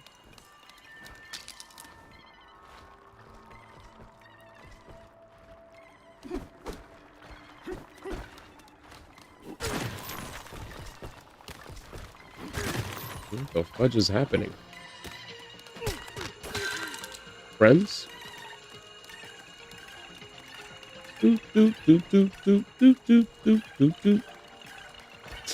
Y'all gotta stay close though. You're gonna fall. Of course. I'm gonna have to be very patient here. Let's go, guys. Don't be afraid. We're gonna have to be very, very careful. Like, move forward as... Follow me. Oh, you saw it? Gotcha. Damn, I moved too fast for them. And as you thought, he used his greatsword. Got you. Was that looked down upon by the community or something? Or it's just a weapon you predicted that he'd use, period. You're like, predictable.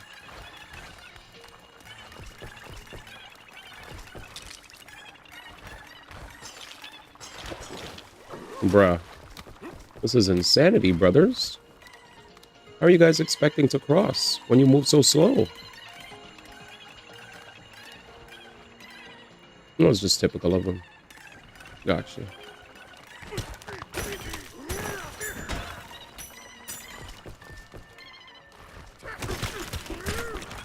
I just thought of something.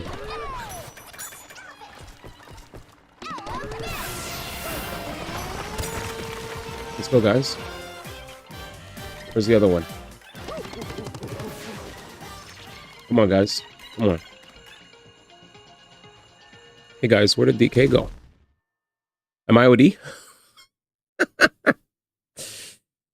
You're wild. You're wild. You're a wild man. You're a wild man, dude. You're a wild man. He's like, can I just say, chat? All right, here you go. I can't find DK anywhere. Was that OD? That's OD. Yes, it is. But that was funny. I mean, everything truly disappears in the darkness. Can't even see Pauline. All right, let's go, man. This was an easy puzzle. He closed his eyes. That's wild, man. That is wild. I remember I made a video talking about... It had a clip on stream that I made into a video where I mentioned how people need to... Jokingly, by the way, jokingly. How people need to relax about wanting to see representation in games, and then people are like, bro, what you mean representation? We already got like DK and Mario. And I was like, brother, I've been using the umbrellas. They've been super fun. Don't tell D he might come on to you. All right, man. That's wild.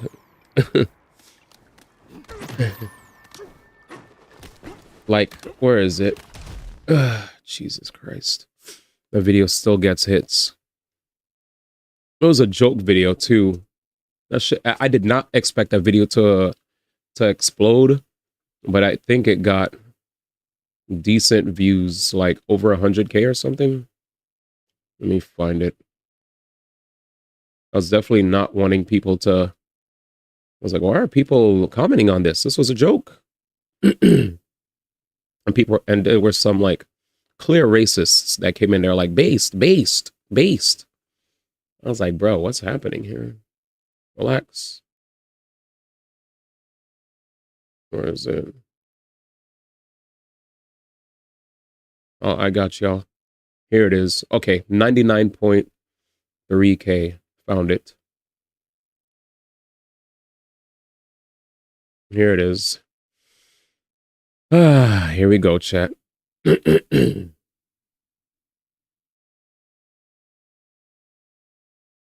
you guys get over it? I mean, it's a Chinese game.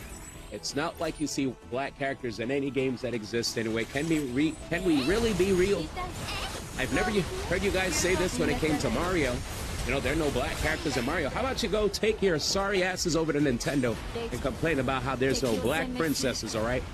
Daisy doesn't count. You can't recruit Daisy. I watched Dave Chappelle, and this whole race draft thing, it's a farce. You blacks need to understand that sometimes there are no black people in the media that you consume. And stop drafting people, motherfuckers. God damn it, go to the back of the bus already. I had enough of you guys.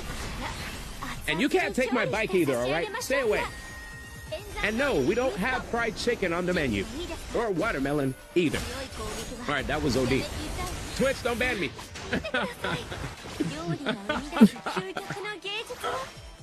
All right, that was too much. No clips.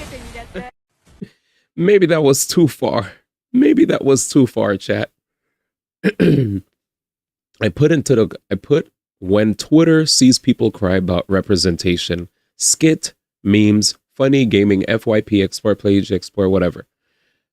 Pierce says, I love how many people just overlook the caption right in the center of the whole thing. 299 likes. I was like, yes. Like people were calling me Uncle Ruckus. Hello, base department. Sounds slightly OD. Go to the back of the bus. Platoon got Marina. He's absolutely right. I'm still laughing at the people trying to roast this guy in the comments. Goes to show how much they actually view certain groups of people. Hint, it ain't good. They straight up bleached Daisy white, bruh. She's a princess of Arabian-inspired kingdom and not a hint of melanin on her. And nobody said a word, not to mention Rosalina. She's hanging out in space with no atmospheres to block the UV rays from all the suns. You're telling me she's not darkened in the slightest? Nah, when they add in Obama to Zenla Zone Zero, I'm confused. Is he for the people crying about representation or against them? Bruh. So there are definitely some moments where I do go ham in the clips. Oh, Jesus. He said keep him out. Oh my God, during the gacha tour, of course. LMAO. Actually, there are black people in Mario Odyssey. Wait, what the F? Azumi took my joke. Caught, Jim. You blacks. That was perfect. That was so funny. I'm confused. Yeah, it was wild. That video, as you saw, the likes were over 7,000. Oh my God. It was crazy. Oh, here it is. Here's more comments, chat. Here's more. They got Uncle Ruckus playing the violin. Uncle Ruckus again. Mario dodging the bullet bill. Here's the DK. God bless America. The self-hate is strong with this one. Bro hit every checkbox. LMAO, bro. Nintendo has Donkey Kong. Here it is, chat. 485 likes. Nintendo has Donkey Kong. Bro's cooking. Does he agree with this? Does he agree or disagree with his takes? The caption makes me believe he disagrees with it, but the take that sometimes there aren't going to be people that look like you in the media you consume is very reasonable. So I don't know. Barrett, why is it in the entertainment industry these Twitter people, their first criticism is something to do about race? I don't know why black people think everything else has to include them in everything they make. Me, a big world company, watching people squabble online about video games while I'm destroying their planet for a profit. What game is that, boss man? Ha ha. Finally, Northern Lion if he was black.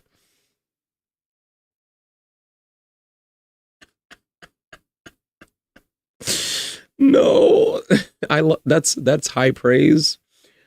I do not go into Northern Lion like rants, but I do rant. But I was like, I don't think I'm Northern Lion. Northern Lion and I are two completely different people. But that was interesting. And here it is again, more DK faces. Bub-Bomb is a black character. Go to the back of the bus already. I mean, there's not a lot of Asians in Western things. And if they are, it's usually the hot female martial arts smart scientist, usually with mechs or wizard, but not likely monk or use old ancient mystical arts. Telling other cultures how to act is one of the widest things they can do. Ironic, honestly. Anyways. Yeah. Like I said, if you're not following me already on YouTube, TikTok, or Instagram, the moments that you guys miss that are incredibly wild, sometimes I post them up for the people to enjoy in case you aren't here all day. So feel free to follow me there. You might not know what you missed. Mm. Homie said, Black Northern Lion. Wild. I am a big fan of Northern Lion, by the way. But I don't think I'm on his level. He is... I do know how to... I do have a grasp of the English language, but he has a unique grasp and an interesting take on so many things that I don't feel like I can compare. But I appreciate it. What do we call actions other people do a skin color? If you do grift, though, those numbers would go crazy. I have times that I do get big numbers without having to grift, but I definitely will admit that I grifted a smidgen on Pokemon and raked in some easy numbers, allowing me to have over 2 million, close to 3 million in impressions over the month of October for like total. Like my impressions were definitely over 2 million for sure for October. And November, I think I did pretty damn good too. I think I'm also pretty much on track for hitting around the same amount of impressions on Instagram. TikTok, I think I'm pretty high as well. YouTube's still working on it, but yeah, we're getting numbers. But I'm happy that I don't have to grift all the time. I felt like I needed to grift as far as gaming is concerned in order to get numbers, but sometimes I could do a neutral. I don't know if this is the right way to say it. Guys, correct me if this is not the right way to say it, but in my head, this is, I'll just say it. I started employing the art of neutral grift. How did you do that, D1? Well, I know that something will anger the people, but instead of stoking the flames with my hook, with my caption, I try to come off a bit more positive, even though I know this is a thing that will probably anger a bunch of people. So now instead of seeming like a grifter, I'll seem like a person who might be a fan of the thing that everybody else hates. Perfect example. Perfect example. Let me give you... Actually, let's go back to my Instagram. Give me a second. Let's go back one more time, man. One more time. Where is it, man? Give me one more. A gifter. True. All right. Perfect example right here. So 173K views, right? And then here's all I said, chat. Here's all I said. Here's all I said. Who is ready for a new friend in Metroid Prime 4? I typed, Miles McKenzie brings new energy to Metroid Prime 4, known for its atmosphere of isolation and quiet exploration. Right? Right? That's all I did. Hey, Samus Aran! Stop coming out! No! What the heck is this? Please get me down. That's all I did. 7 seconds. 7 seconds. Right? I put that shit out there. My phone was exploding like heck. People were fucking pissed on TikTok, on YouTube, on Instagram. I had to mute all notifications, man. He said it's too much work. Trust me, this is easier because I don't always want to come off as if I'm angry at every single thing whenever I'm dropping a video. It's also exhausting to do that.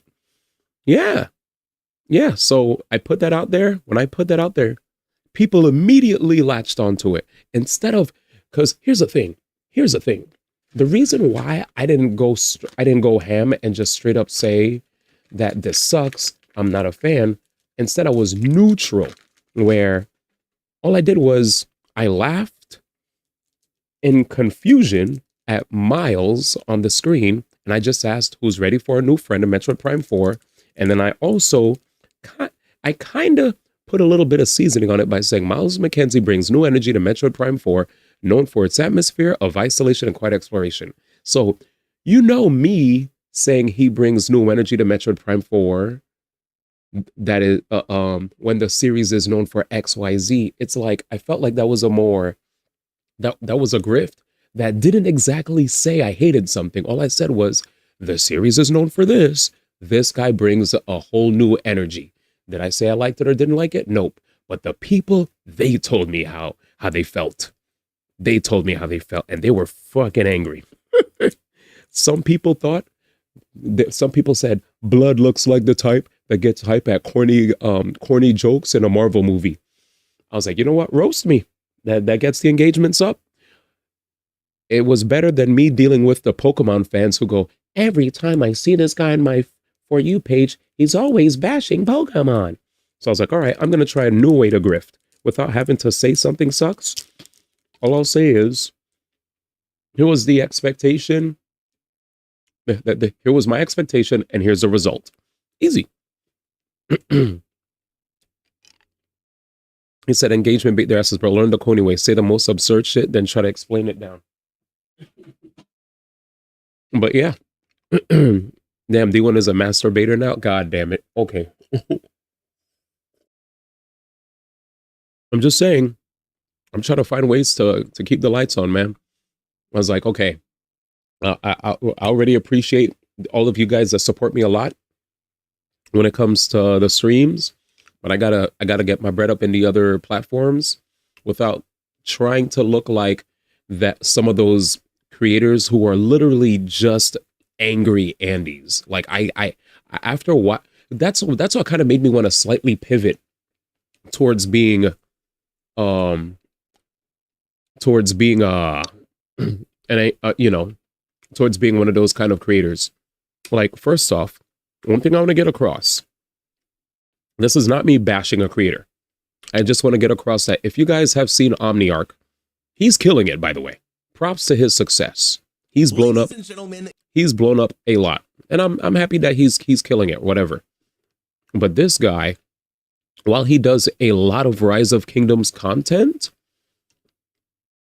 he randomly will post videos about Pokemon. Where the fuck are his Pokemon videos? Did he delete them? Wait, what the fuck? Wait, what the? Does he have 2 channels? He has 2 channels. There he is. Call of Duty. There he is. This guy here. He has another channel. This is the channel where he explodes. All this guy does, COD just collapsed. What happened, Pokemon? It got worse. Points at game key cards. Nintendo with flames. Shameless greed, PlayStation. Greed backfired. And all these videos get views. Game Pass collapse. Shows Phil Spencer. Servers offline. What happened? Pokemon Wind and Wave, fire. Xbox just collapsed. Greed backfired. Sales collapsed. Greed backfired. I don't want to just do that. Like, that he literally spams sales collapse. What happened? What happened? Greed backfired. Sales collapse. Greed backfired. Xbox just collapsed. It got worse. It got worse. Price drop again. What happened? They did this. Another lawsuit. Price drop already. You're fired. It got worse. 15,000 stolen again. Reality check. Bad news. A new lawsuit. They won again. Switch 2 in trouble. It got worse. It's not enough. I'm like, damn. I can't, Mayday. I can't do that. I can't do that shit. I can't. I'm sorry. I want to be genuine. I want to be genuine, and I don't want to just like when you guys were saying lean into the grift. I was like, I can't, because if I lean, I'm gonna start looking like that guy. You know? Oh, those aren't shorts, Mayday. Those are full length videos, like sometimes 20 to 30 minutes in length.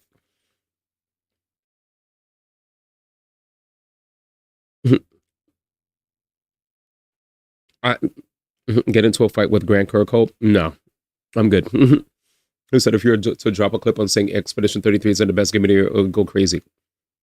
I also want to stand on business. I want to stay true to how I feel about certain things, and I don't want to lie.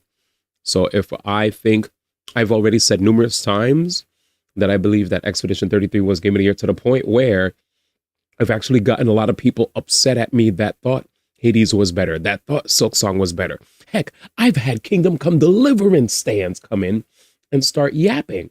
And I was like, nigga, go to Move. Move. Blueprints and Split Fiction deserve their flowers before your ass even speaks.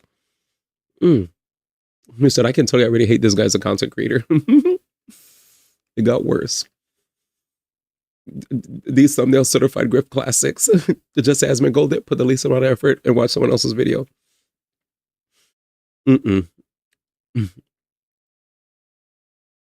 All I wanted to say is I don't want to take these easy routes at all. He said, why did KCD2 hate when DS2 is right there? Oh, facts. Both of them need to go.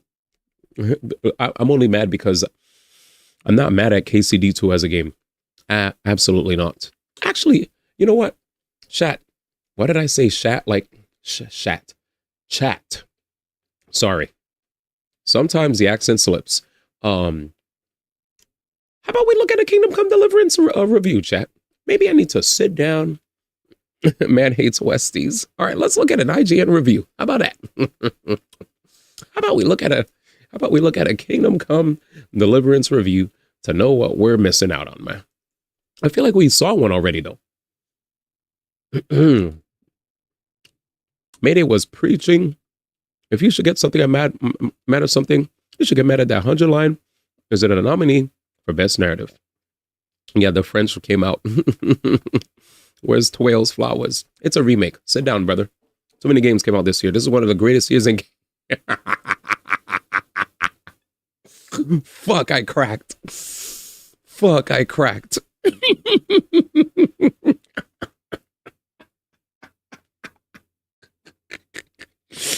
I don't usually crack this easily, but I lost. I lost control.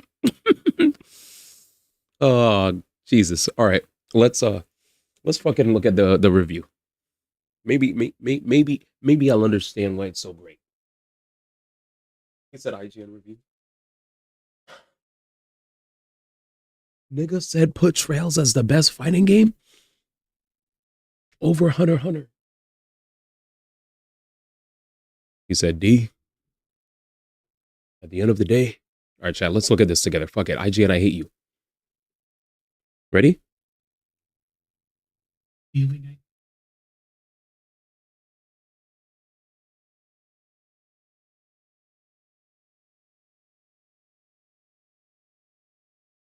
Seafood too, man.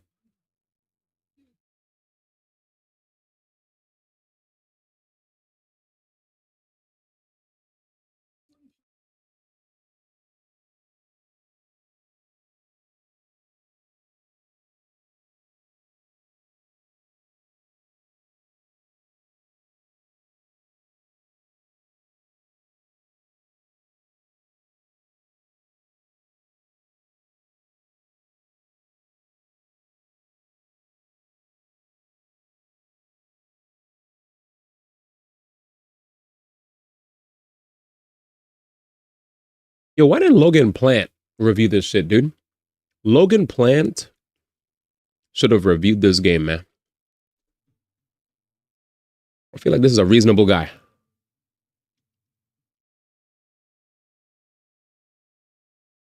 Wait, you guys can't see? Oh, fucking A. Terrible streamer. Here we go. Where Kingdom Come Deliverance left off back in 2018, though I don't necessarily think you need to have The played classic. the first one All right, run to it get back. up to. Here we go. Some days I've moped about how I'll never get back the feeling I had the first time I played Skyrim, and then some days Kingdom Come Deliverance 2 arrives on a mighty steed to sweep me off my feet at a full gallop. Armed with excellent, skill-focused melee combat and a rousing, action-packed medieval saga fit for a Hollywood blockbuster, it's one part sequel and one part coronation, bringing a lot of the original's ideas to fruition in the same way The Witcher 3 did for CD Projekt Red or Greedfall did for Spiders. No game of this scope and scale is without some technical scuff, of course, and its compelling design goals are occasionally at war with themselves just as much as our hero Henry is internally. So I just saw like that long list. Was that what you were talking about when you said that Kingdom Come Deliverance has like an insane amount of things that you can customize when it comes to your character? Because that looked daunting. Also, what was he talking about with Greedfall and spiders? Do any of you Westy game players know what he was talking about? But even still, its majesty is hard to deny.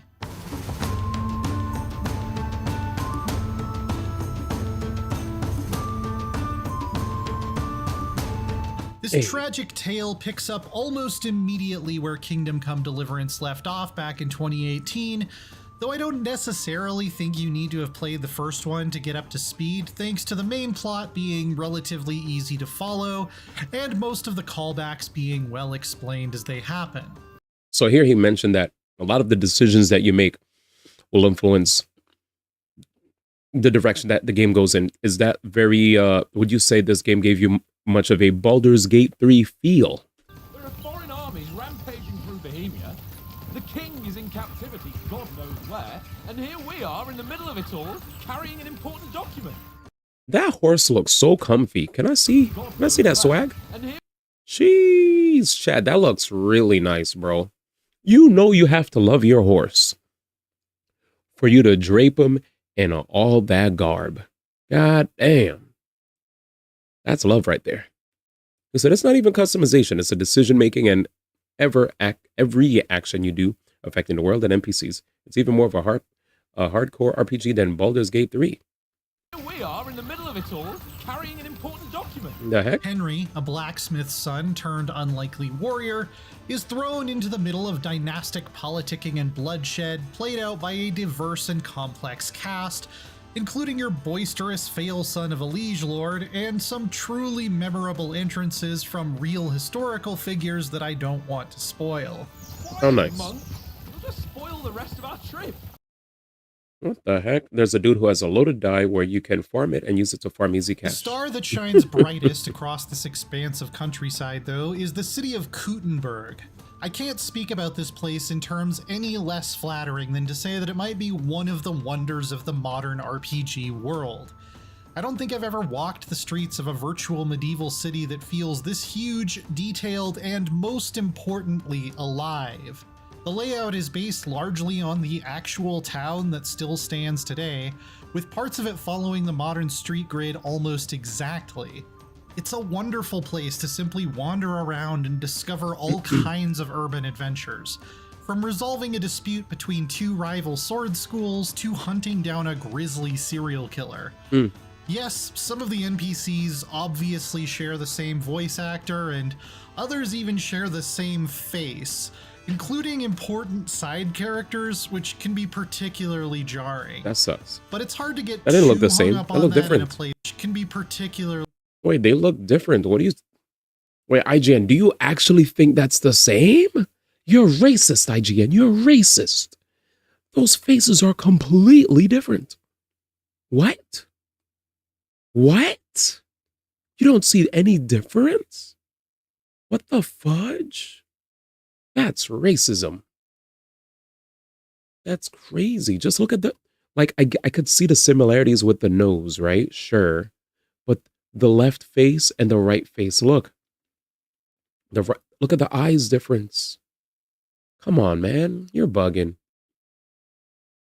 The facial hair and the color. I get it. Maybe it's like a similar model. Y'all should play live service games if you want to say samey NPCs. I see similarities. Maybe they're from the same lineage, man. Too much water. Anyway, let's keep going. really jarring. But it's hard to get too hung up on that in a place like this. When I first arrived here, I was already more than 40 hours into my 120-hour journey, and I spent multiple in-game days gleefully shopping for the sickest duds and best armor I could afford. That's me. And that's what arriving in a huge regional capital should make me want to do. What's that red thing? You see? I knew we'd make it. Are we haggling? The quest variety is what impressed me most of all, and that extends beyond just Kuttenberg. Very rarely are you simply sent to kill some bandits or carry a package to the next town, at least without some kind of interesting twist, moment of emotional turmoil, or decision built in. Oh, shoot. I knew you were going to kill him. There are around 100 quests in total, and having done nearly all of them, practically every single one was memorable enough that it would stand out as a highlight in a lesser RPG.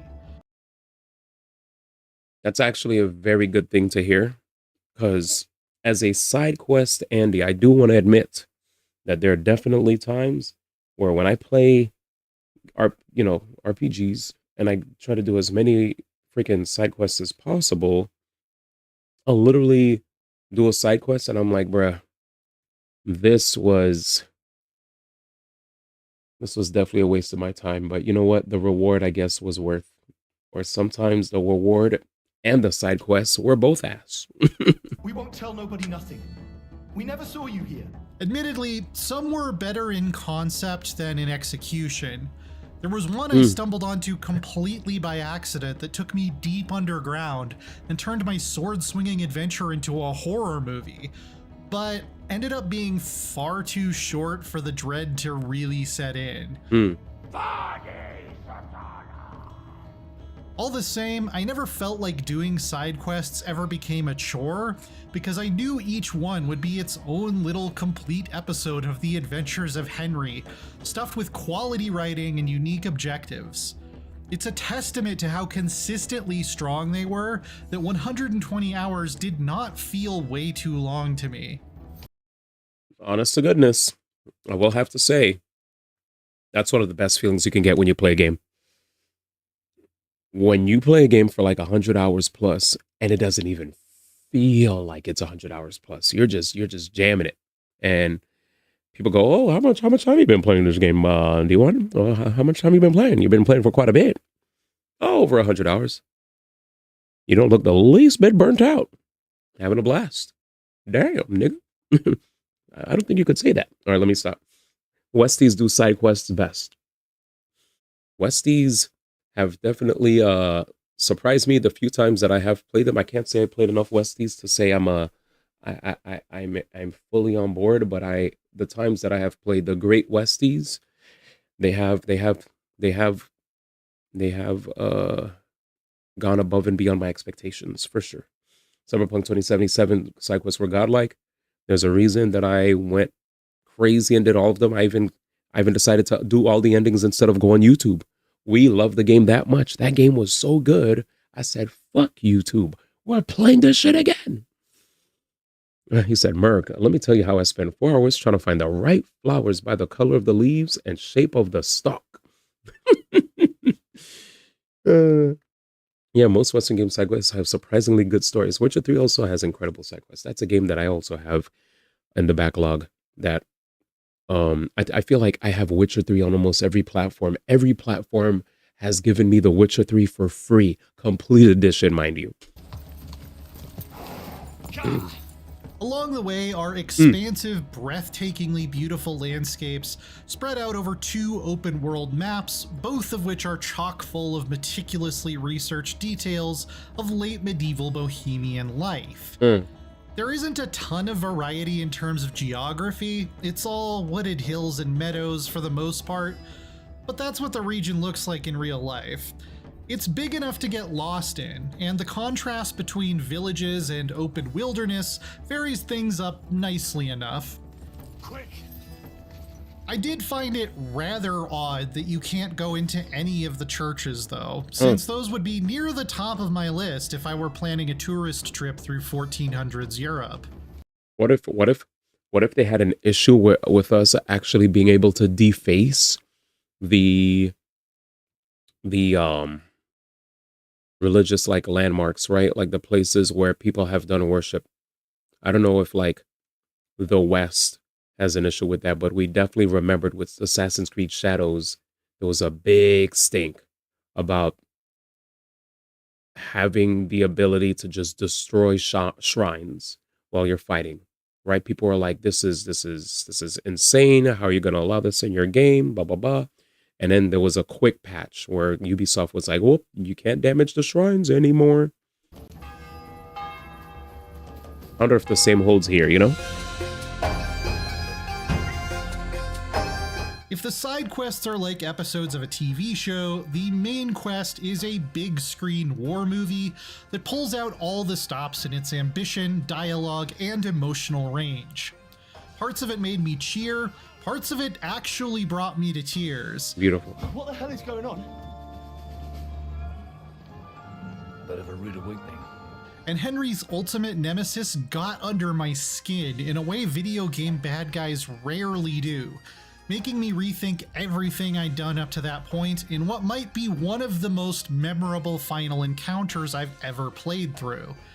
It's mature without being edgy, it drips with historical authenticity, and it has interesting questions to ask you about what it means to be a hero or a villain. It's somewhat unfortunate then that Kingdom Come Deliverance 2 is both a mostly linear medieval action drama and an open world sandbox, and those two concepts don't always play well together. I'm going to skirt around spoilers the best I can, but I need to give you a specific example of the worst experience I had.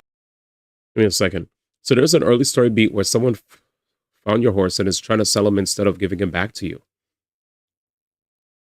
So I spent 4 nights sneaking into a stable, stealing all his horses, and selling them on the horse black market for money. That's so based. Then I got caught, and now have a huge ransom in an area where I need to be for the main quest. I'm running from medieval cops every time I need to go while trying to complete my quest. I need to tell you about the Hungarian camp. God damn it, that's so funny. In one of the late game areas, there's a military camp set up by King Sigismund, the evil conquering tyrant you've been opposing since the first hour of the first game. Put that pig sticker away right now! I, of course, tried to assault it by myself the second I got there, and was immediately put down like a dog. Sheesh. Fair enough. But for the next 40 hours of adventuring, I was plotting my revenge. A fire was lit in me, motivation to become as much of a badass as possible. I studied with all of the best blade masters. I learned the way of the bow. I saved up for the best armor. I forged by my own hand the very best sword in Bohemia. Shit. Next time I showed up at that camp, things were going to be different. Oh, fuck. So, near the end, I went back to the Hungarian camp Rambo style, and I killed everyone there. Holy shite. Holy shite. Bro, why his eyes like that? Okay, not the cook or the tailor, and not Musa. Musa's cool. I know very well what you meant. You got brothers? Probably somewhere in the neighborhood of 30 to 40 armed men. This was an Did you do this? empowering and There's a helmet. gleeful rush with difficult combat that tested all of my skills like never before. A real highlight of the entire journey. And these are enemy soldiers, let me remind you. I don't feel like this was an unpredictable or degenerate thing to do. Should have yielded. So it was a huge downer when, shortly after, I was asked to infiltrate this same camp as a spy, and Henry didn't even so much as mention that he had completely desolated the place and had a bounty on his head so large that the authorities there would skip fines and prison time and just straight up execute me if I was caught. Oh my god. Is the most heinous of crimes. Oh yeah, Henry. You'll fry in hell for this. This is a required story quest with no alternate path, so the ridiculous, frustrating solution I found was to sneak up on the unkillable quest NPCs several times to talk to them and start the next cutscene before that same NPC spotted me and went running to call the guards. Oh my god. I don't know nothing. We didn't do nothing. It also ruined my near-perfect reputation because I guess killing invading enemy soldiers was a crime that the random peasants Sigismund is actively oppressing couldn't forgive. What? And everyone in every town ended up hating me. That's right. Get out of here, you scoundrel. But this was a major outlier in what was otherwise Damn. a hugely engrossing marathon-length playthrough. Damn. Today I learned. Other than that one total debacle, I truly adored almost every minute I spent with Henry and company. The tactical, skill-based sword combat is a sharp refinement of the already great system from the first game, though I felt like at higher levels, the balance of pure stats to player skill skewed a little bit too much in favor No of murder. the former. I didn't forget. Don't murder invading soldiers either. Got You him. could probably reach the credits without actually getting particularly good at the sword play, which was certainly not the case in the first one. But it is cleaner, more varied, and smoother to play. Damn, the crowd cheering is OD. Archery in particular has improved a lot. Jesus. There's a blacksmithing minigame now, which I found a little bit clunky and unsatisfying in practice. But it is still great after the fact to be able to use a sword I made myself in combat. And alchemy has been made way more intuitive. There. I also really like the improved perk system, where every level up feels like it gives you multiple choices between meaningful bonuses. Man said, are we going to look at the Stranding 2 review? We saw it already. Felt more like side grades than upgrades. There was a perk that made it so sleeping outside was more restful, but sleeping in a bed was less so. The sequel's version only has the upside and not the drawback, which is important if I'm going to spend my hard-earned skill points on something rather than just picking it as a character background at the beginning. And while there wasn't a single quest as interesting or different as the monk arc from the original, getting to level up my scholarship and unlock new quest resolutions by destroying my enemies with facts and logic was also great. Henry here is right in some respects. Did I mention that it runs really well on my 4070 Ti, even at 4K and very high settings? I still can't even run the first Kingdom Come Deliverance at max settings on this same machine, and that game is 7 years old at this point. So the optimization work that was done here deserves a shout.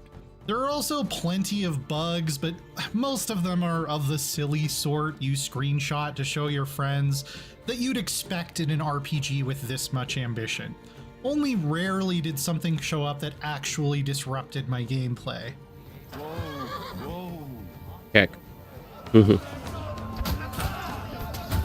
I mean, I definitely can't tell you, man. In many ways, Kingdom Come Deliverance 2 feels like it's picked up and run with the reactive first-person RPG But it's definitely an RPG. that Bethesda left lying in Very. the mud years ago in pursuit of a broader audience. And it has excellent melee combat, which the Elder Scrolls never came close to, even at its peak. Sometimes it's not sure if it wants to be a cinematic tale about a specific guy going on a specific adventure, or a truly dynamic open-world sandbox packed with interesting and varied side quests. Hoodie. And that can lead to a few immersion-shattering conflicts. But most of the time, leaning into one doesn't get in the way of the other, Jesus. and you're free to go on any of its many optional adventures along the way to a thought-provoking and rousing finale for the main plot. I was delighted to get lost in its world, and it will be a long time before I forget its exceptional story. And there it is, ma. For more historical swordplay, Oh, I check was out like, our what the reviews of fuck is Ninja Ryu Gaiden 2 Hayabusa? Black and Dynasty. That shit scared the shit out of me.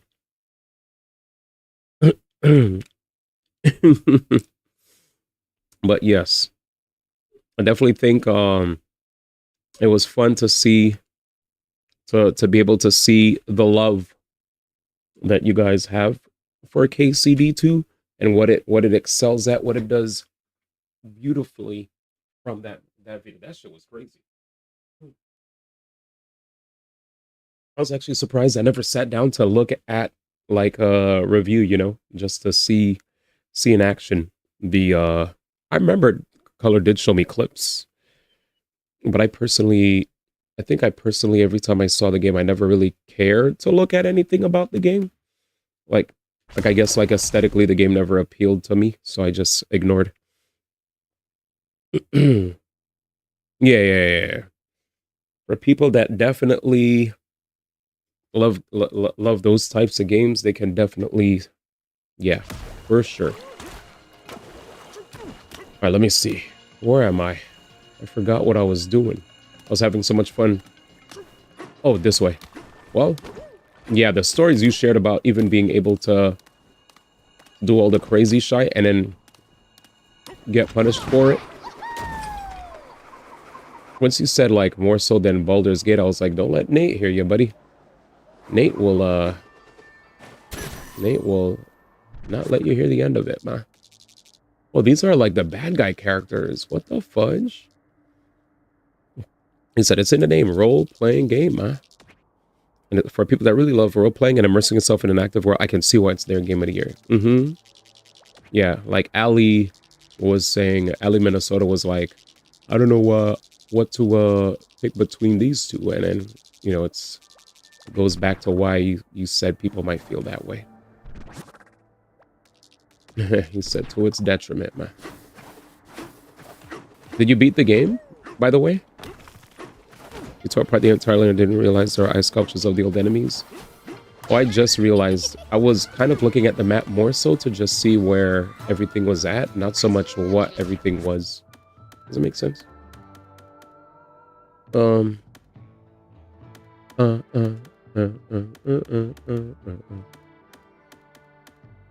This is cheaper.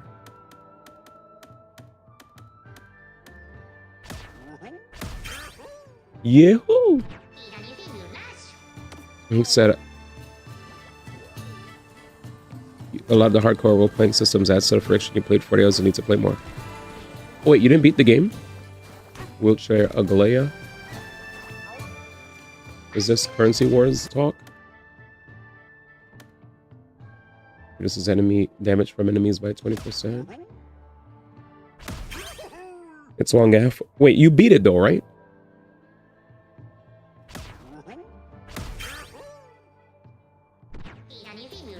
Okay, it is Currency Wars talk. I had a feeling. It's like, this guy is definitely currencying. It's the latest craze, apparently. Like, I've never realized how much homeboy. Let's see, blue radiance. Let's see, purple or blue. Purple, blue, purple, blue. I like the blue, actually. Yeah, we're matching. Kind of, not really. Sag. Not even get past the first main quest series. It's in 40 hours. It's stupid funny. Wait, what's stupid funny? Oh yeah. Where Winds Meet is... That's definitely Color and Mayday's game right there. So you're in good company for your Where Winds Meters. Wheelchair Aggie.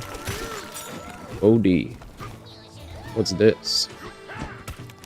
I just saw... I saw Mr. Pokey play Aglaya and Crush content with her. So I was like, okay, looks like everybody's playing Aglaya. I guess I play Aglaya. Why you play Aglaya? I don't know, but I play Aglaya. And I cleared. I spent so much time trying to plot revenge on Sybil, Master, and exploring. Oh, so you're not even done with Kingdom Come yet. Mans is just having a ball.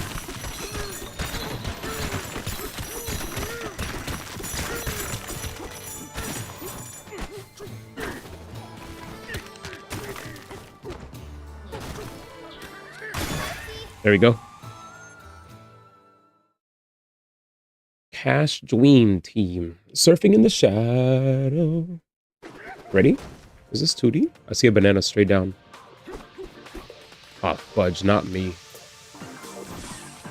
I feel like these guys would respawn, chat. No, just pull up here. I could just punch him. Punch him in the face, D. Got him. Alright, we gotta... Oh, no. Wait a minute. There you go. You get a little bit of height when you do the air roll. Okay, so these guys do respawn. Pretty lame. Huh?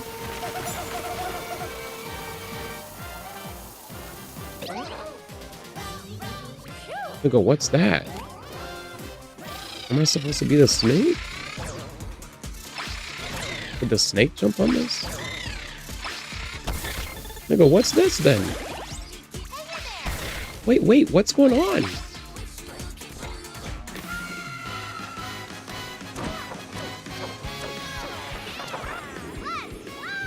Okay. What the fuck is this bullshit?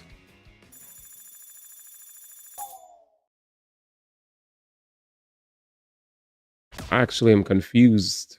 They just put a bunch of spikes. I can't absorb everything. Because if I... You know what? Let's try this. Let's try this again.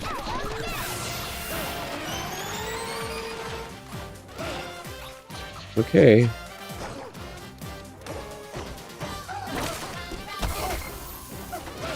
I can't grab it. Nope, never mind. There's no floor on the bottom. I can't fly. Yeah, I don't get it. Maybe I will surf on it. Surf. Yeah, we're surfing. We're surfing. We're surfing. We're surfing. I don't have anything to absorb. There we go. Surf. Just surf. There you go. Overthink it. What the fuck? What did it break? Okay. Why did it break? So I'm surfing and it breaks very easily. All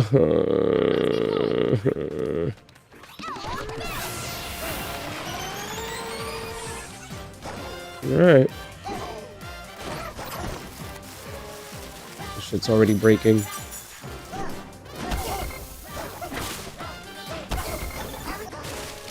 Yeah, this shit's... Okay. I mean, I don't need to surf, but it breaks.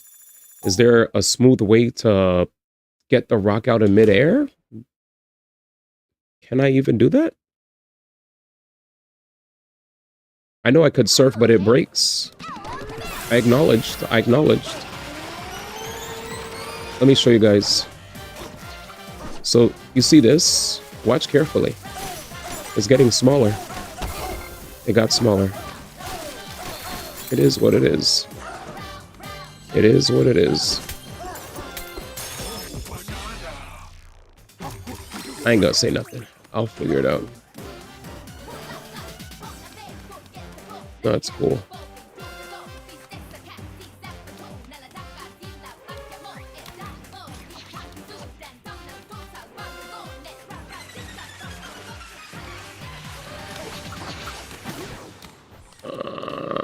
Let me see this. Let me break this. Break that.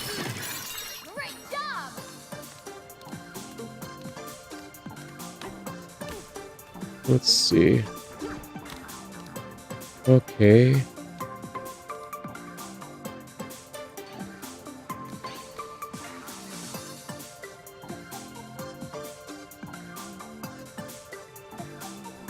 Give me that.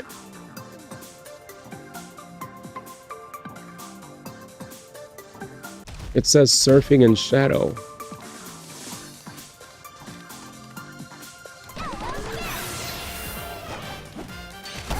Oh dear. I read it.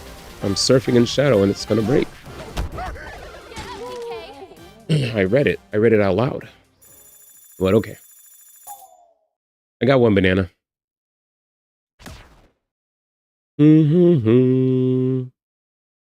Got one banana. I can't. I mean, I'm surfing.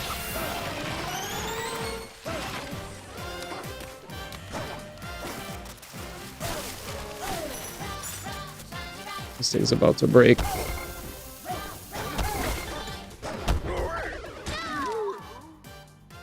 Okay. I'm gonna see if I could, well, oh fuck. I'm gonna see if I could, while surfing, I'm gonna do this outside of the level. See if I could like, no, that was not fun. That shit was annoying.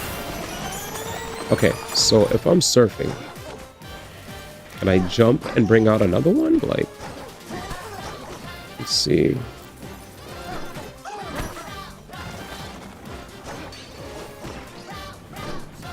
Let's see. So this is running out. This is running out. I'm over the spikes.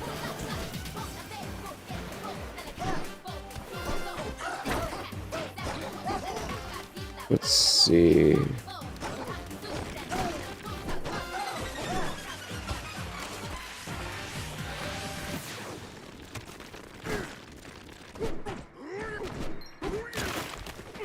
I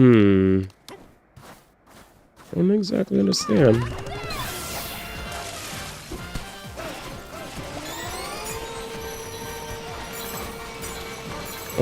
I don't understand how to do that in the spike area.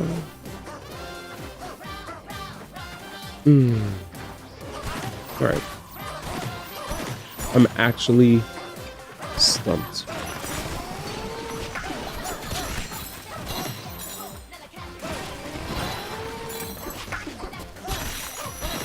This all makes sense. Where's the thingy? Where's the banana thingy? Is that it? I think this. I'll figure it out. Yeah, I don't understand. I understand how to surf, but if you could give me a chance to explain myself. I'm surfing, and as I'm surfing, the rock turns small. And once the rock turns small, I am stuck with spikes underneath me. And when I'm in midair, I'm trying to pull out another rock. Let's see this. So what I'm going to do is practice seeing if I could pull out a rock in midair. Okay, here we go. So I'll just do that. Hopefully this works. So I'll surf. Jesus Christ.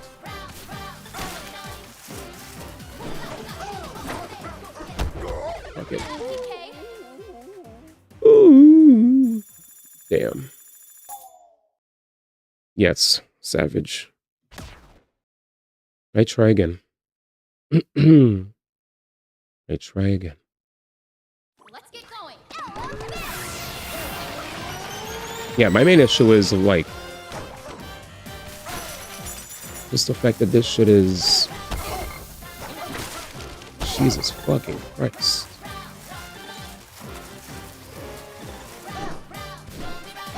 Yeah, I try to pull out another one.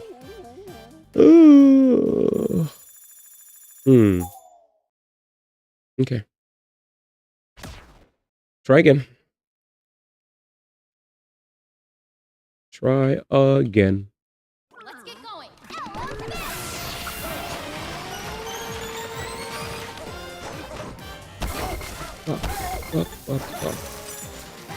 Those are all mistakes. Start over.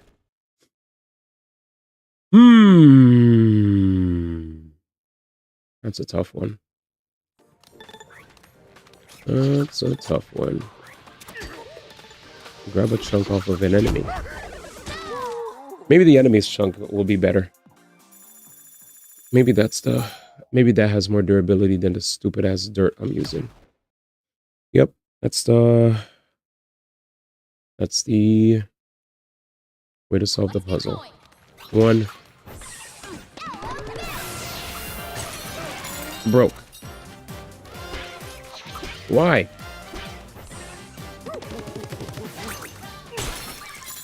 Do it. Okay, surf in the shadow. Lasts forever. Go in the light, it breaks. Yep. So you go in the light, you're fucked. So I need the red one. Let's try again. So in the shadows, you could definitely use the shadow box.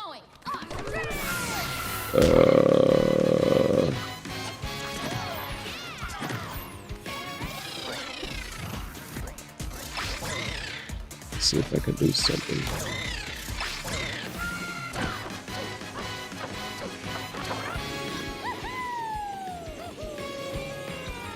Oh, not good enough. Not good enough. He drops too fast.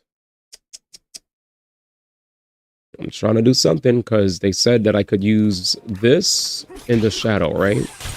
But if I use it outside of the shadow, it breaks.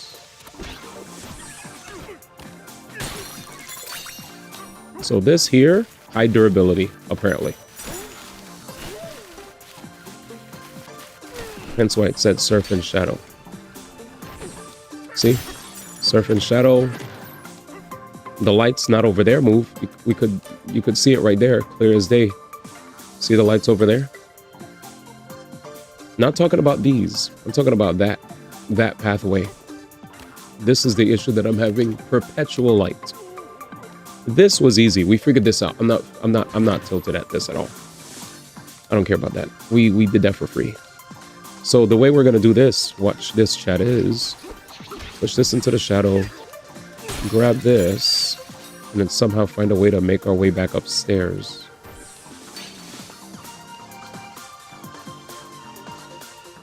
Now, how do we go back upstairs? There's a reason that... Okay, maybe we could climb up. Climb. Yep. Alright, we're good. Brains have been used. Holy moly. Holy moly. We did it. I'm so happy. There. All we had to do was just use the right body. There it is. There it is. And send me back, baby. We did it. All right, we're good. We are good. And I will toss this. Yeah, I tried to cheese it with my elephant shit. I just had to play the game. Sometimes you want to cheese, but it's not the way. You gotta play the game as is, man. There it is.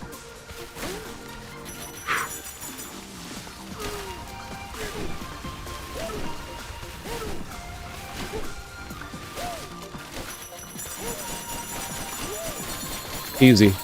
Easy. Easy. Easy. Yay. He said this ain't TOTK.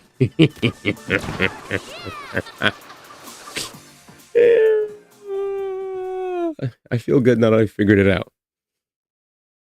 Congratulations! Thank you, sir. Thank you. I knew I was going to figure it out, but I was just mad that my way wasn't working. No sky bike to cheese the challenges. What do you mean? I never used the sky bike when I played that game. The man said it. You invalidated that game, man.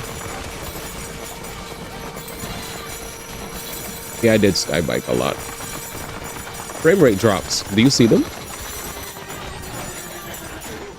Take a breather.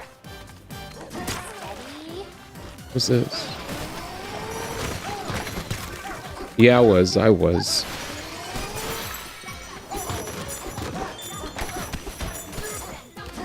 We found our storeroom? Hi. What up, man? Hi. Hi, big fella. You can smash through 70,000 and M cubed of crystal in this layer. So we'll give you a banana. What are my stats?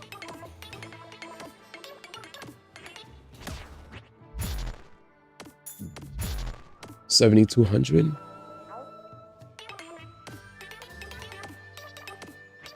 Damn, I haven't smashed enough.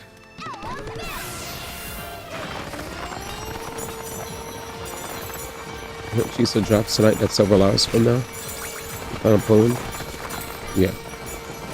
Woody. Several hours. What time is it? 1:15.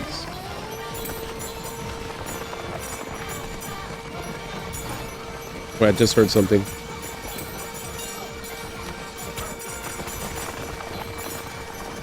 Num num.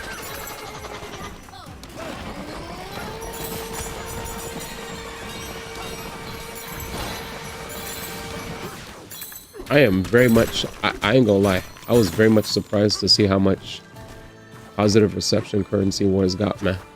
I was like, wait, this is taking the world by storm, man. Holy moly. Hello, friend. What's going on? I'm so sorry.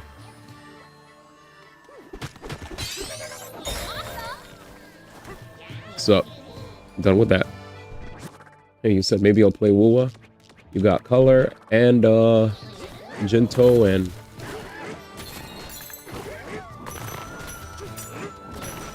Soul and Jam and Killjoy and others in the Waterwave section and to help you out. They got your back, man. I'm very surprised that you just said that, though. Because I was like, is it this guy's still working on Where Winds Meet? My man just wants to play games.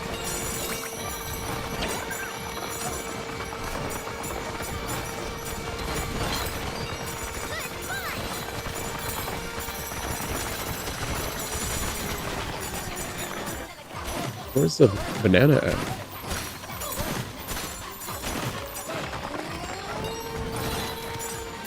That's true.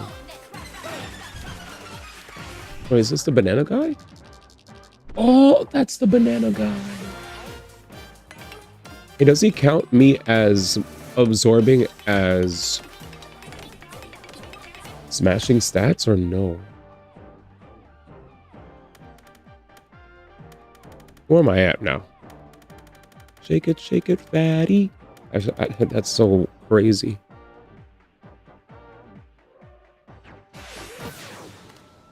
Shake it, fatty. I hear you.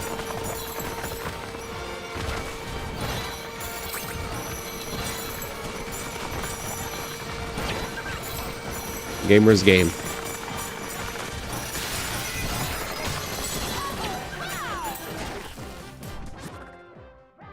Shit. Please don't be the same area. Fuck yeah.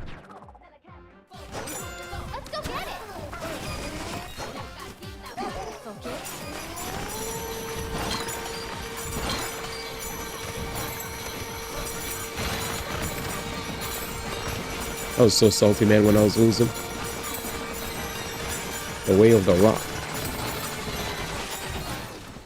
Oh, Jesus.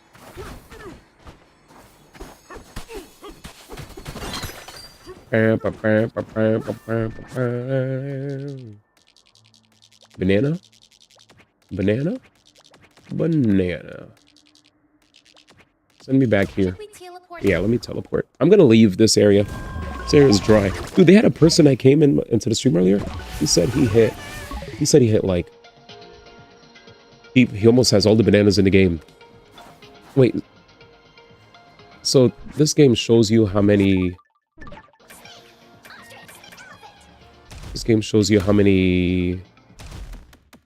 layers?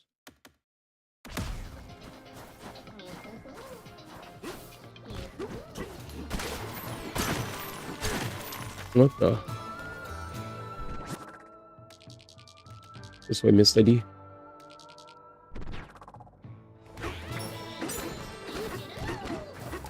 Sup? Banana? Wait, how do I... Brother, how do I go under water?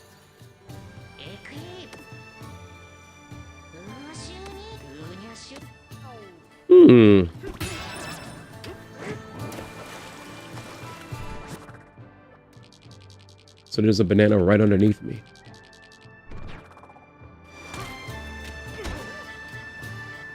Inside, holy, how you been? What the frick, man? Schleech? Oh, get some rest, man. I appreciate you, though. Thank you for dropping in, man. It's a good man. I ain't been screaming. No, I feel you. But we kind of back. Back to League of Legends. Thanks, man. He's been back. Oh, he just came back. So thank you, guys. Thank you. Thank you. Welcome back, man. How's life, man? Hope you're doing well. Hey, man, just grinding. Talking video games nonstop.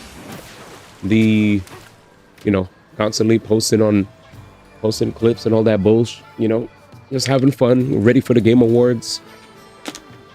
I've been basically living out here in Corona for quite some time and just waiting for the day when December hits and I get to finally go back to LA proper. Like I can't stand being in Corona. Like, I love streaming, I love hanging out with chat and stuff, but being stuck in, like, being so far away from all the big companies that used to invite me out to stuff off stream, like, kind of sucks, right? Like, I want to be present. People hit me up for a bunch of cool stuff in the past 3 months, and I couldn't attend, from things like movie premieres, opportunities to, play test games, all sorts of shit, right? And I'm stuck like, it's gonna cost me like $100 to like come out here, Like, I was like, bruh. So it's kind of whack. So I'm excited to move back to where I belong. How's the job hunt? I got a gig. I had a gig. I still have it, but it's like it feels like it's on call. It's basically a tech gig where, like Fortune 500 companies need clients to do work for them. And if they have a shit ton of work that they need us to do, we'll do it. And once the work runs out, we kind of need to wait until more companies have more asks for us. So it's not like Fiverr, but it kind of feels like we're part of a talent agency where if there's mad work, there's a shit ton of work and money to be made. But if there's a drought, we kind of have to wait. So I'm happy though, because I was able to help one of my friends get a job. This job I didn't get, but I gave my friend a recommendation for the same company that I work at. He was able to find a job that paid between 60 and 100 an hour. And I was like, what the fuck? I was like, I gotta apply for this too. Because like I found something that paid decent, but not that much. So I was like, if I could make that kind of money an hour, and they're not even asking you to work too many hours, I'd be good on a lot of medical debt. Sheesh. All my issues that I have with regards to medical stuff that I needed to get done, but I didn't do because money, I would blast that into bits. Shoot, I would find me a nice place to freaking, a nice place to, anyway, I think I'd still find a nice place to live in December. My homie's trying to find a really good spot. Yeah, the end of the year freeze is happening for a lot of companies. Yeah.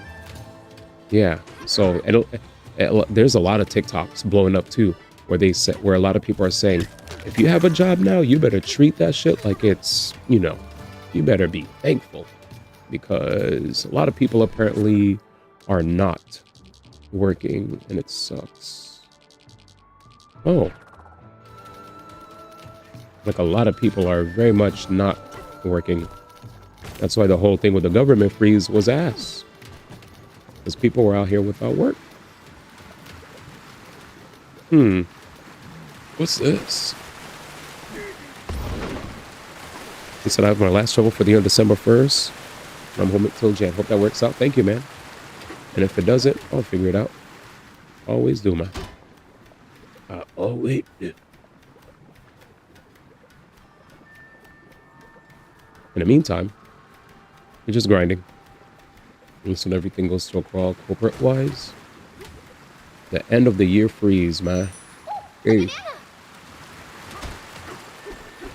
Damn it. Okay, well, I found where I need to go. Oh, shits. But for you, that's like vacation time, right, mate?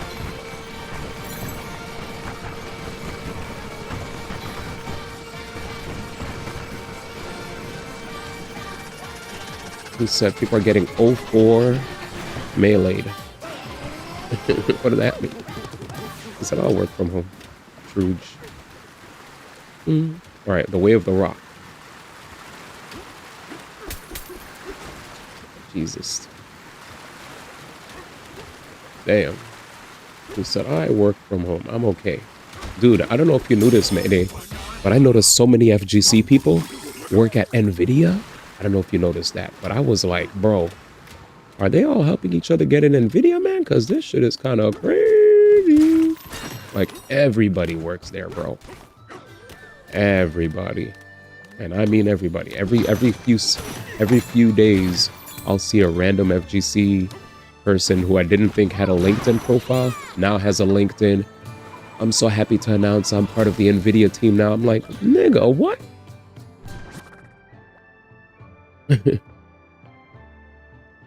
He said, I gotta do me yep, I got my Expedition 33 votes into, man. You wanna get in NVIDIA?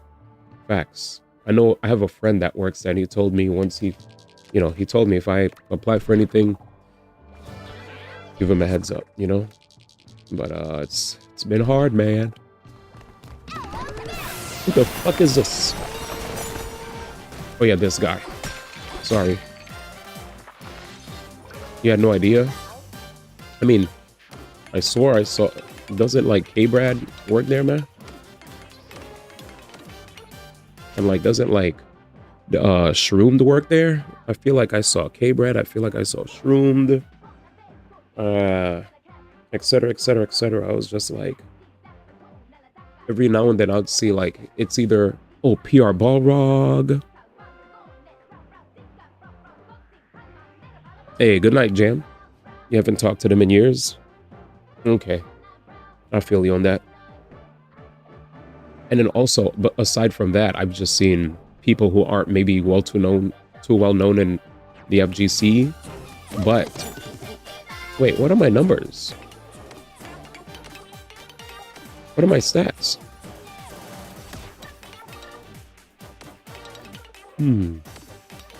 Open your map with minus, check your collection with a Y.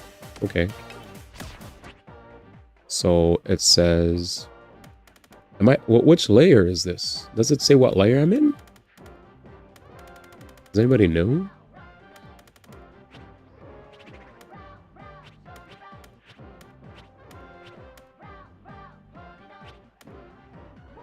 Good night, man. He said GG. Tempest layer, landfall layer, racing layer, radiance layer. So I'm in radiance. Chat GPT, I'm dead. This is radiance layer. There's the sandstone lava. Okay, so I see. My sand, dirt, and stone is 100,000 already, but I need to get more. Dude, is it not, Zar, does it not count when I use my, is it not counting my absorption through elephant, or it is? It is, right? Ever since he moved to NorCal, you haven't seen him much. You know, vote Charlie Cox, just so he's definitely going to be there. Yeah, I know. I told chat that I picked Charlie Cox over Jennifer English, and I got labeled I forgot what I got labeled.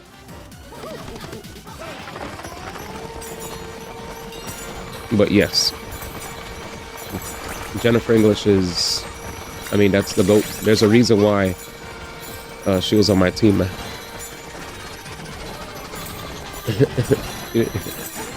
You didn't forget which sword to use.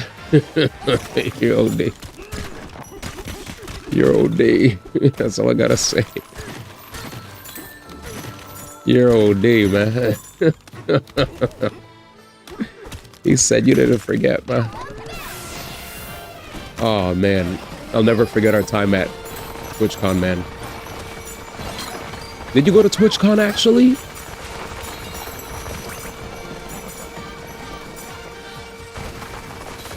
Oh, you didn't go? Same. One of these days I'll be back to attending those things, but for now, it doesn't look like I'm missing out, because the amount of drama there was no bueno. Well, I can't say drama. The amount of controversy due to not okay things happening was wild, you know? Like, the security was wildin'. Or they weren't doing enough. Them dudes were asleep. Yeah, Charlie Cox literally pulled up, but he gave such a moving performance, though. I get it, though. It's like, why even give that guy an award if he don't even remember that he didn't even play the game? I remember I saw his interview, and he was like, I didn't even get a chance to play the game yet.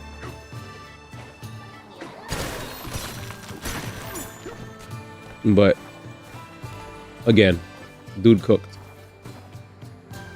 That he did. What a beautiful game. What a beautiful game. Wait. Cranky! Oh, shit! Oh, look whose big hairy mug finally turned up. Listen up and listen good. It'd serve you well to hear this. It took some effort, but I worked it out. That Crux hiding spot. That's right. Got his whole plan figured out. Who am I talking about, you ask? Oh, no. Oh, no one. Just the friend behind all of these banana burglaries. No hoard is safe. I would have sent some muscle to stop him, but yet you had taken off for your little mining misadventure. No choice but to do it all myself. I knew the fiend at fault, so I got on Ramby and left the island behind. It should have been you digging all the way down here after that banana bandit. Better thank me for doing your job. What a rotten crook glamming herself up with shiny golden whatevers. Such a shallow show-off. Hasn't he ever heard of a little thing called class? Anyway, I'm pooped. Lecturing is some tiresome work. Well, I'll be. You managed to listen without drifting off to La La Land. Here, I got something for you. Thanks, Cranky. Banana. He said we got a plan for next year like now. That's OD. I just read that. He said, when I say next year, I mean now. All right, let's get it. Who does Jennifer English voice, man? Here we go. The Way of the Rock. Shit, I fucked up. Shit, I fucked up. Shit, I fucked up. There we go. Jesus, I got jammed. Where the fuck do I go?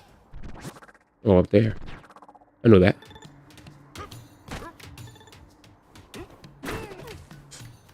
Damn, I'm damaged goods, bro. The checkpoint. Carlotta. Odie. Yeah, I never knew that at all. Cool. Oh, I go on the side. Elden Bling. She's also Bayonetta, right? Oh, I don't remember that. I don't remember voice actors a lot of the times. I'll just know nobody ever told me she is Bayonetta. But you don't have to believe me.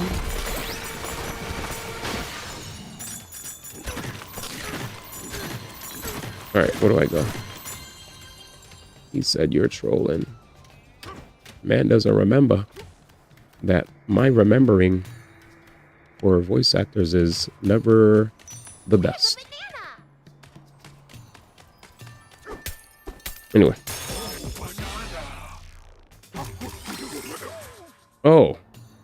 Oh, so see, I'm telling you. You got the wrong Jennifer. My bad. She's not Bayonetta. See, you see how terrible I am? I told y'all I was terrible. I told y'all. He's like, damn. Fuck this guy. That was Commander Shepard. Exclude the 4 voice actors. Let me give the hottest of takes, man. What up? Ladies and gentlemen, Nate is here with another classic. So, what letter did the thing they called you start with? You wildin'. You are wild, good sir. Nigga, run! He's like, oh, there it is, got him.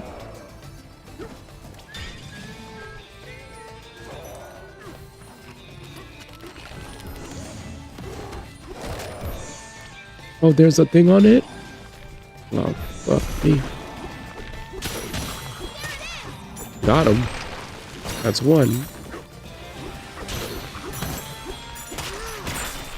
2. You're wild.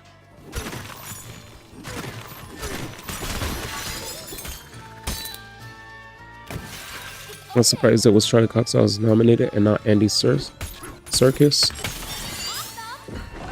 Is that who's Andy Serkis? Is that Dispatch?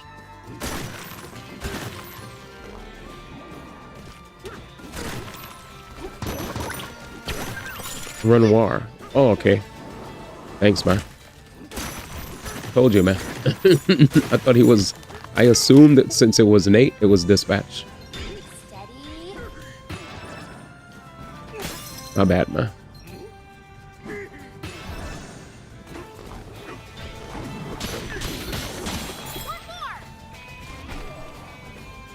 Renoir was amazing.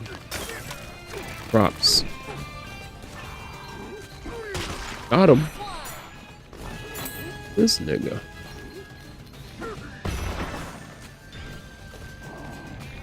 He said, what letter did he call you, man? You're wild. Shit. Wait, why is he able to attack? Change it. There it is. You're bugging. You're bugging. Been having too much fun, man. That's what I know, it's been too long. We didn't have these moments in a minute, man.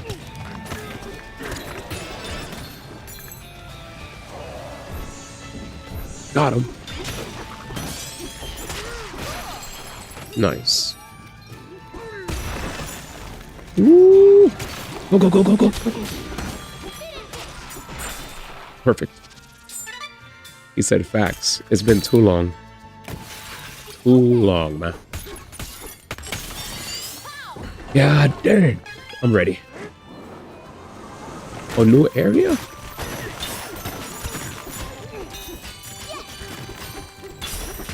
Beautiful.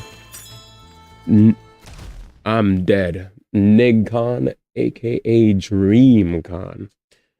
It was funny because the first DreamCon that I attended didn't have too much representation outside of the blacks. You know, if I were a non-black, I would say there's far too much, maybe there was far too much representation. You know what I'm saying? I'm not a self-hating black man. Anyways. He said Aaron Paul also deserved it. Jeff Lowe's Kojima and DS2. Yes, DS2 is amazing and deserves a GOTY nomination, but over skipping Split Fiction and Ghost of Yotei in the GOTY category is wild. Wait, did you forget about Blueprints? Do you think Blueprints is not worthy of a GOTY nom at all? Arc Raiders badge guy? I'm just kidding. What up, UKW? Just add 2 more. Okay, there you go. There you go. I'll call you UKW again, my man.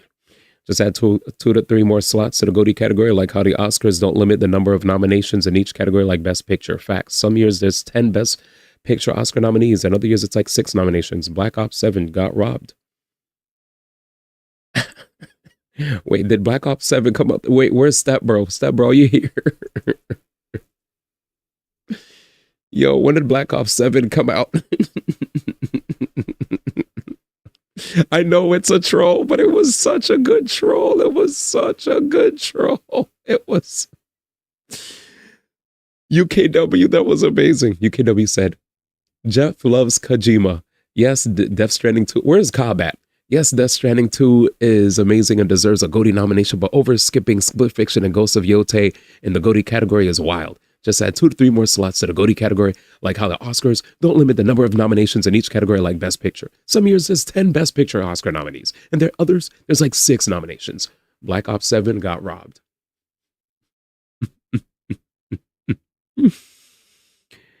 He said, Black Ops 7 got robbed, and I was like, where's Step Bro? Because Step Bro, I remember Step Bro was talking about Black Ops 7 the other day, man. And that shit had me dying. I think it was you, Step Bro. I don't remember. But yeah, Blueprints 2 deserved it. Jinxio Miyasoda, Uncle Ruck is... Okay, he said, okay, or Uncle Ruck is that's OD. Pull up the diversity clip. There it is, man. There it is, chat.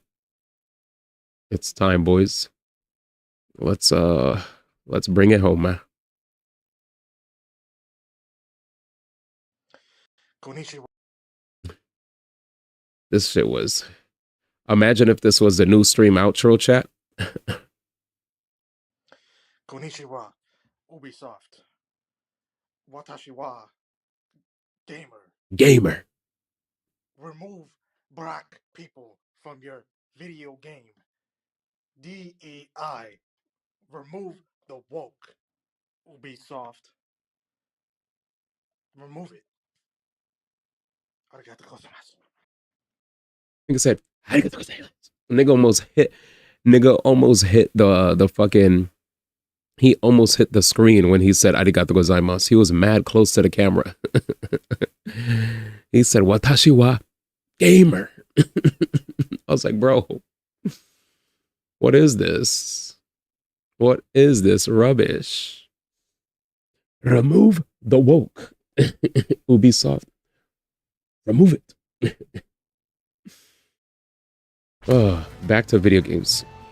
He said, I just want to know why D doing a Ray Charles cosplay in that clip. He said he would have voted for Blue Prince if it was a nominee, man. Goat Prince, man. See ya. See ya.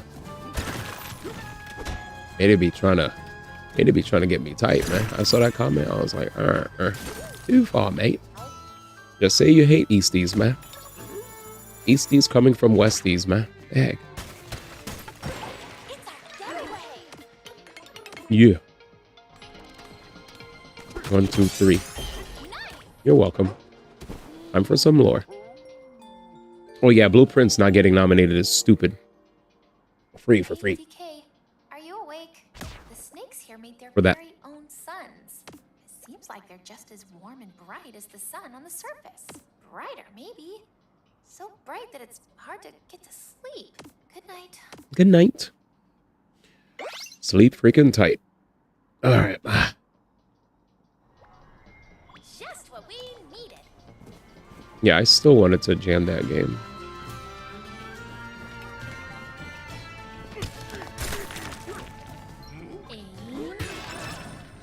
Hmm?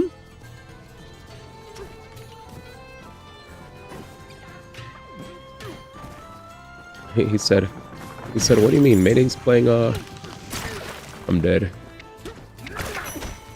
It's true. No lies were told there, man. He said he's playing. He said he's playing. Where wins meet, man. You're right.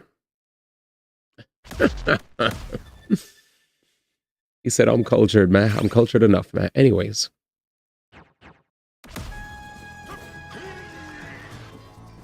I showed there.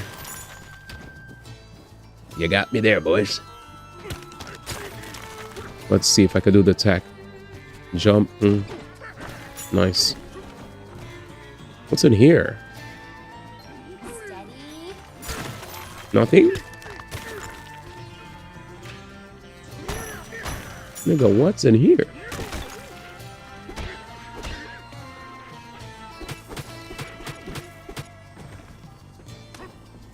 He said E33 is more westy than easty.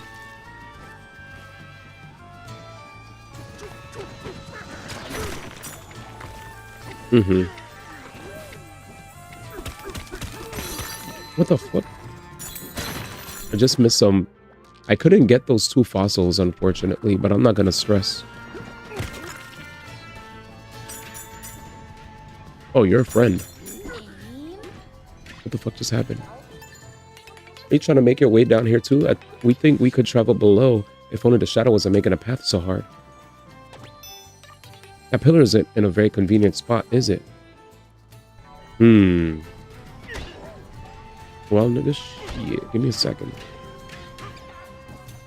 Also, what are you guys saying? Also, not nominating Metroid Prime 4 is wild because last year Indiana Jones came out December 9th and it turned out to lead the dice and BAFTA noms.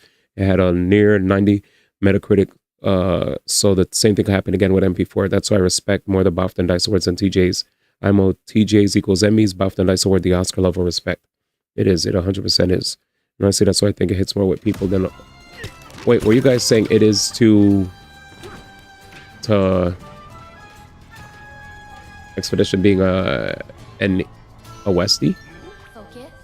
It's an Eastie inspired Westie, right? That's what you guys were trying to say. Oh yeah, for sure. That's why it hits with more people, because people were like, finally, I'm tired of the goddamn. They were tired, brother. They were tired of the anime.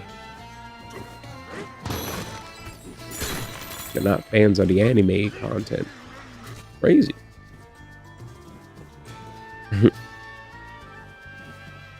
I understand. Weebs out. Jesus.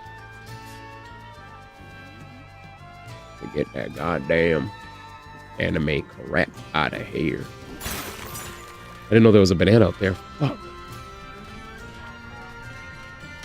How do we do this now? Grab this. Go back. So there's a banana up there. And I didn't even notice.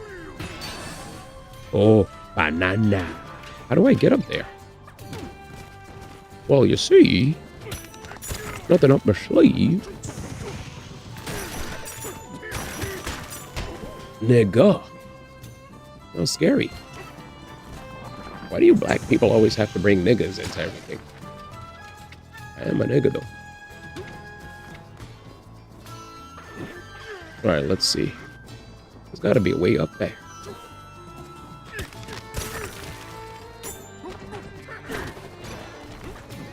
The way of the rock. You think I could way up the rock of my ass up there? Oh, the way of the fucking rock.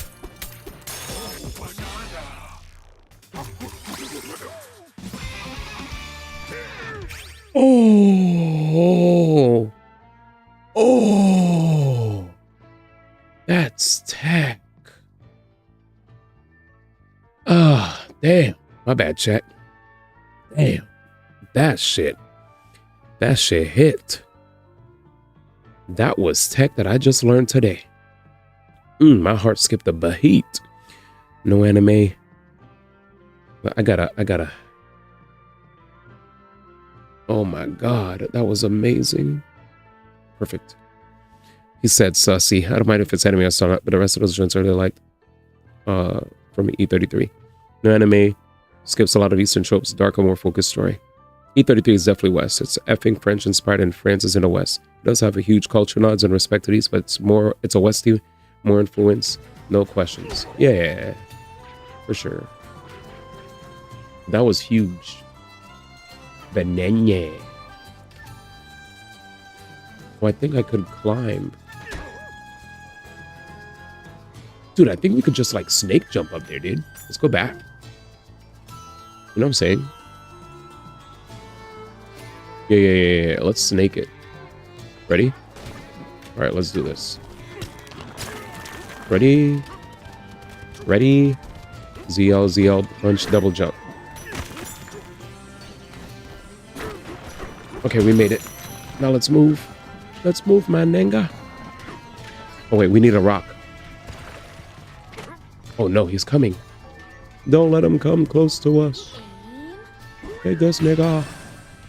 You'll never reach us alive. He said nominate. Nigga. He said nominate Metroid Prime 4 for what? He said, nigga, what are we nominating it for?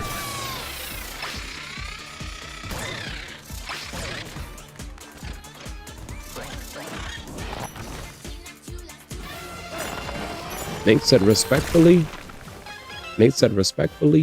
What the hell are we nominating Metroid Prime 4 for? Are we just gonna assume that it's godlike? Because it's Metroid, ma?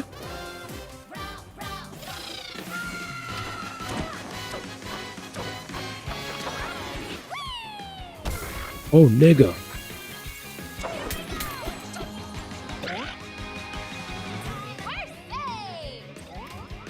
Okay, nigga, we ball. Look at nigga Weeball.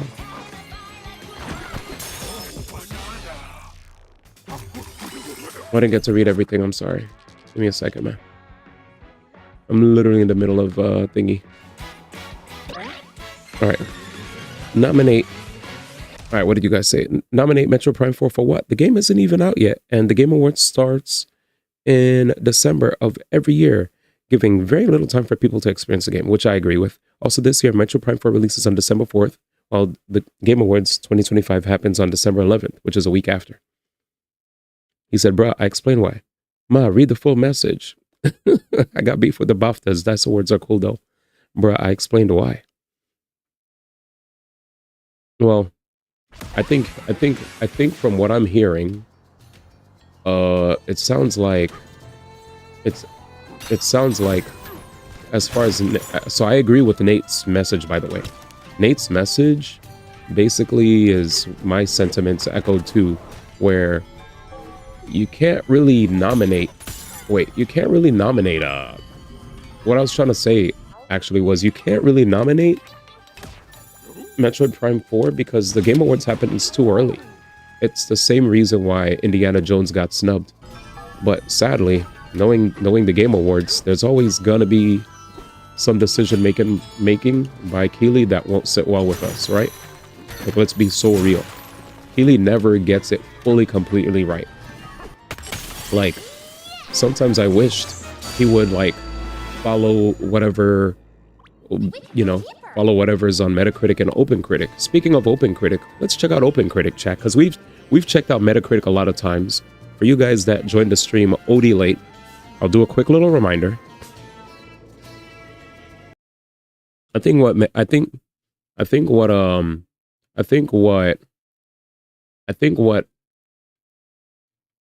Nate is saying is that we just don't have enough time because of how late it's being released. The only thing I'm mad about, chat, is not seeing a party dedicated to indies. Hades 2, Split Fiction, Blueprints, Clay Obscure, and Hollow Knight. Those are all indies, right? And then Donkey Kong Bonanza is the only one that's from AAA publisher. Right? Right. And so TGAs need to be in January. That'd be great. Let's go to OpenCritic, because those are the two main websites for the aggregates. Apparently, OpenCritic is a bit different. Can they show where's their best of the years? Hall of Fame. Okay, there it is. So here's their Hall of Fame. That's pretty nice. I like that it's on the front page. So their Hall of Fame, chat, is Hades 2, which low-key, I'm a little scared that Hades 2 might steal it from Expedition, man. I was like, dag, if Hades 2 wins, I'm gonna have to find Jeff, man, and trip him 10 times, man, so I could see the real ending. I'm just kidding, Jeff. Total joke. Total joke. Not real. Would not even, we took pictures together.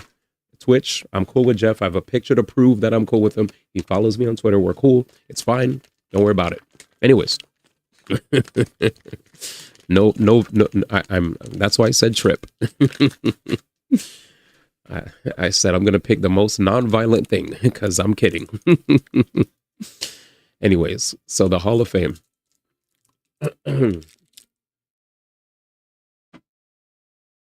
We have Hades 2 on OpenCritic, Expedition 33 on OpenCritic here.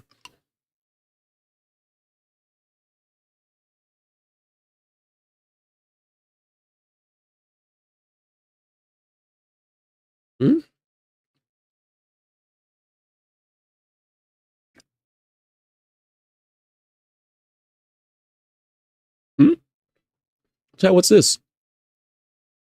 The Seance of Blake Manor? What is this? I heard it's good. Nice. DK Bonanza, Hollow Knight Silk Song, Split Fiction, Trails in the Sky remake, Blueprints, Death Stranding, Monster Hunter Wilds, Keep Driving, Deltarune. This is interesting. This changes a lot of optics. What are the consistents between both websites? Hades 2, Expedition, DK Bonanza, Silk Song, Split Fiction. Where's Mr. Cobb? Look at this shit. Chosen the Sky first chapter. Blueprints. And Death Stranding. I wonder if Jeff actually goes, if Jeff uses OpenCritic. Interesting. Hades Club Obscure, DK Bananza, Hollow Knight Silk Song, Death Stranding, which is tied for 90, but it doesn't explain why he skipped like Split Fiction, or Monster Hunter Wilds, or Sands of Blake Manor. Is this a remake? It's not a remake, Mayday? Oh yeah, his people pick, I forgot.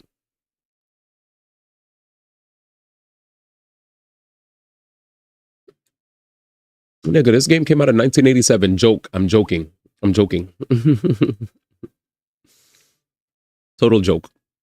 The panel picks. You're right. That's crazy. This would be a game that I would love to play. Holy shit, dude.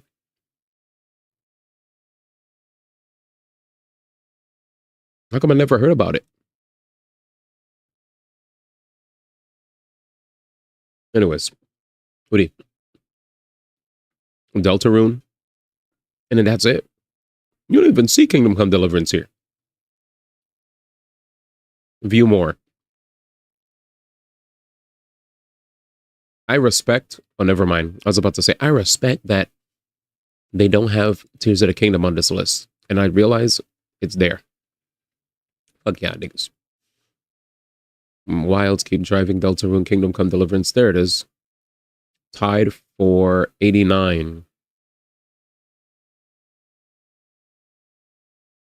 Okay. Was that an AI recommended video? That AI recommended video was off as fuck, right? Wasn't it talking about State of Emergency, the game, or some bullshit?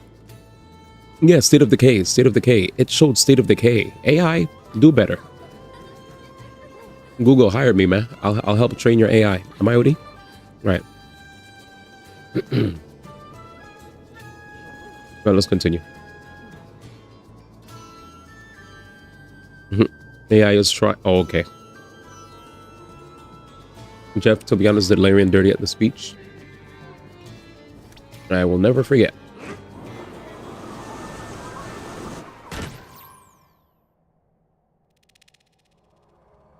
Well, we finally made it through this level. This level was so small in comparison to all the other levels, yet I took forever here. Woody.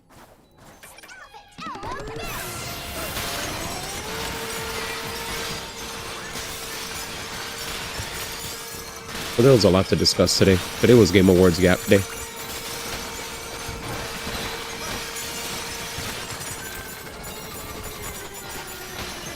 I love Kojima.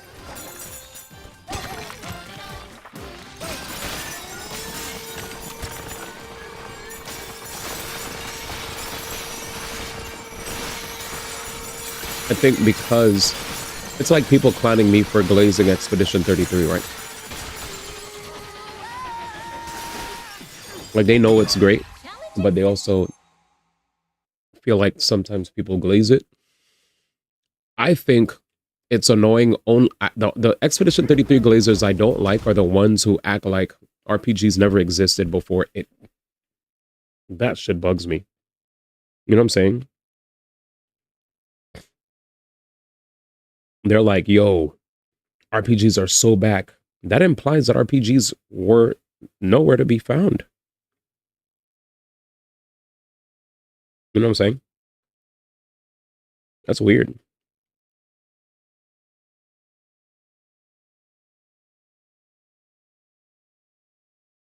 Anyways, let me take a piss. I respect Kojima as well, though, but I want them to send me space. Send me to space so I can be the first to make a game in space. He also said he wanted to motion capture a ghost or something in real life. Didn't he say something like that? Something along those lines. I don't want to misquote him, but he definitely record ghosts. Yeah. You remember that, right?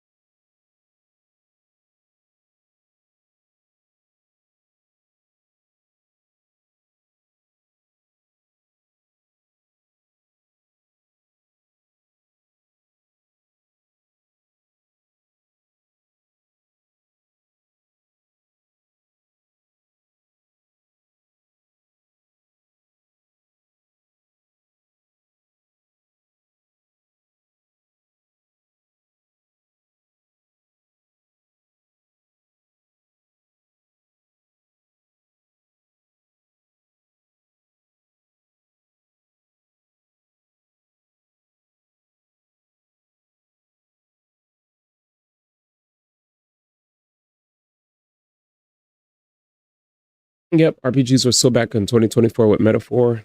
RPGs were so back in 2023 with BG3. RPGs never left. Exactly. On a scan of Ghost for the first time, and I want to get an award for that. Yeah, bro. You good? What's going on up there? I want to scan a ghost, and I want to get an award for scanning a ghost.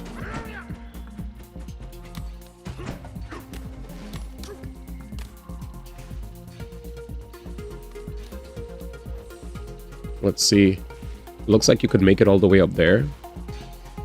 There's a banana there, chat. This feels so Mario coded. Fuck. I love this game. Yo, I love when you start getting near the end of the game, bro, and they just start cooking. They just start cooking, bro. Well, we're gonna have to make some progress somehow. Let's see what I could do. This is one of the best tracks in the game, I feel. This shit hits so hard. I could listen to this track all day. Perfect. Let's see what we could do, man. Man's like, Death Stranding still not winning me anything. What do I have to do this? What do I have to do? Scan a ghost? Facts. That's exactly what it is. Fuck, man. Good shit, D.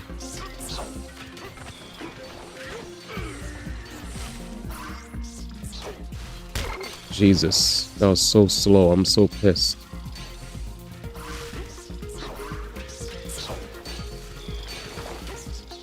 Okay, we made it.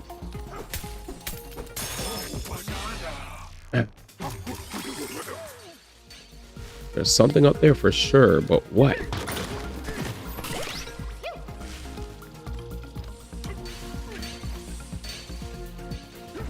Nice.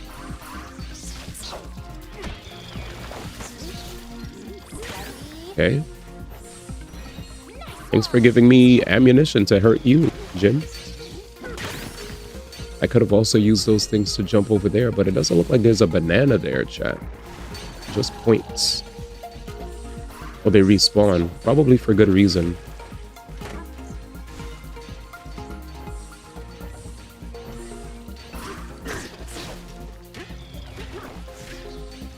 Mm-hmm. Thank you.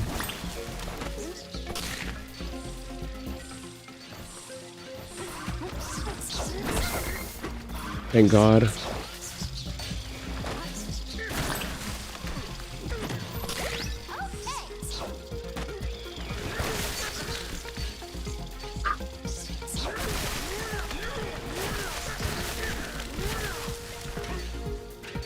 As usual, I missed something.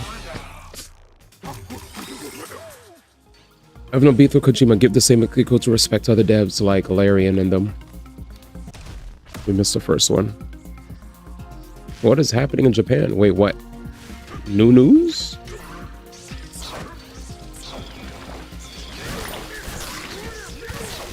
Monk. Damn.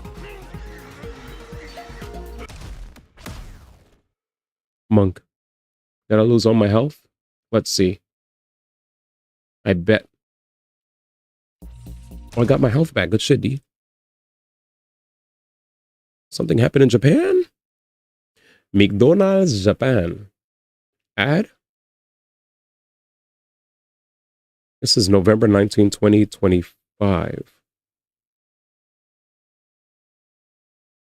Come meet me for the usual thing too. Loves Hadouken? What?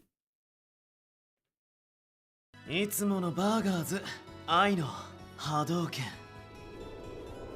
会いに行ってやれよとくんそうだいつもそばにいてくれたのはダブチダブチ近くのマックで決めてこいよ愛の波動拳 KOI 来いとくんダブチいつものバーガーズ愛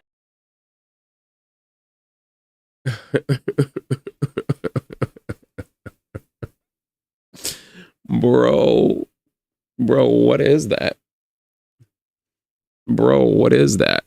What are they cooking in Japan? Holy cringe. Holy cringe. Ken with zero awareness, people are saying. Man, it seriously reminds me of those Stop 2-4 panel comics and it's got me all nostalgic. What the fuck? Did you eat a hamburger other than mine? I'm waiting. I never thought we'd meet at McDonald's instead of in the game. Burger cheek rubbing is way too over peak tuned. What in the shoujo manga vibe is just full of awkwardness. Using the Hadouken at McDonald's is against the rules. Tanabe-san CV is making it even more devastating. If Ken's coming to McDonald's, then I have no choice but to go, right? Ken is too refreshing. Oh, man. This is insanity. I'm just scrolling through the translated replies. Today's Mac is completely starting to feel like a fighting game. I am done. Thank you, Mayday, for that. I was at a loss for words. I couldn't speak. Spider-Man trailer? What do you mean Spider-Man? Do you mean the video game or the movie? If you mean movie, gotcha. Yeah, that was holy cringe. He's like, and this is why people have issues with these. All right, we get it, Jimmy.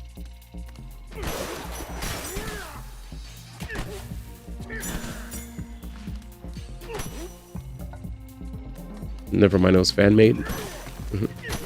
Yo, that's crazy. Yo, Zar. Yo, Zar. That's so funny. I ain't gonna lie. When you said, never mind, it was fan made, that reminded me of a conversation. UK, the swag hermit. That's what I'm saying. That's what I'm saying. Thank you. You get me. You get me, bub. You get me.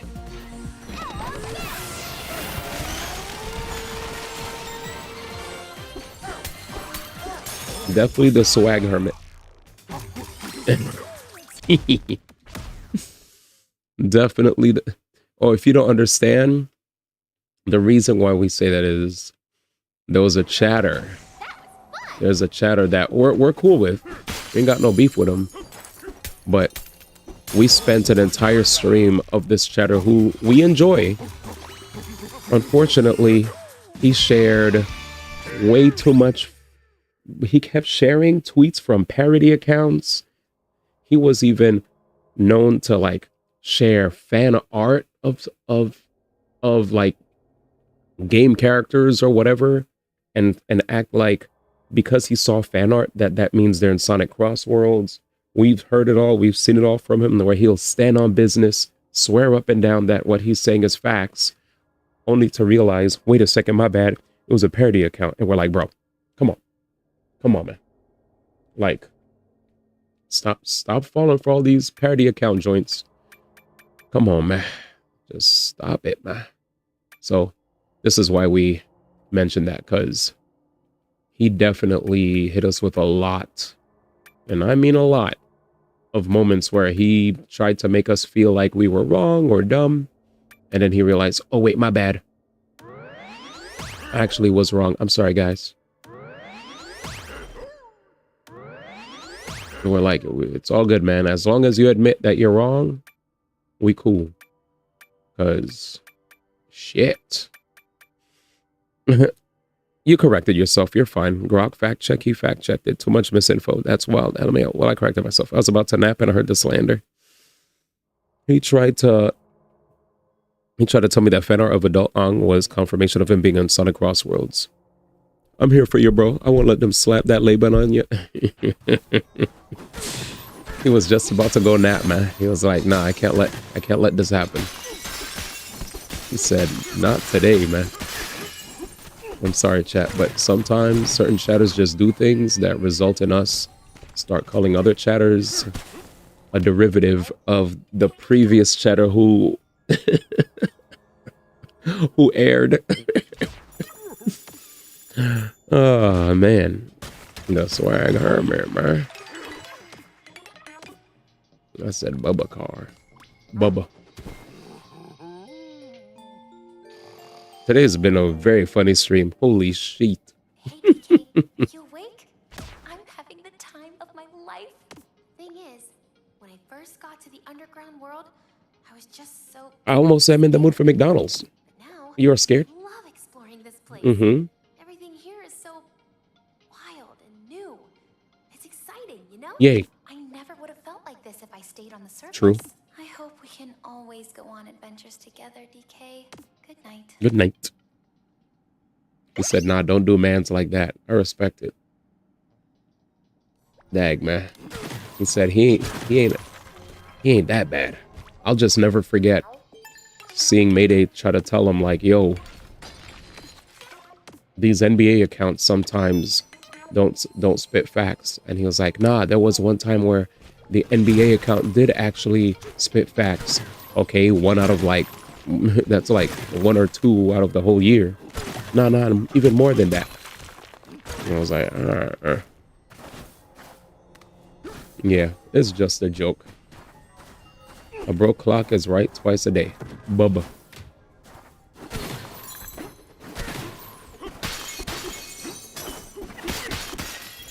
You ain't lying about that one, chat. A broken clock is right twice a day, man. Ah, yes, more than one. So 2?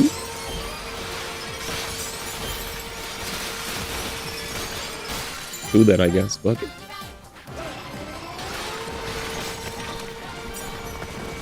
I guess the key's down there. Yeah, it's probably downstairs. Oh shit, my bad. Boss fight? Yeah. Oh shit. I had a feeling.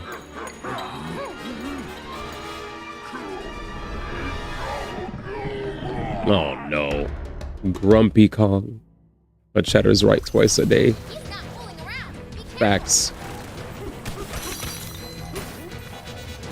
Oh, this music's fire. Wait, was he impervious, man? He's winding up, man.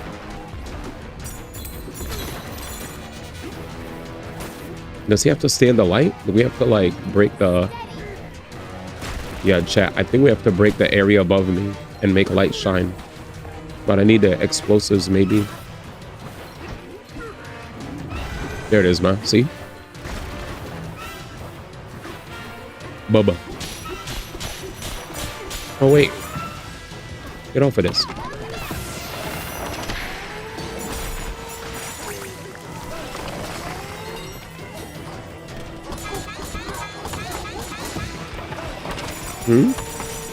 Oh, did he heal already?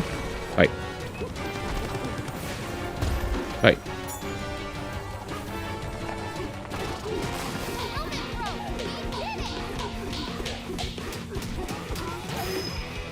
Bubba. Wait, are you dizzy again, man?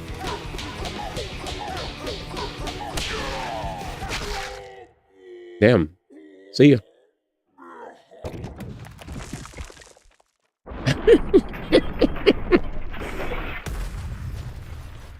Damn, why you punched NPC and dipped off? I think because the light that was on him stunned him or something.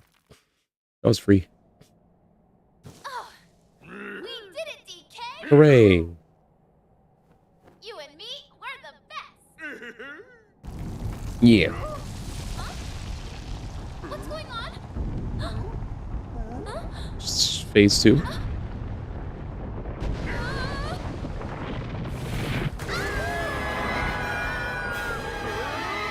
Is it gonna eat us? Oh no. Nah, she's cooked. Ooh. Ooh.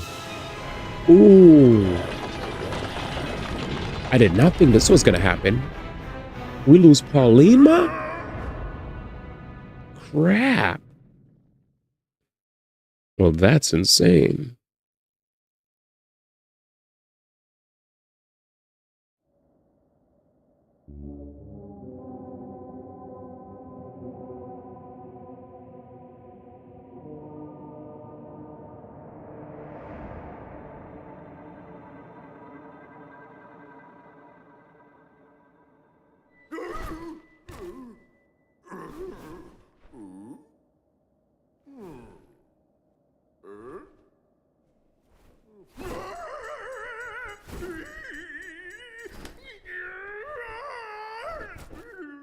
Damn, I'm in jail?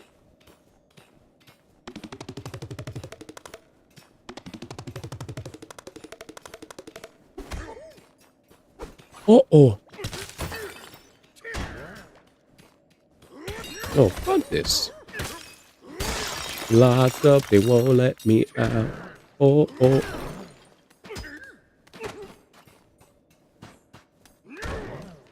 There we go. I was about to say, come on, DK. Not me.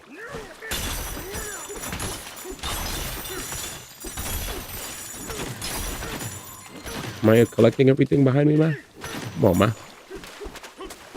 He said exactly where you belong. It's crazy.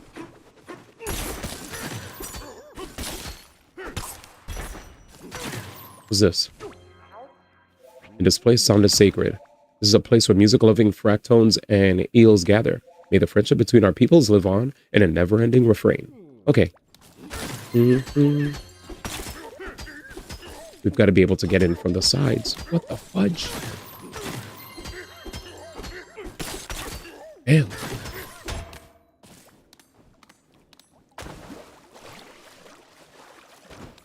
Wow. Wow. Like, actually, wow, man. Okay, there we go. I was about to say, this is anti-DK stuff right here, man. All right, we out, baby. Jailbreak! Snitch.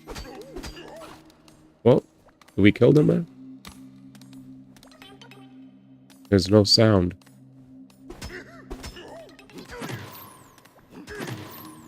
Shut up. What are you doing out of your cell? Or whatever, you don't seem like a bad guy anyway. Pauline? Pauline? Oh. Well, yeah, we threw the girl who was with you in jail too. She got the good cell up top with a nice view. Stupid. You heading up there? Oh, this guy's mad nice with it. Thanks, man. We're so square that we've got nothing to hide. And the music here is interesting too. Yeah, I probably didn't have to do that at all.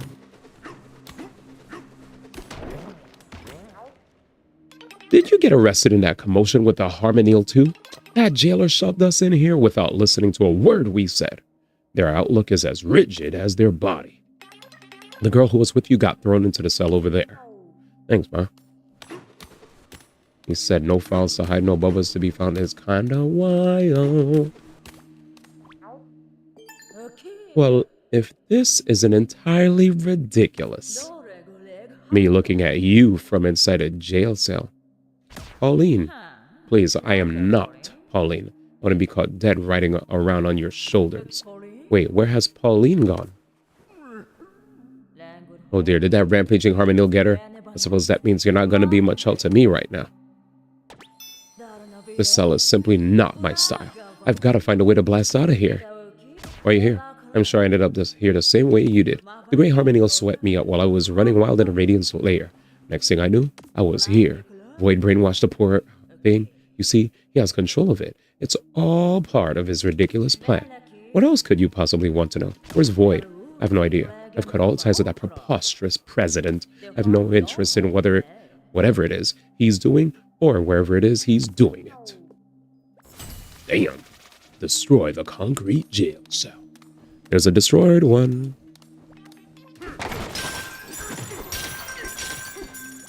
Man said, focus up, DK. You're OD.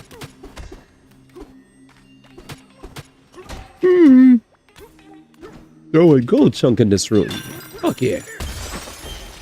Thanks, man. I'm about to free my niggas.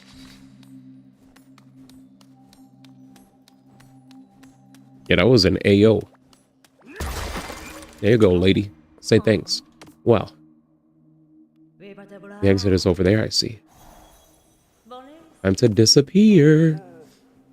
Oh yeah, she's Invisible Girl. What's her name again? Invisible Woman, ma? Invisible Woman. By the way, these are the worst guards. They knew I broke out and they still let me run wild. I did see someone say, E33 should make Game of the Year for making the French likable, and you know what? The heck? That means Mayday hated me the whole time. Don't tell me you're gonna... Don't tell me now you're gonna be like, you know what, man? You know what? They're right. I used to hear so many crazy things about French people. I was like, bruh, what? People are like, oh my God, French people, they smell. French people. I remember when I visited France, people were out here talking about how they were afraid that they would get bed bugs on their clothing. And I was like, bruh, please.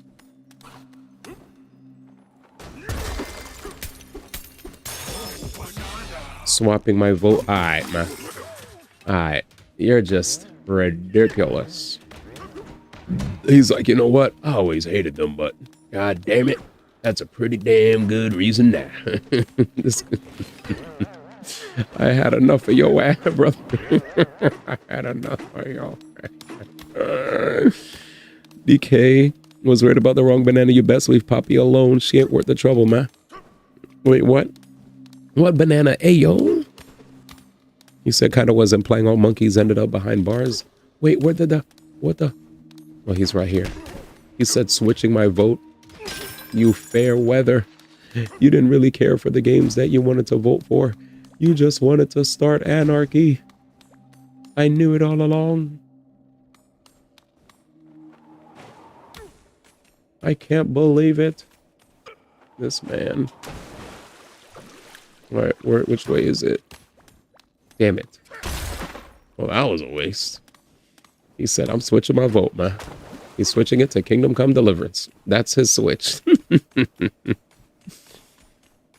Oh, no. He said kind of was. Him playing all monkeys end up behind bars. Okay, Frieza. Please. Crystal Perfume Lady, now you. Yeah, you don't really look like a bad guy either. So we're supposed to... So we suppose you're free to go. Hang on, the door to the floor is keyed to our residences. Well, shit. Thanks, man. The sound is gone. Oh, he doesn't want to talk. No talking? Oh. That's mine. Groove layer. Very cool.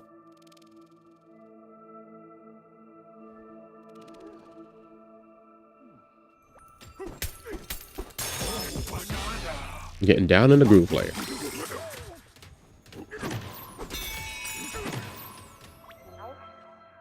Welcome to the groove layer, the most hopping spot in the whole underground world. Hopping? Does it seem hopping to you? Yeah, we know, it's way too quiet now. This weird purple stuff has muted each of the sounds that make up our music right at their source. Hit us with your next question. Groove? That's right, even the legendary Great Harmonial comes here to get groovy and unwind. The last visit got a bit too rowdy. He went berserk and then ditched. But if we can get the disco grooving again, we'd invite the Harmonial back. He's fun.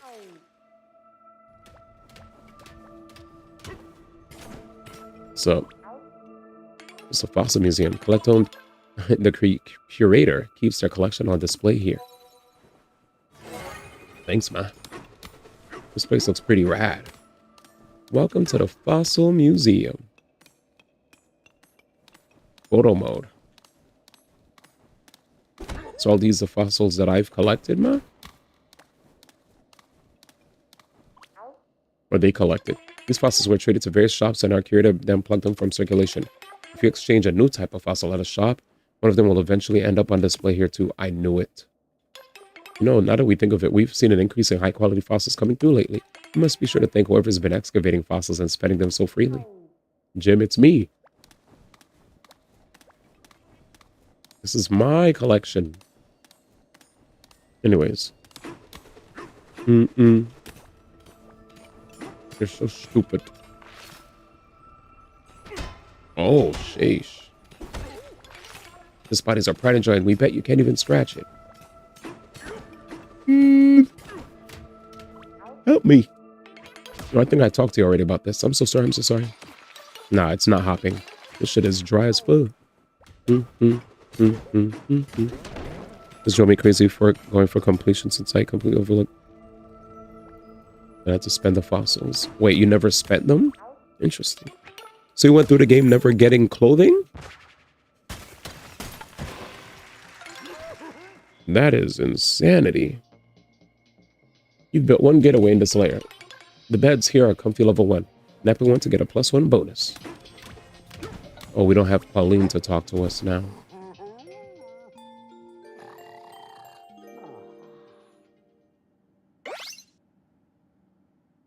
Where you tried to get completion on your fossils?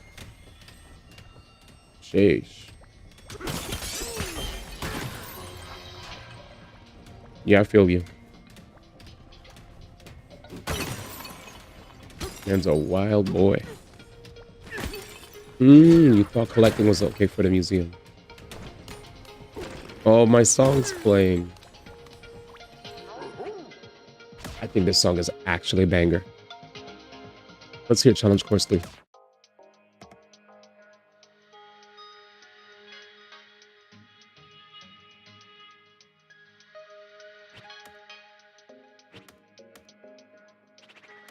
Anyways.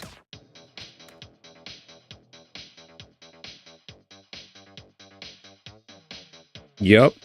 I believe you. Fiend.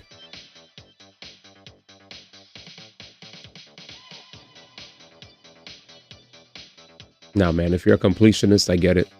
Did you get all the music stuff too?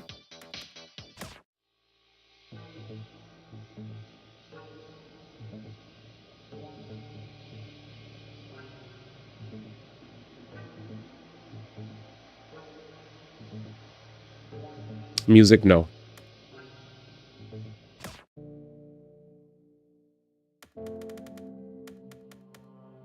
The divide is decent. It's slow.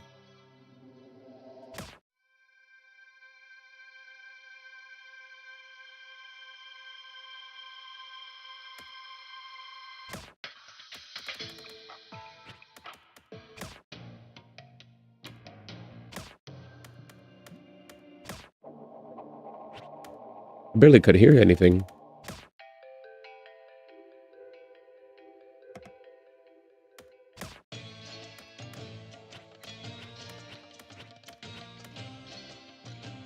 Aw, man.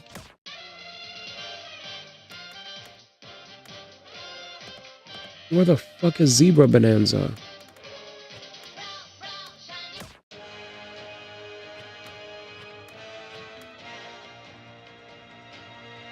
Oh my god.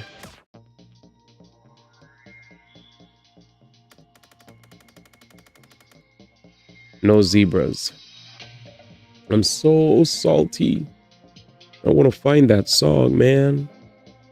There's some tracks that are rewards, but most of the tracks are dropped. Wait, they're completely RNG?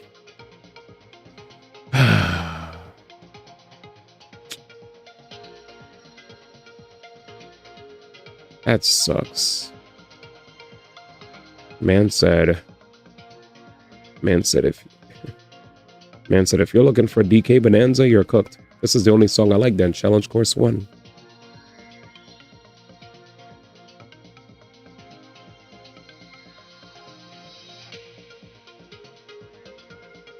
Okay. Give me a second. We're here, right? Oh, perfect. Wait, perfect. Give me a second.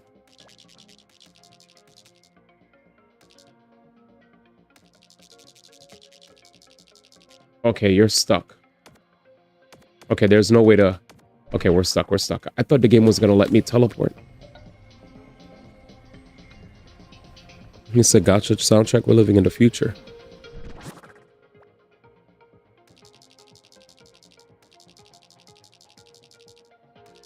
When I break out of here, I'm getting the Zebra soundtrack. Mark my words, bro. Mark my words. Let's go to the shop to get some stuff. Bruh.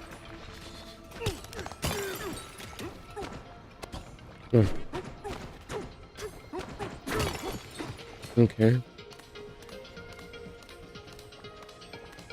What's connected? Hmm.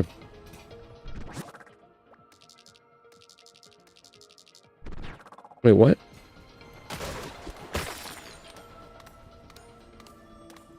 To banana.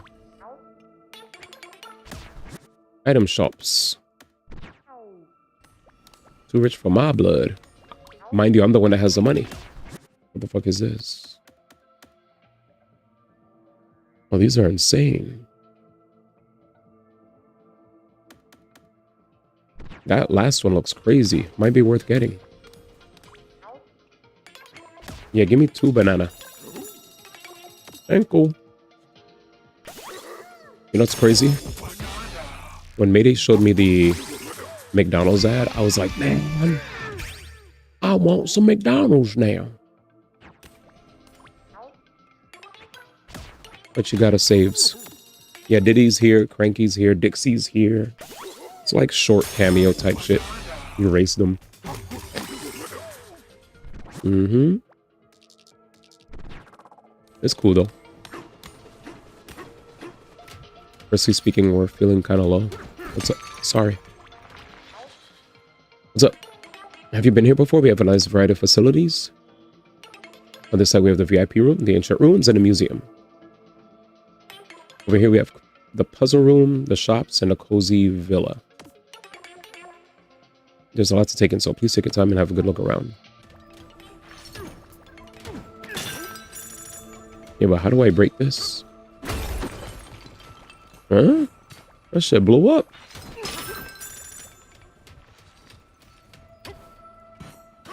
Partied.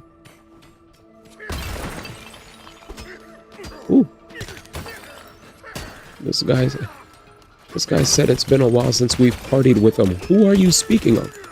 Partied with whom's? Man's about to be like, ain't no party like any party. Oh, hell no. Nigga said it's been a while since we partied with him. I'm sick. Chat, I can't even. That was a good one. Good. Alright, what's this? Oh yeah, I can't go in here. You gots to tell them no. Facts. Isn't that crazy? Everybody was talking about Homeboy. And then boom. You're like, actually, not Homeboy. You caught up to me. You didn't believe what I had to deal with. I stopped to ask one of the fractals how to get out of here, and do you know what it said? It said the sound turned purple. Not a helpful answer, obviously. The sound? Wait a minute. It said the sound turned purple? Perhaps I should use an old trick and look into things.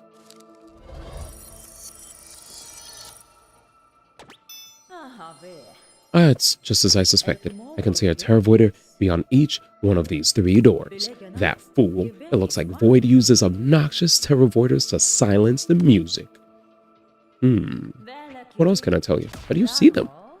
You expect me to tell you all of my secrets, do you? Fine. The glasses you've seen me wear are in fact Voidco IntelliSense specs. They have powerful sensors in them. They're stylish enough, but I had hoped I'd never have to use them again. What do you want now, darling? He's using Terror Voiders to silence the disco's music. See, the great Harmonial is a huge music fan. If the disco were to start thumping again, well, the Harmonial might just boogie away the brainwashing. Alright, let's do it.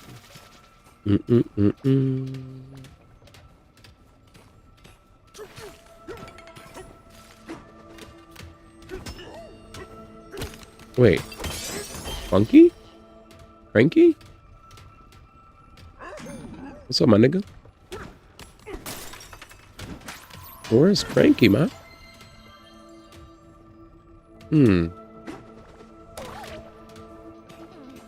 What's up, my ningen? Oh, shoots.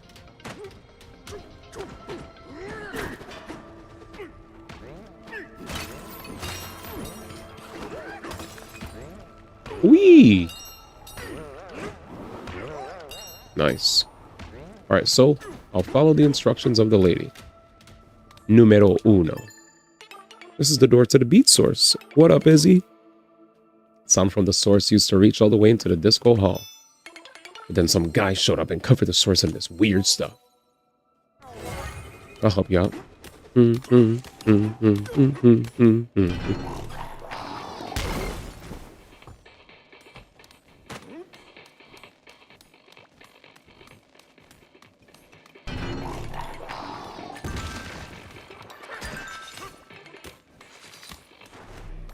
That scared the shit out. How we doing? Well, I'm shook right now. But I'm good, though. The beat source is covered in this weird purple stuff. It's blocking the sound from reaching the disco hall. So... break this shit. We're talking about Game Awards, actually. Ah, you missed it, bro. But yeah, we had a big conversation about, like, Game Awards nominees.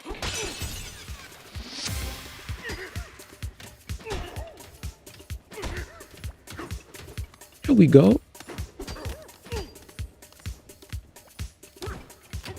Oh yeah, I finally got to cast my votes. The beat is freed. Oh, there we go.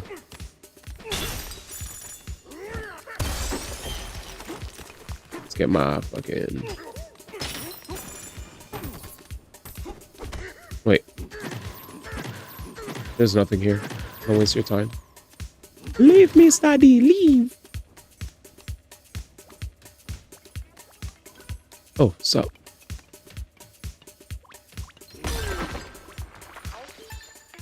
Oh, the path is blocked. You can help us get the sound back, but it still can't reach the disco hall. We thought something like this might happen, so we planned for a tunnel. It's blocked up by dirt now, but you seem like someone who would have no trouble digging your way through it. Bink. Oh yeah, I showed all my votes. Expedition Suite. Nothing else matters. Like, I'm very happy for all the other games. I did vote for other games where appropriate. But Expedition Suite. I'm looking for a banana trace. The beat has returned. It sure has, buddy. See you later.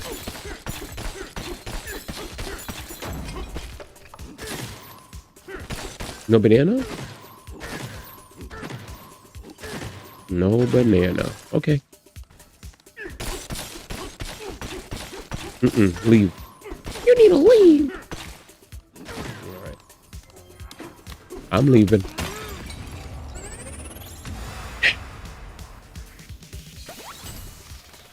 Get out of here, motherfucker.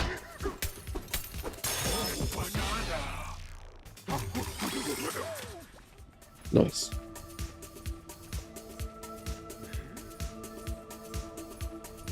Our beat is back. Look how hyped they are. What chat? Why do they look like Texas? Don't mess with Texas.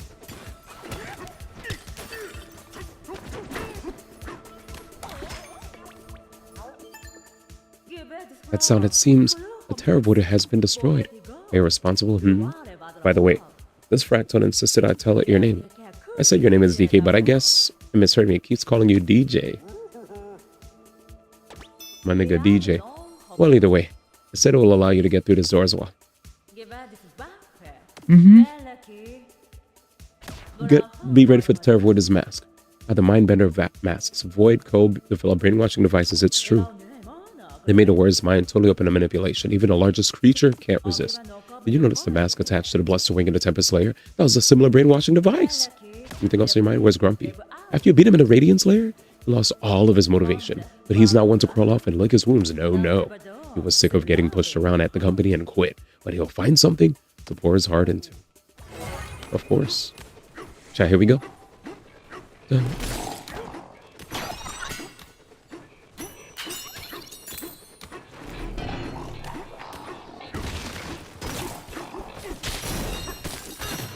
PK said, dun.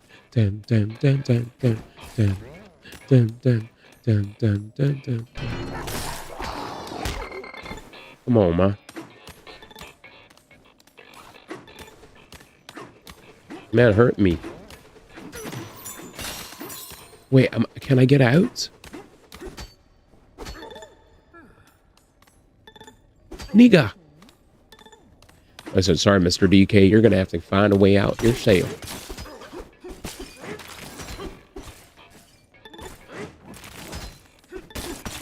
No banana. Donkey Kong, where you at? Nowhere to be found. This is the old adage, get good scrub.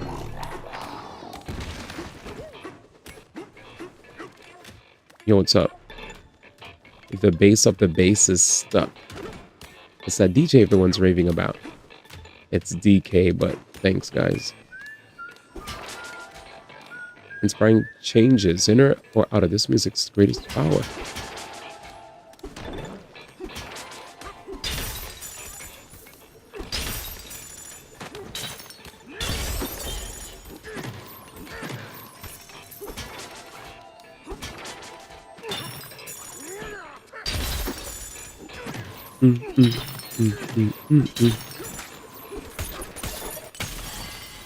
What the frick?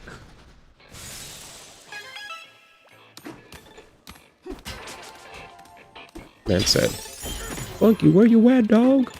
Nowhere to be found, good sir. You send me underground, please? You must be the DJ everyone's talking about. Go right ahead and use the secret tunnel. We never got the chance to clean it out, but that shouldn't stop you, DJ. Oh, that scared me.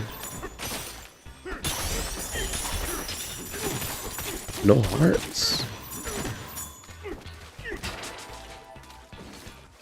Thanks, ma.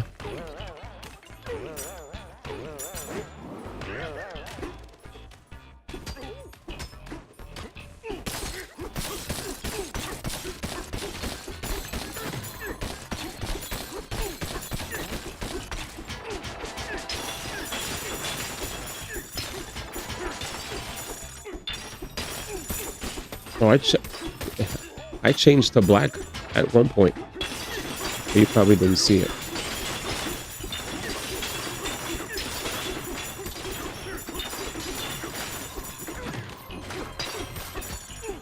I really like the OG one though.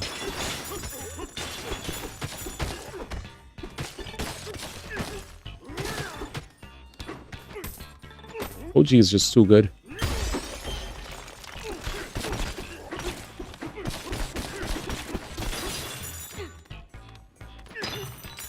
All the Bonanza powers. Unless there's anything secret that the game is hiding.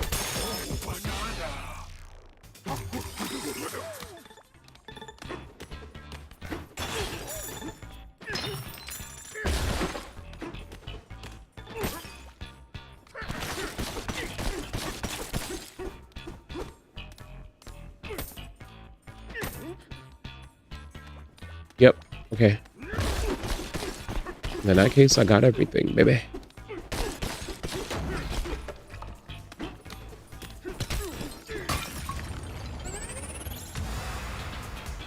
Zar just said I have them.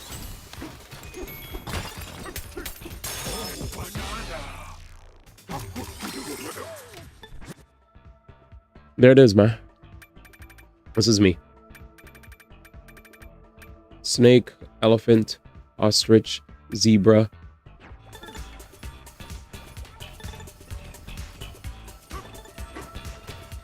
Yeah, were you gonna ask me like what's my favorite or something?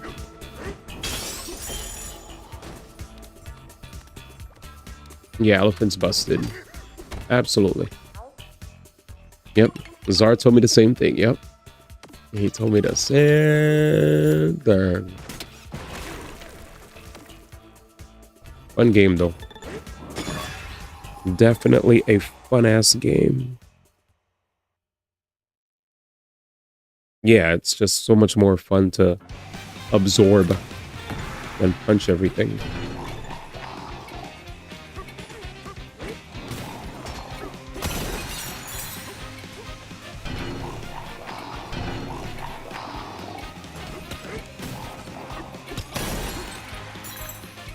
I guess to the left here. Got it.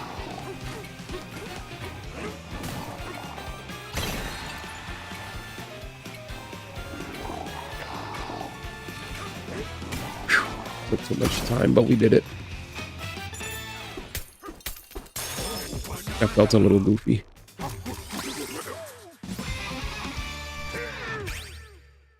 Yeah, Elephant, we pretty much maxed everything on it. Out of all the other skills, Elephant was the only one where I cared to max everything. It's pretty non-negotiable. Hey, yo.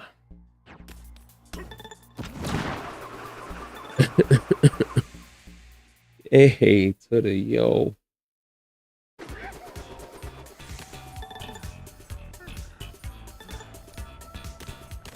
Yo, where's my bed at?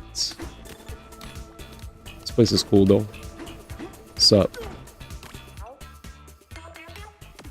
Construction development. I hear you. What about you, mister? What's going on? This will be a great spot for the groove tones to perform. Cool story, bro.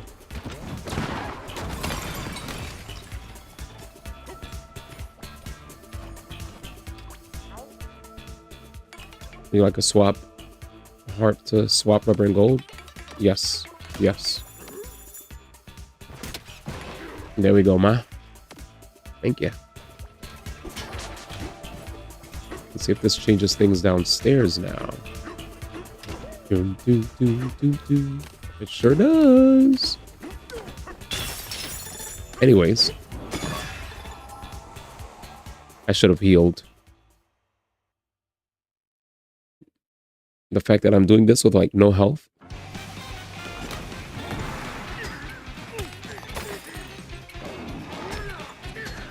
No shit. What's happening? Oh, the harp shit? I see. I didn't realize.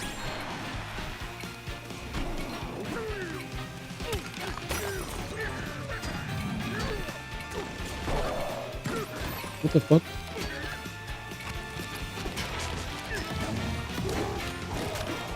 Dang. I got bodied. Okay. And I lost my thingy.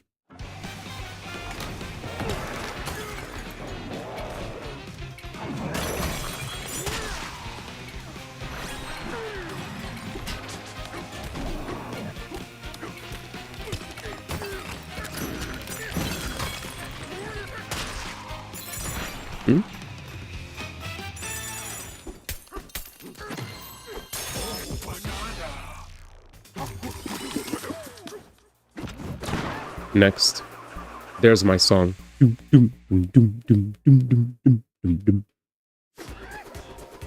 Right, I got it.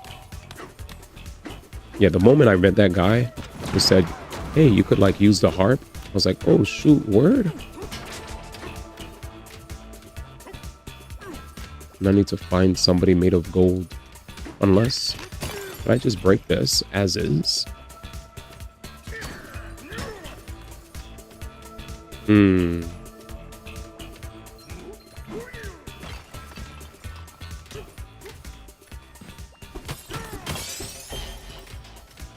Where's the golden homie?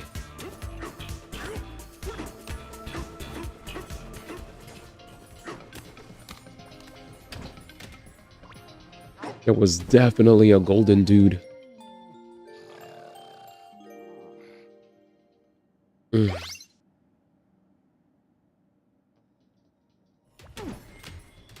Okay.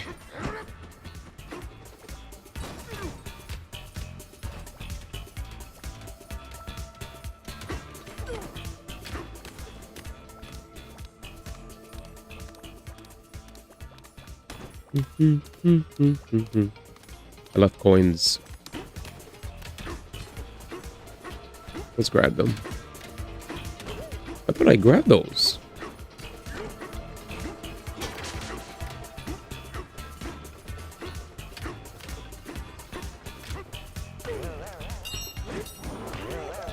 Perfect. shoot, that one broke. One more.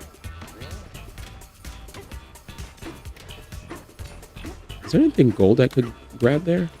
Yes. Let's see if I could use this to my advantage. Shoot. Stupid green garbage. Stupid green garbage. Oh, shoot. He said back the F off, bro.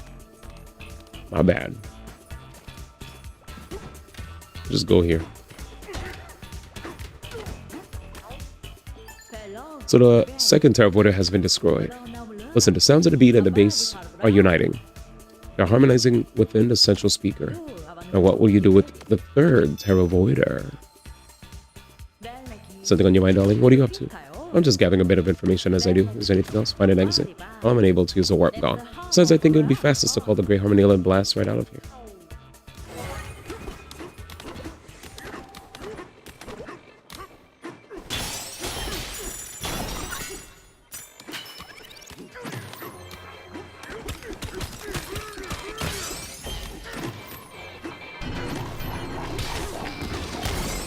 Shit on a stick, man.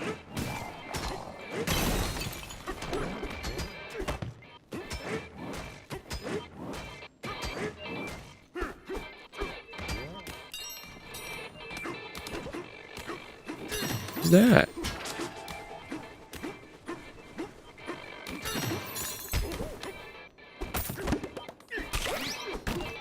Oh, thanks, ma. Climb.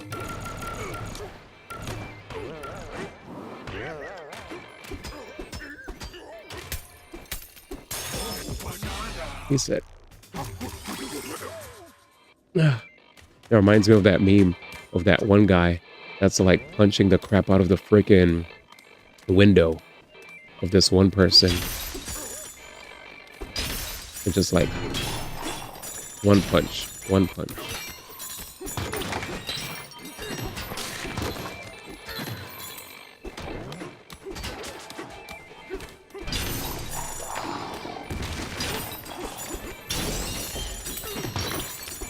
Yes, and they make songs out of them beating the window. You know exactly what I'm talking about, blood. It's like that's all that comes to mind. What the fuck is happening here now? We've been up there. We got the hell. Are there any unclaimed walls? Wait, did I just see an invisible wall? Ugly ass.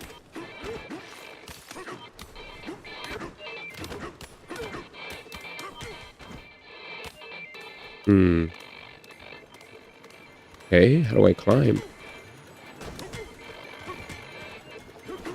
No. The plan was simple.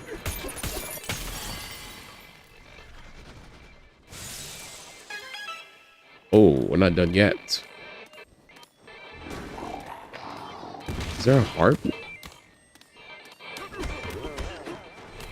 Can't transform. This could work. Hey. We got blew up. Thanks, bro.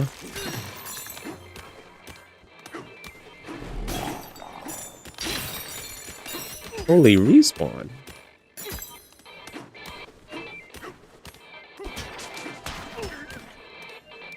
They probably, I think they respawned them because it might be important for us to use that chunk. Maybe now not so much.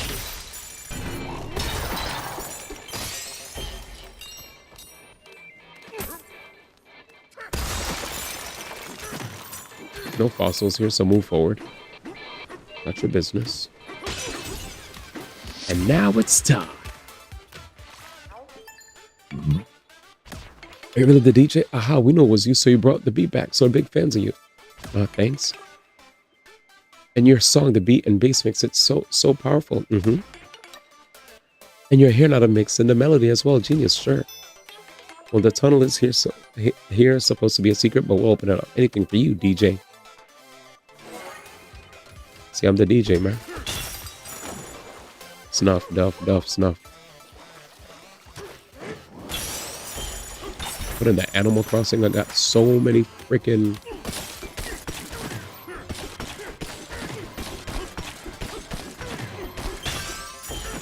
This way, DJ. Thanks, man. That nigga said. That away. That away, DJ. You know what I like? They also don't get tight at DJ for punching him. They understand. You're like, we respawn anyway. It's okay. Oh, the swap harp is this way. Thanks, man.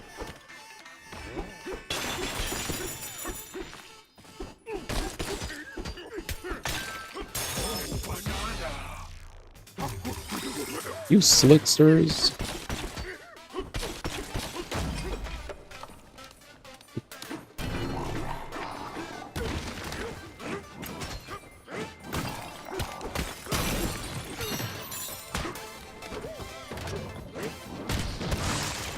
There we go. Party time, baby. He said, Sarmin the harmony. First, let me get my banana.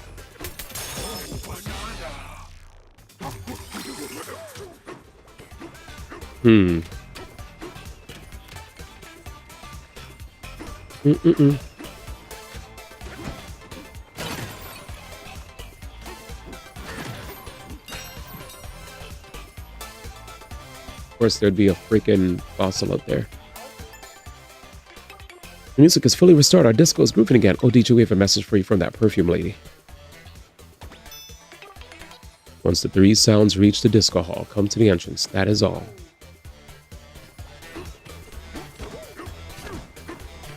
Punch these instruments and turn us in the jam.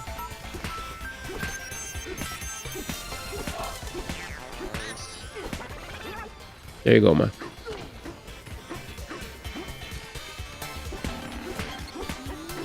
These instruments are fun. Hi. And just like that, 3 sounds became 1. Music is simply different elements working in harmony. Speaking of which, DK, you have some nerve to keep me waiting. Now let's see what happens when you add that drum beat of yours to the song.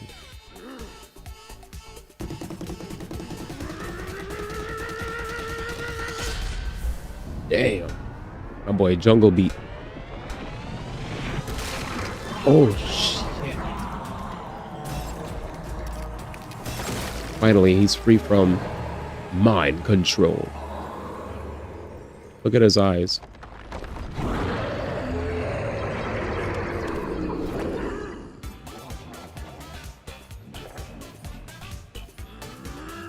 DK's like, where's Pauline? Yo, where the hell is Pauline, my boy? Woohoo, this song, this is my jam, my go-to. Spit Pauline out. Pauline, is that the small girl by any chance? Did I swallow her? Yeah, I thought so. I'm sorry, I couldn't have helped it. This awful void fellow had me under his control. Now that you mentioned it, my tummy does feel pretty funny. I know. How about you take a dive through my belly and see if you can get her out of there? Hey, gummit.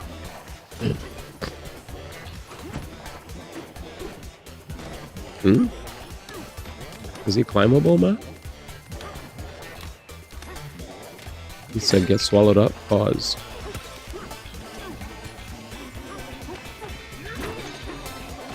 Well, that worked.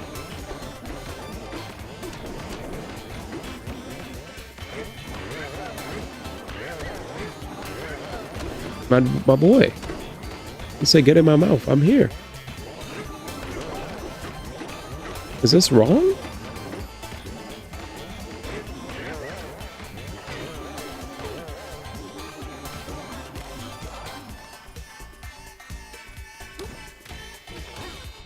Huh? Oh, I have to talk to her. Haha, it all came together exactly as I planned. Did you think I was just sitting around filing my nails? Please, I was studying the disco sound devices, not to mention organizing the fractals. The music from the speakers merged with the power of your drum beat and echoed across the underground world. This sound is a great Harmon Neal's favorite song. You see, it has set his mind free. Now that I think it is time for me to make my exit. Any follow requests, darling? Bananas, what will you do? Come with me. Bananas? Bananas? Even if I had some, do you think I'd give them to you? Please. This is time for my farewell gift. Here. Jesus. She said, here you go, ma. Alright, before I leave to go in there, let me see, where's the shop? They had a shop that let me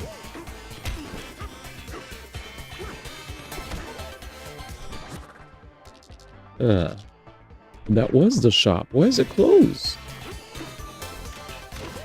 Wait, why is it closed, man? Oh, I'm Jim.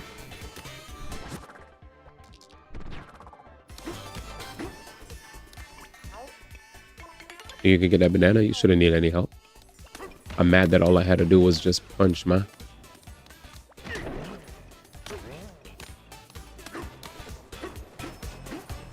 I'll get the banana, you Jim.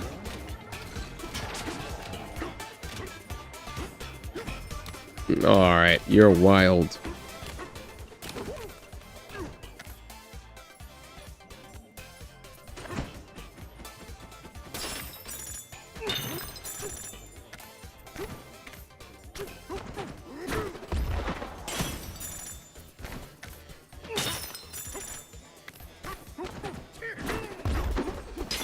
Too low.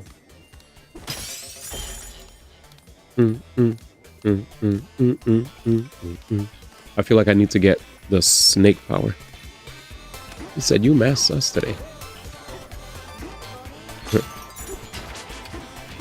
He said, to be honest, I had enough of your ass.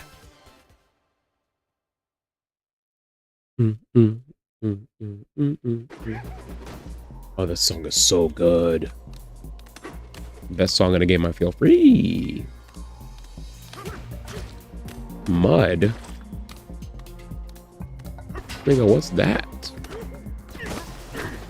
Oops.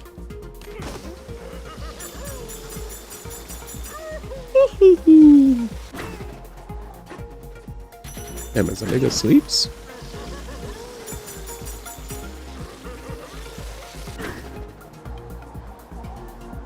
Crap.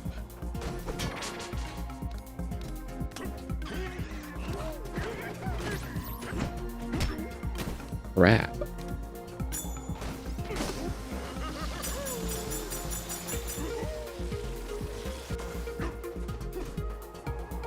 Beautiful song.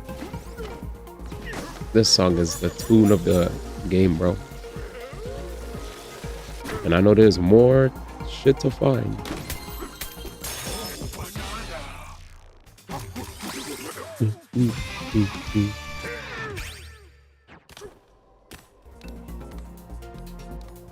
He said, yo, step bro, we cool and everything, but you're a little wild today, man.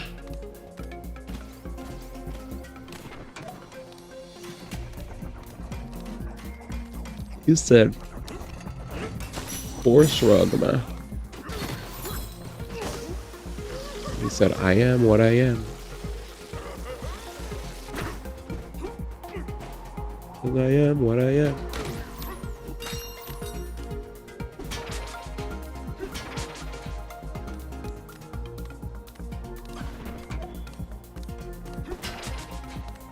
I knew it.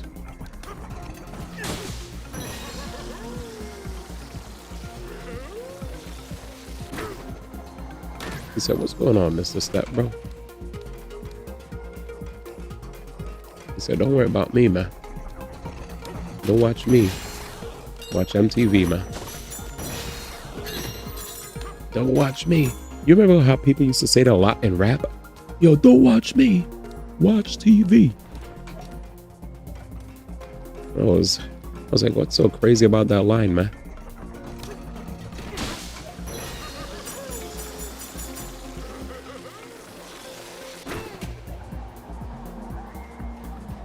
shots. No bananas behind here, chat. So what we finna do is... Oh,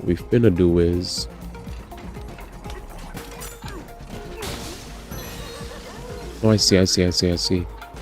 What we finna do is... switch. Gimme. These coins are very much important. La la la la la. La la la la la.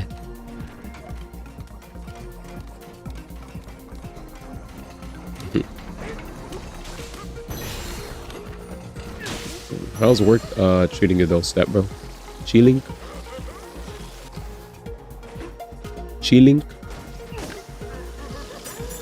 I love this thing right here. This shit cool.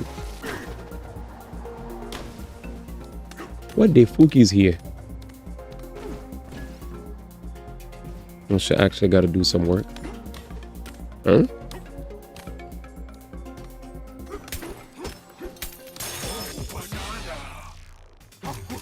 You're wild. Chat.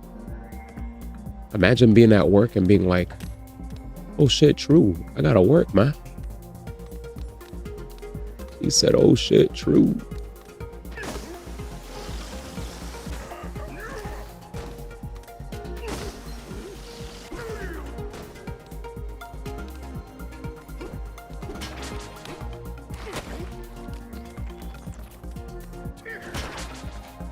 He said I'd be forgetting where I'm at sometimes. You're wild.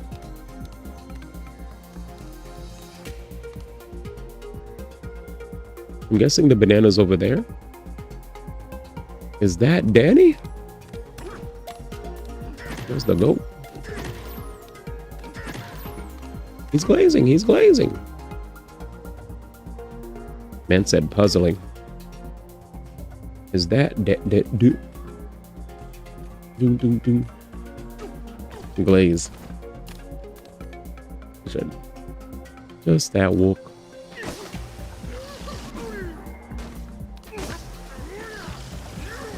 Dang, this one is wild, chat. Oh wait.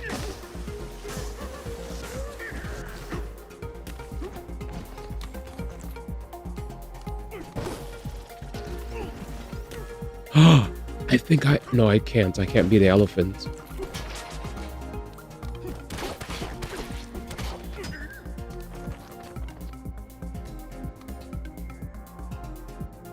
Maybe we throw something somewhere. I get to sit back and watch Twitch and nobody here but me. And I hear that. You're like, I'm just vibing. Oh, I can't transform to sheet. Not allowed.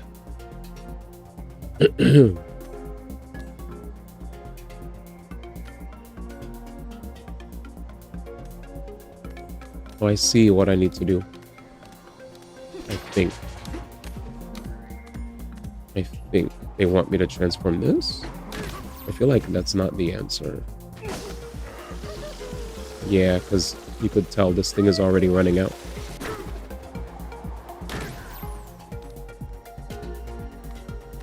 He said, ooh, duh. Yeah, I didn't want to say duh. I'll let you say duh. You could duh yourself.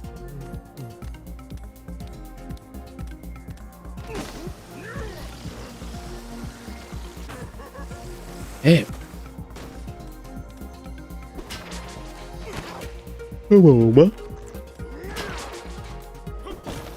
Am I getting sleeps? Maybe. What time is it? 3:12? All right, let's see what I could do. I'll try to see if I could do EP. You know, it got me tight.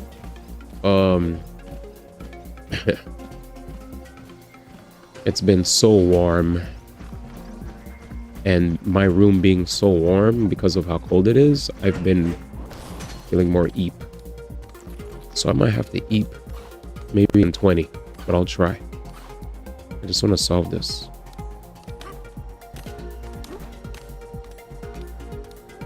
I feel like, oh no, I feel like if the call of the Eep hits, you gotta answer it, man. You know, because you might miss that train to Eep Town. Yeah, I've played these games before. Nigga, what's this? There's more to this. But what? You guys have any ideas? You guys are probably like Force Rug.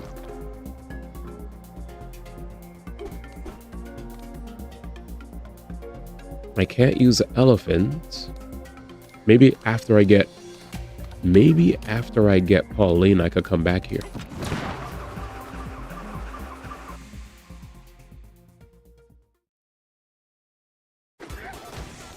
Yeah, I could probably come back after I get Pauline. So let me get Pauline, ma.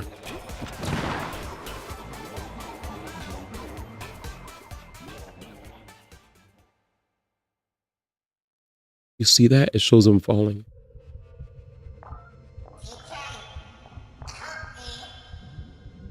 Not again. She turned into a rock.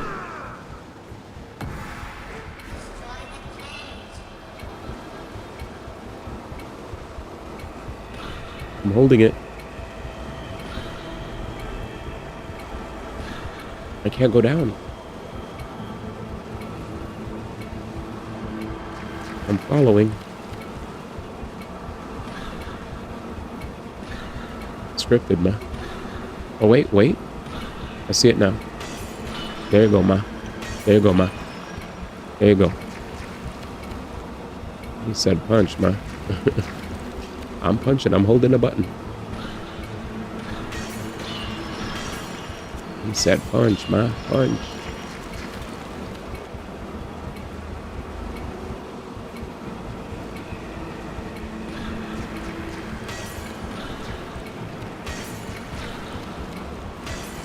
Come on, ma.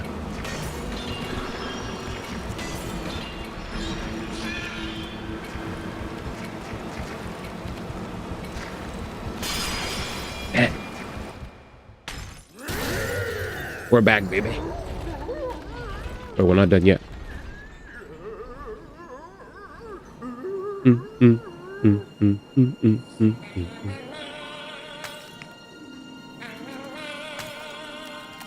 There, she was encased. You're back. Welcome back, ma. Yay. Disney, ma. Yo, doesn't she look like that meme of the lady that does like this? We can do it, or something like that. I don't know, she has overalls and a red thing on her head, but it reminds me of her. Turned her into a kidney stone. I'm dead.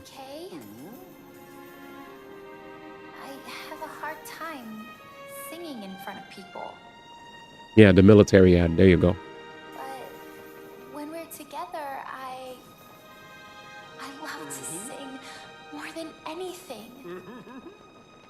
Sing, ma. It's time to sing. Sing from the bottom of your heart. DK, I've never told anyone this before, but I have this dream. Maybe if we get to the surface, you and me, we can make it more than a dream. We're gonna be rich.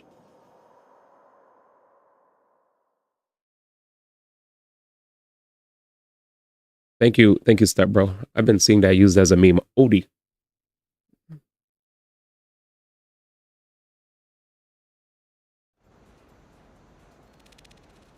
Beast Slayer. Ooh, it's about time we upgraded our punches to level 5.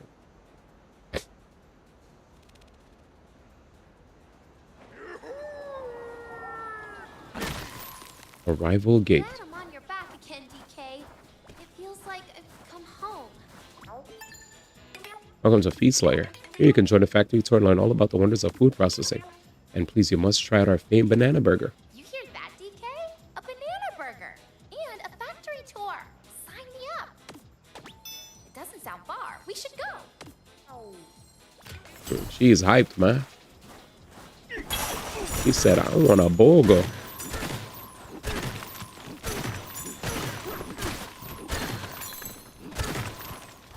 All right, man. We'll get you a burger. Calm down, man. You said burger? And be easy.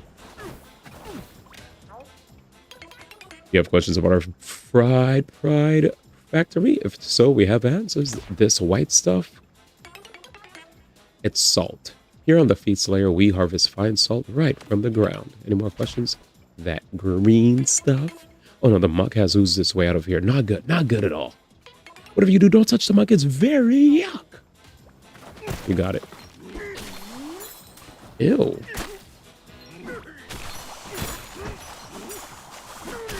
Anyone who likes... he said anyone who likes burger is cool in my book. What are we going to do? That muck is getting into everything. It's horrible. It's horrible. But hitting the muck with the salt does seem to get rid of it. Hey, well, your turn, factor. Could you throw salt at the stuff when you get a chance? Would be so grateful. All right, man. There you go, man. Hey, me. Hey, me, man. Oh. Nigga, we're so back. I said frame rate, man. This game was ODM bish.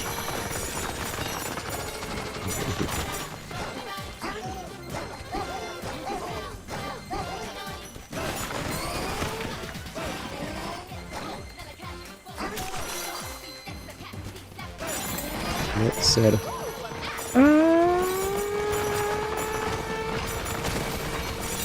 Obi.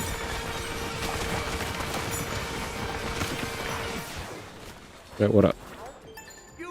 I traveled all the way here just to get a taste of the giant banana burger folks always going on about. Supposedly it's a burger that also a tower, and I hear they let you eat any chunk of it you tear off. Banana burger tower is supposed to be behind the main gate over yonder. Okay. Where? I do want to teleport back to that other area that I was at. Fuck is this? Ooh, it's so fun here. Time to kick back and enjoy ourselves. High key. Dang, I just threw that shit. Banana burger sounds healthy. Like I said, that shit sounds too healthy.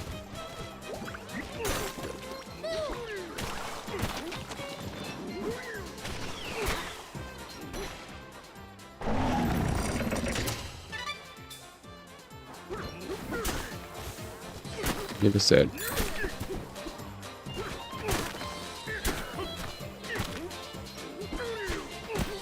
What are these, snails, man? I feel like I just threw salt on snails, man.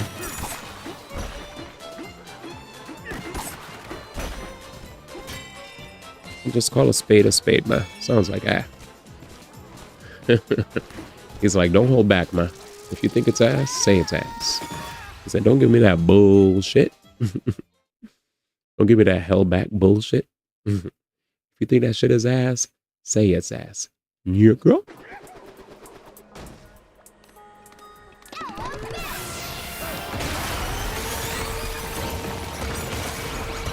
Like I said, we're so back.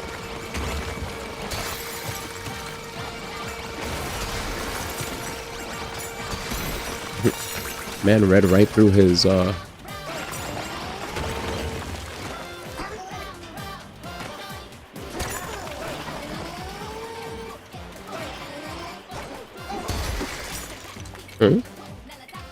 Oh, there you go.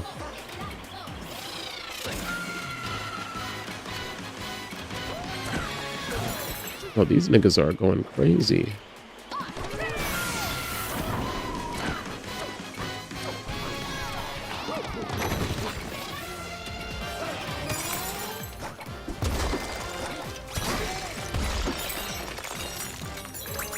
Where do I go?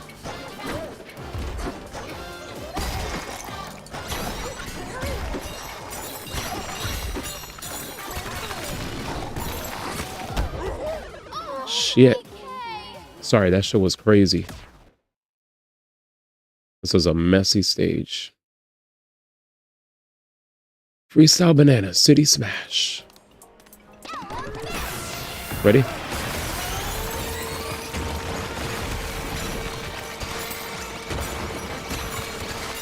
He said, call a spade, man. Look at ass. Say it. He said, look at that, a banana.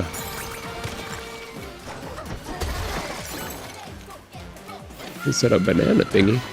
That sounds healthy. That shit got me crying.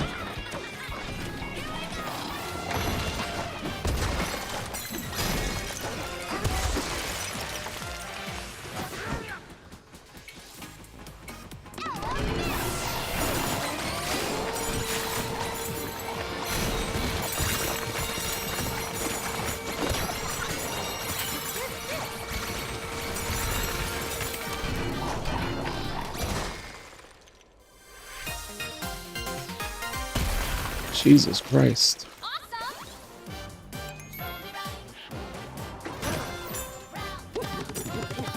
The fuck is this? Ba ba bo bra. What? Wait. What's this? There's a flying thing left and a flying thing right. There's gotta be more to the story. I see.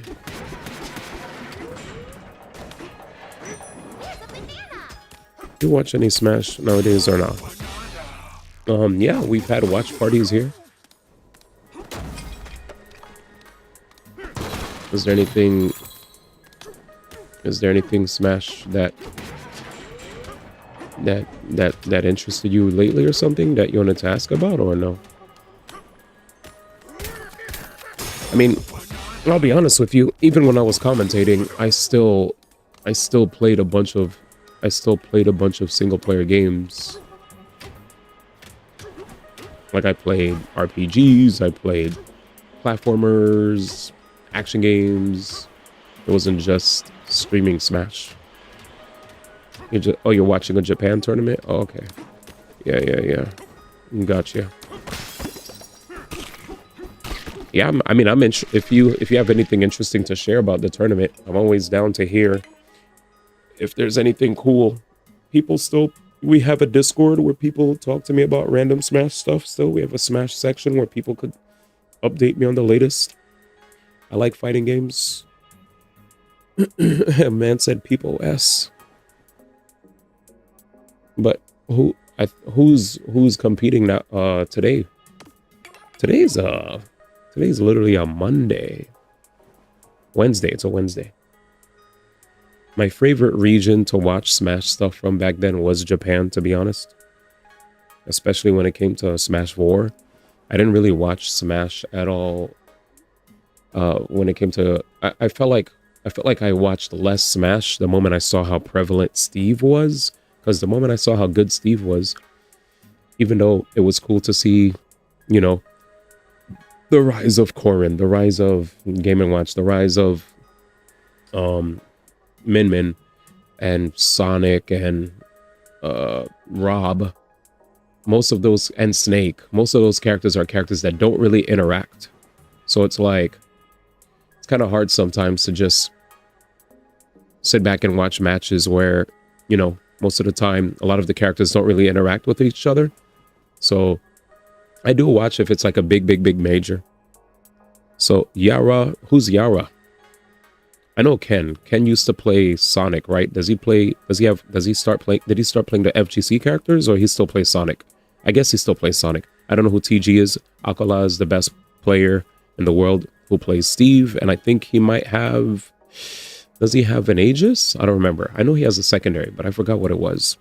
Shuton, he played Olimar and something else. I think he might have an Aegis as well. So I don't know who Yara is. I don't know who Asimo is. I don't know who TG is. But yeah, so it's a local. Finish with 20 or more on the clock and you'll get another banana from our stock. Most of the content that I've been posting nowadays on a lot of my social platforms has just been mainly broad gaming related news stuff. So I've been getting invited to a lot of cool, like, gaming related mixers, parties, whatever. or opportunities to playtest stuff, really meet some of the biggest names in gaming. It's just, if you're not aware of it, usually I post it on my Instagram, and when it happens on my TikTok or on my YouTube. But yeah. I don't really post stuff on Twitter, so mostly.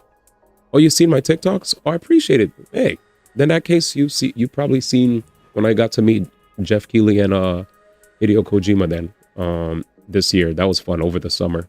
I went to Summer Games Fest. I also got to meet freaking the guy behind Emotional Damage. Got to meet lots of big YouTubers, connected with a bunch of them. It was nice. Thank you for that, man. Hey, 7LX623.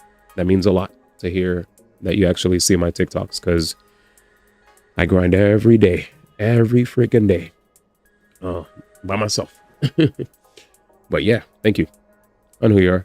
I know any of your commentary since early Smash 4. I appreciate it, man. Finish with 20 or more on the clock. And you'll get another banana from our stock. All right, let's fucking do it. Do over. I don't know how to do this, chat. Try again. That's how you win. But who is Yara, Asimo, TG? I'd like to learn who those guys are. And like, what's their story? All right, let's do this.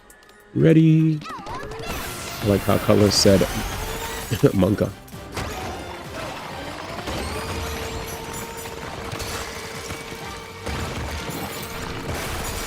He said, I sense trouble, ma.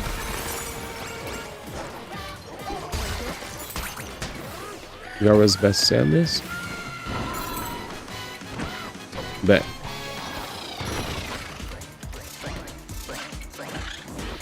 Oh shit.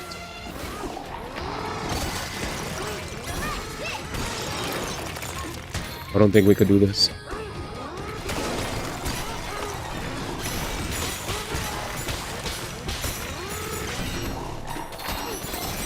Shit. We threw. Run it back. Yara's the best Samus in the world. Asimo best Ryu. TG's the best Banjo, who just top-8 biggest NAS tier like 2 weeks ago. Jesus. So it's nothing but killers. Yeah. Okay, I've heard of the best Ryu and the best Banjo. My bad. I just forgot their names. Shoot. He put me on game, chat.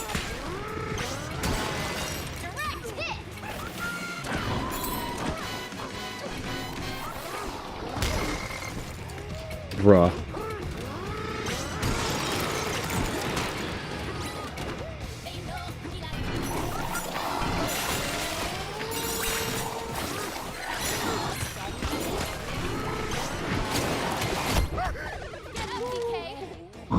What the hell happened?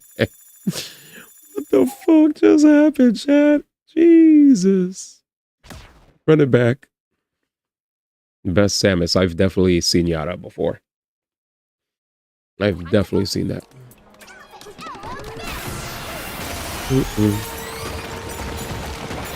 Yeah, my favorite thing about Ultimate is always like high level play. Well, just any game, right?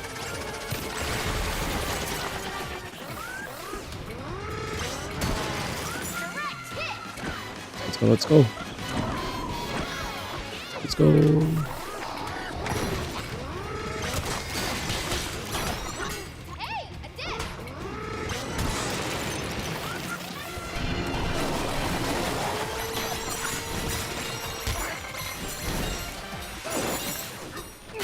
Oh, fuck me. Oh! I see. I see. He said if I speak, I get in trouble. All right, run it back. Chat, we're running it back. Sonic. Sonic the Hedgehog, man. Run it back. Yet again.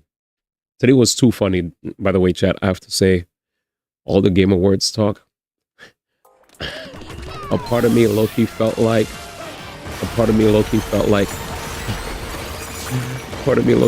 Mayday was trying to get me tight, man. I don't think he was, but he was like, I was like, he's trying to activate argument 1. I was like, brother, I'm in peace, man.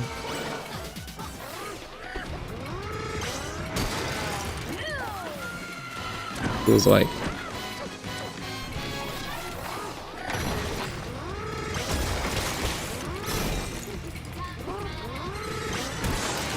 I was like, man.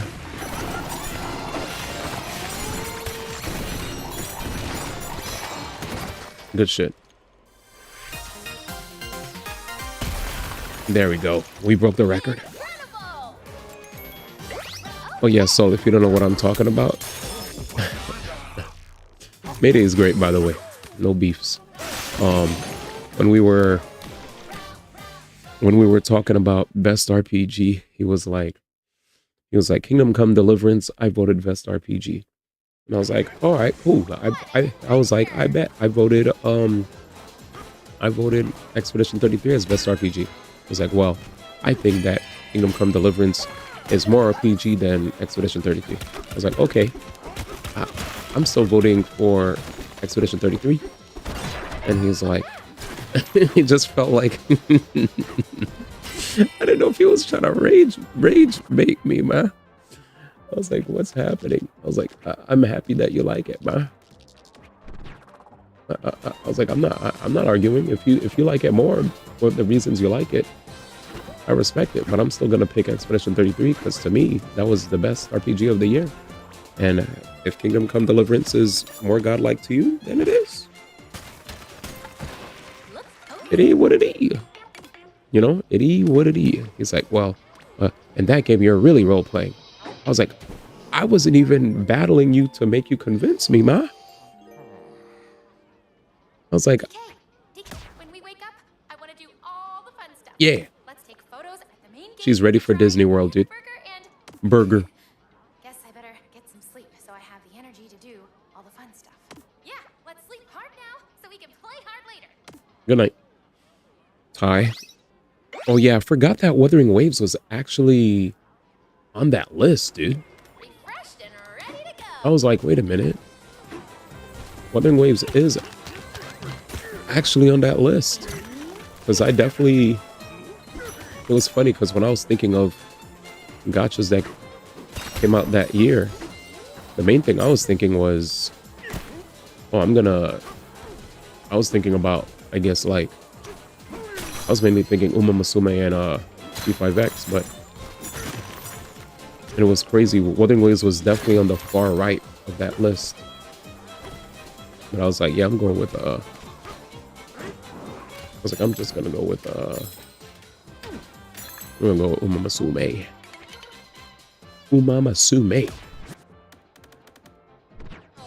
That was a pretty crazy event for the year, you know. As far as this year's concerned, that game was kind of nutty. Even if I, you know, don't play it anymore or whatever, that was something else, man. A very, very unique event like no other.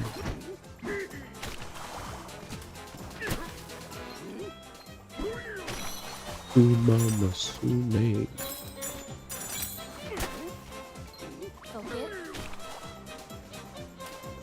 No.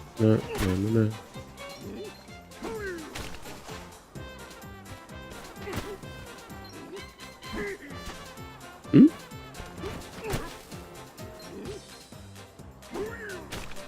All right.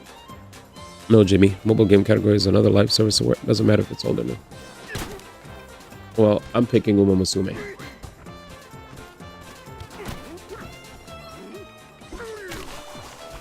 Call me Jimmy all you want. Same with ongoing award. Well, I don't need to be schooled on that, Jimmy. If that's the case, they should have put Genshin in there for an odd cry. What do you?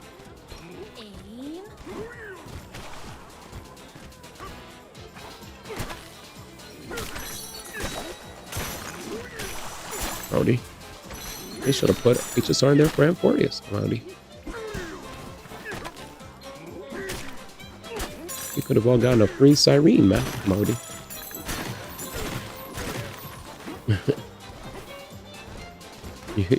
Man said, you already beat Frontiers, man. Just walk with that. Man told me just walk. He told me. He said, yo, you already beat Frontiers, man. Could you? Next. Man, tell me. Man, tell me just walk. Just walk with that. Man really said go somewhere. Hey, man, you already beat Frontiers, all right? Could you just go somewhere, bro? I had enough of you already. Just walk with that, all right?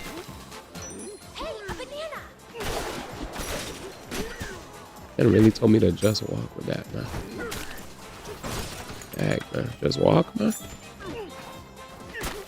He said you beat Frontiers, man. Could you leave us alone? Let Wuwa win, man. He's like, dang, man. Mixed sigs. There it is, man. He said, and there it is, man. Mixed sigs. Mix. Mix sigs free. Oh, man. He said mixed sigs, huh?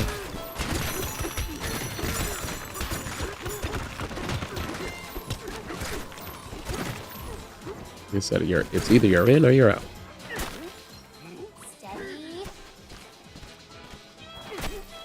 Mixed sigs.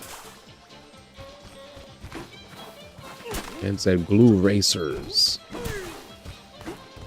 Jesus.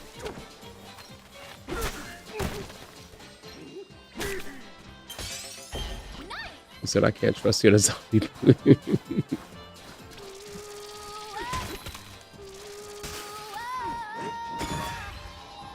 Zombie apocalypse. You'd hide your bike. What does this mean?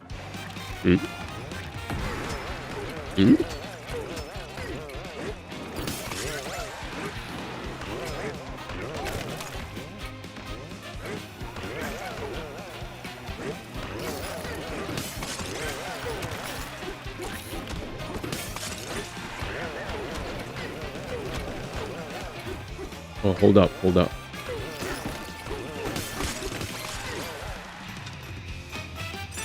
He said you'd hide your bike. I need to understand the hide your bike thing.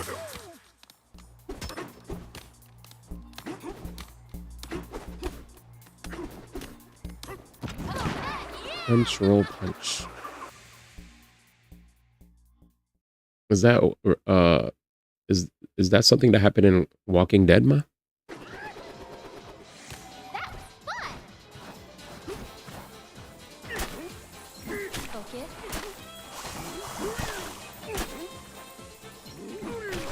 Dementia. It happens in every. I was trying to ask you if I was trying to ask you, man, if there was something in recent memory where it happened.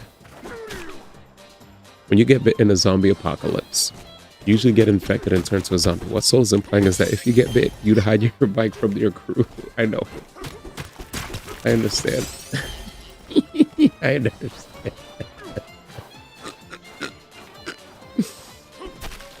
Oh, Jesus. Oh, there's a banana. He said you'd hide your bike and the rest of the crew would die. Where's Dee's bike? He hid it from us. Right. Would really be helpful right about now. Have you seen gyms do that actually in zombie movies? Consistently? A fucked up person. He said hide your bike though.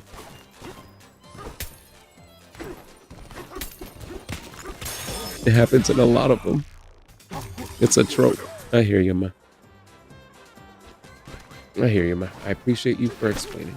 It even happens in the Last of Us. First one? Riding a bike during an apocalypse. is diabolical. Read.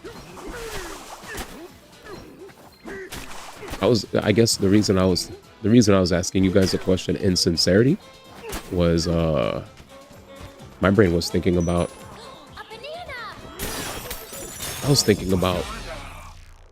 what in recent memory had that happened that I can't remember. But yes, it is a trope.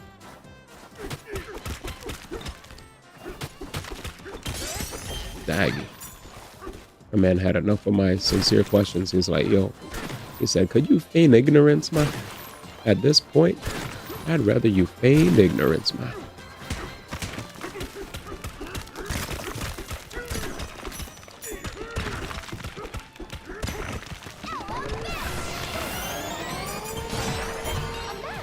He said, could you just feign it, man? What's up?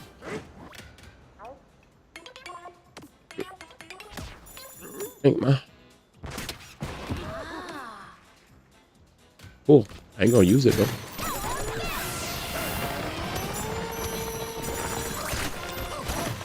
I need a banana.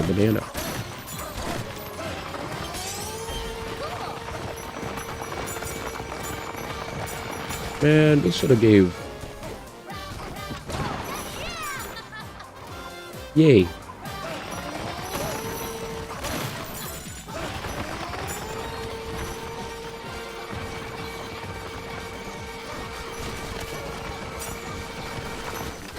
Bruh. My bad, y'all trying to talk? Nah, I ain't got no.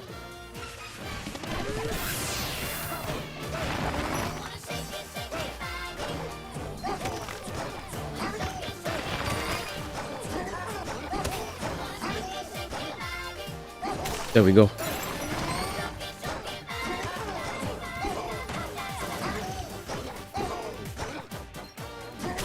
There you go. Is that a banana? Nope.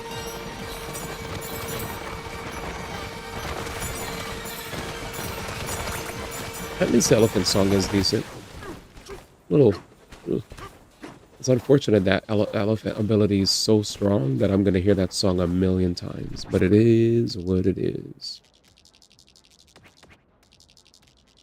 Oh, I need all these things to upgrade my character. Banana? Banana. Alright, what are we gonna do?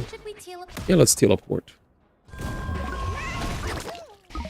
want to eat a snacky, but I probably shouldn't eat this late. Is there any new clothing I can buy, bro? I barely have anything here. During bonanzas, your health will gradually recover. Reduces shock from electrified iron or muck.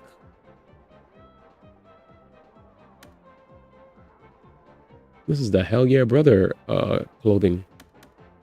We gotta get more stuff. Getting my health back during a bonanza would be peak. Hell yeah.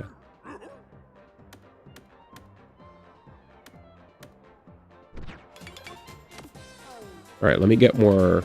So what I need to do is get more. He said that's a jock. Like a horse jock? Should we teleport? Hmm? Jock? Grab this shit. Jock fit.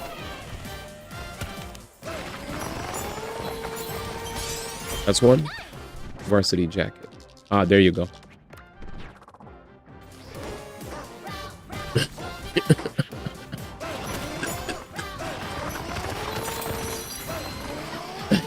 I knew he was gonna say. You know what happened? I didn't feel as tired. He said, "We know." The heck? I find that offensive, man.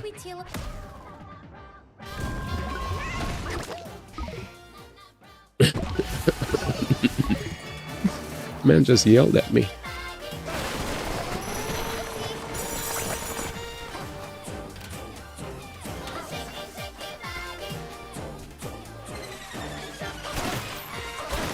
Maddie. Favorite flavor? That's a good question.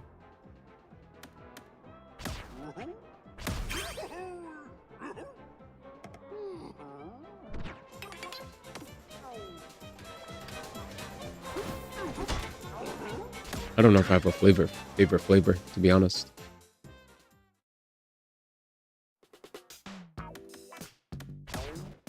Oh, this guy.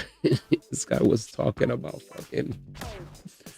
This guy was talking about glue. Get this guy out of here. Boyga. Varsity jacket. He said, I'm thinking Elmer's, man. I feel like people could probably mod Clara from HSR, man. Or Pauline, man. Alright, where do I go? You're here. 349. He probably loves blue sticks. What up, Dolly? We are nearing the end of our run. Man, I actually sent a picture of a blue. What is that? Yay! Streamer awards. Nah. Only voted for the game awards first. Come on. Yeah, game awards, yeah. Streamer awards I'll do tomorrow or something. Come on. Enjoy a perfect view of our banana burger production line from the observation deck. Actually, scratch that. I already forgot. We halted banana burger production because all of the muck. We need to leave our guests hungry. If you're willing, you could take a tour of the factory and help us resume production at the same time. Explore the grounds, ride some rides, and hit any burger switches you find along the way to start things back up. There are 5 burger switches in all. That's the first one. Yay! All right!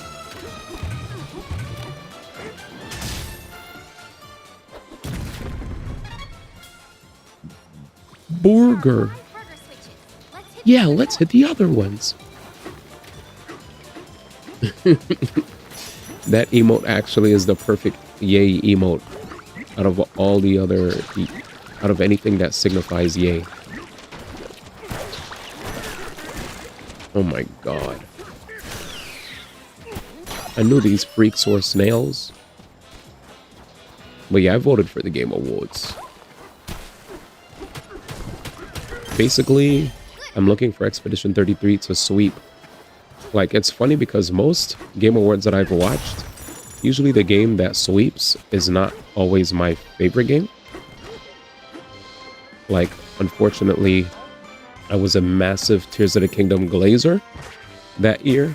So, seeing all the love that, you know, Baldur's Gate 3 had, I understood.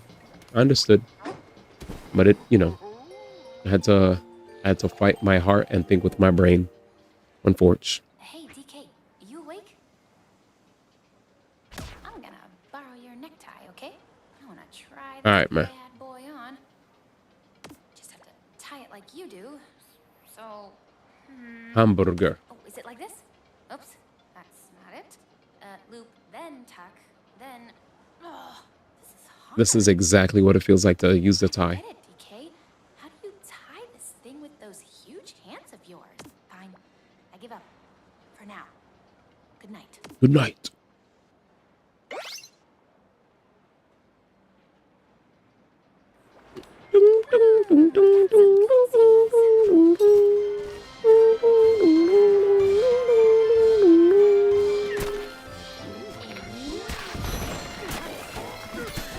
What's this? Fuck out of here. Chat, we're in an amusement park. Yay! Yay! What the hell up?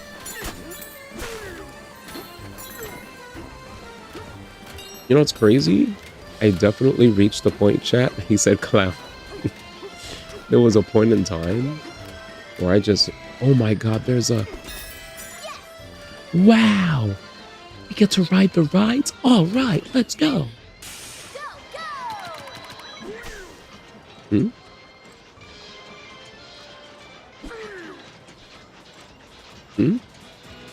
Motion controls. F for motion control. Or did I just see a... What the hell is this? That ride was ass.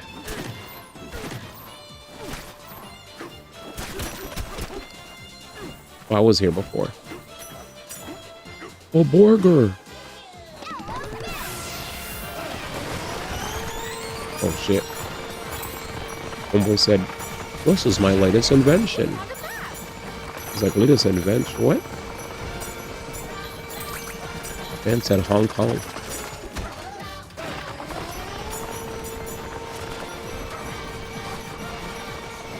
Yeah, fuck this place.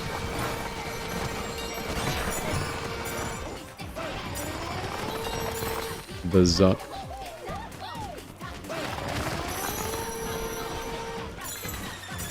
True. When you mention that soul, you definitely remember this gym. El Presidente. I feel like high key, the moment everybody started saying President Clinton, it was like, yeah, man, y'all calling me gay? All right, man, you know what? Release it, man. Forget it, just release it. They're like, wait, what?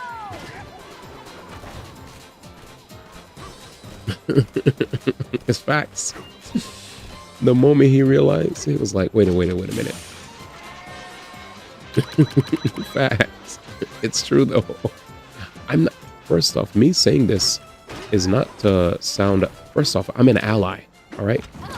I literally had roommates that were trans. I've also had roommates that were gay, like friends that are gay and trans. Like what? Still do. So definitely not being transphobic. Just to be clear, I'm just saying the unwoke ops. Oh man, they're gonna get you. No, I'm saying that's what Trump said, man. He was like, he didn't want to. Because everybody's saying that he gave sloppy toppy to Bill Clinton. So he was like, wait a second, I can't have people think I'm this. You know what? Let me just release it. That's what I was trying to say. Does that make sense? He said, bro, gotta clarify his alliness like a white guy saying that says, I love black people, have 2 black friends. I've literally lived for many years with people that were trans. I have 2 roommates that are trans, and they're cool people, you know? They're great people, amazing people, you know? So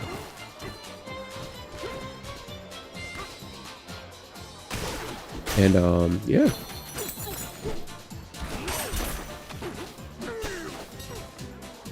He said, and I lived with 2 fat people, ally by the way. Oh, I hate you guys.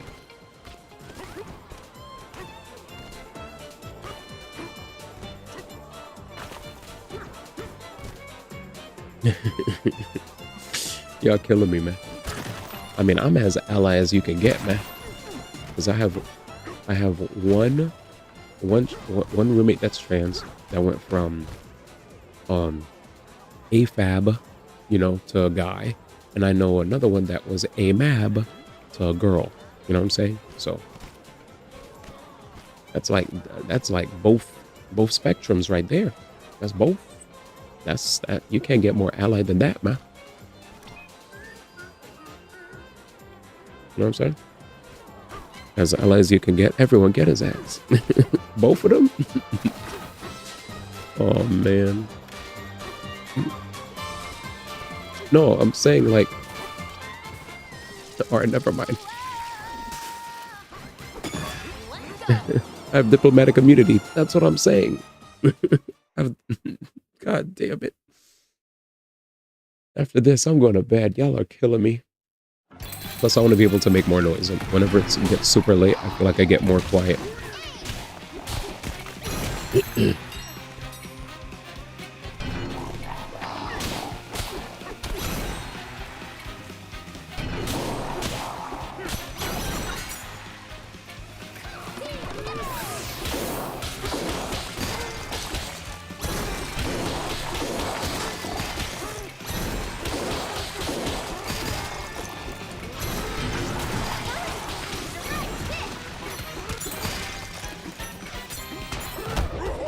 Oh my God, he was right there.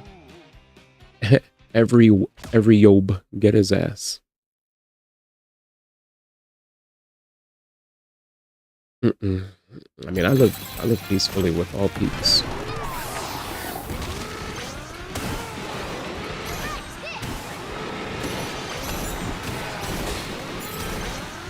Big beautiful Bill.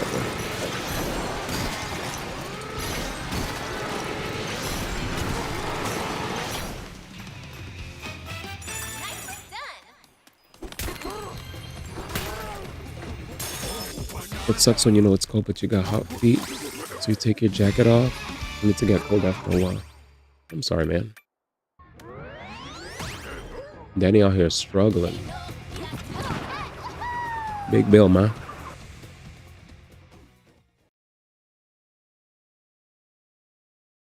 Where did feet come from? Wait, feet? Well, true. Who invented feet anyway?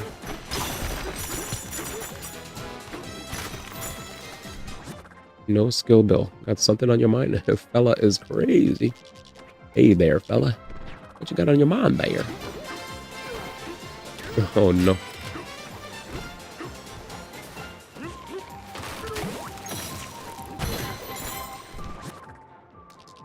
The fook? There's a boar go down there. And there's a bird over there. And there's a bird over there. Ah, well, let's save. We will save, and we'll do this tomorrow. All right, boys. Oh, I'm gonna get some rest. I'm sad because, like, I feel like if I didn't know that I was like OD making noise, when I was putting a lot of energy into my shit, I would keep going. But I feel like the later it gets, the more self-conscious I get again.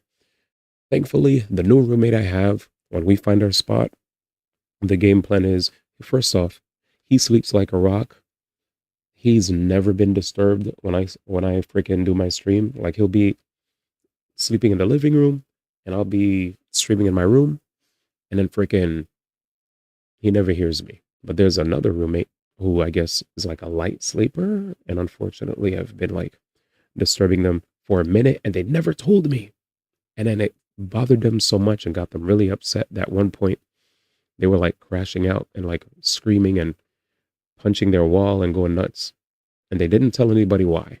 And then finally we got to talk to them, and they're like, oh, they were going crazy because they didn't get enough sleep because of me keeping them up.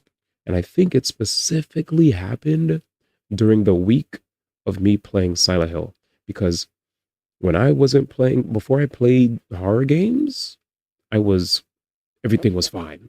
Everybody's like, yeah, I don't hear anything, blah, blah, blah. But the moment I started playing horror games and I started screaming and stuff at 5 a.m., 3 a.m., 4 a.m., I get it. I get it. You know, everything was good. And then all of a sudden it started ruining somebody's sleep. And even if I was accountable and said my bad and tried to fix, I feel like once you annoy people when it comes to something, it's going to be hard for them to shake that image of you, unfortunately, you know? So that's how some people are. Some people get over stuff, while some of the other people will wear that chip on their shoulder, where even if I put OD soundproofing on my door to make it better, because I don't even hear anything on the other side. I'm here up all night and I never hear anything. But somehow people hear me, you know? But anyway, with that said, I'm just gonna go to sleep because I want to start streaming earlier, so that if I start streaming earlier and then rest earlier, I'll feel way less inhibitions, you know? So let's get some rest, and I'll see you guys tomorrow. If you're a real ally, show us your neighbors. The heck? Get some rest, ma. Thank you. I'll see you guys tomorrow. Thank you for an amazing stream. Be well. And let's see. We'll be back tomorrow. Trust. I just want to I also want to get some, like, I want to start sleeping a bit earlier because I'm tired of waking up. Literally, every day I felt like I've been waking up around 6 or 7, and then I would start streaming at 8. I want to start streaming earlier. You know, I want to stream earlier and get the news as it comes. That shit's hype. Yeah, I've been waking up late. Anyway, so 6 Pacific time, PM, by the way. Oh no. I said 6 and 7. You're right. All right. I'm leaving. Good stream, everybody. You need to leave. You need to leave. All right, let's see who's live. If you guys would be so kind to say what's up to the people that were raiding before heading to bed yourselves. I know it's late. But if you guys have a little bit of energy to just say what up to whoever we raid, that'd be greatly appreciated. And you could go to bed after that. So who I'm gonna raid? So many people. Oh shit. All right, my boy Will, apparently old person, a person I've known from way back, is streaming Baldur's Gate for the first time. His first ever Baldur's Gate stream. So show some love to Will Chobra. I'm gonna catch you guys. He apparently is playing Baldur's Gate for the first time. It's a game that a lot of us enjoyed. So yeah, see you later.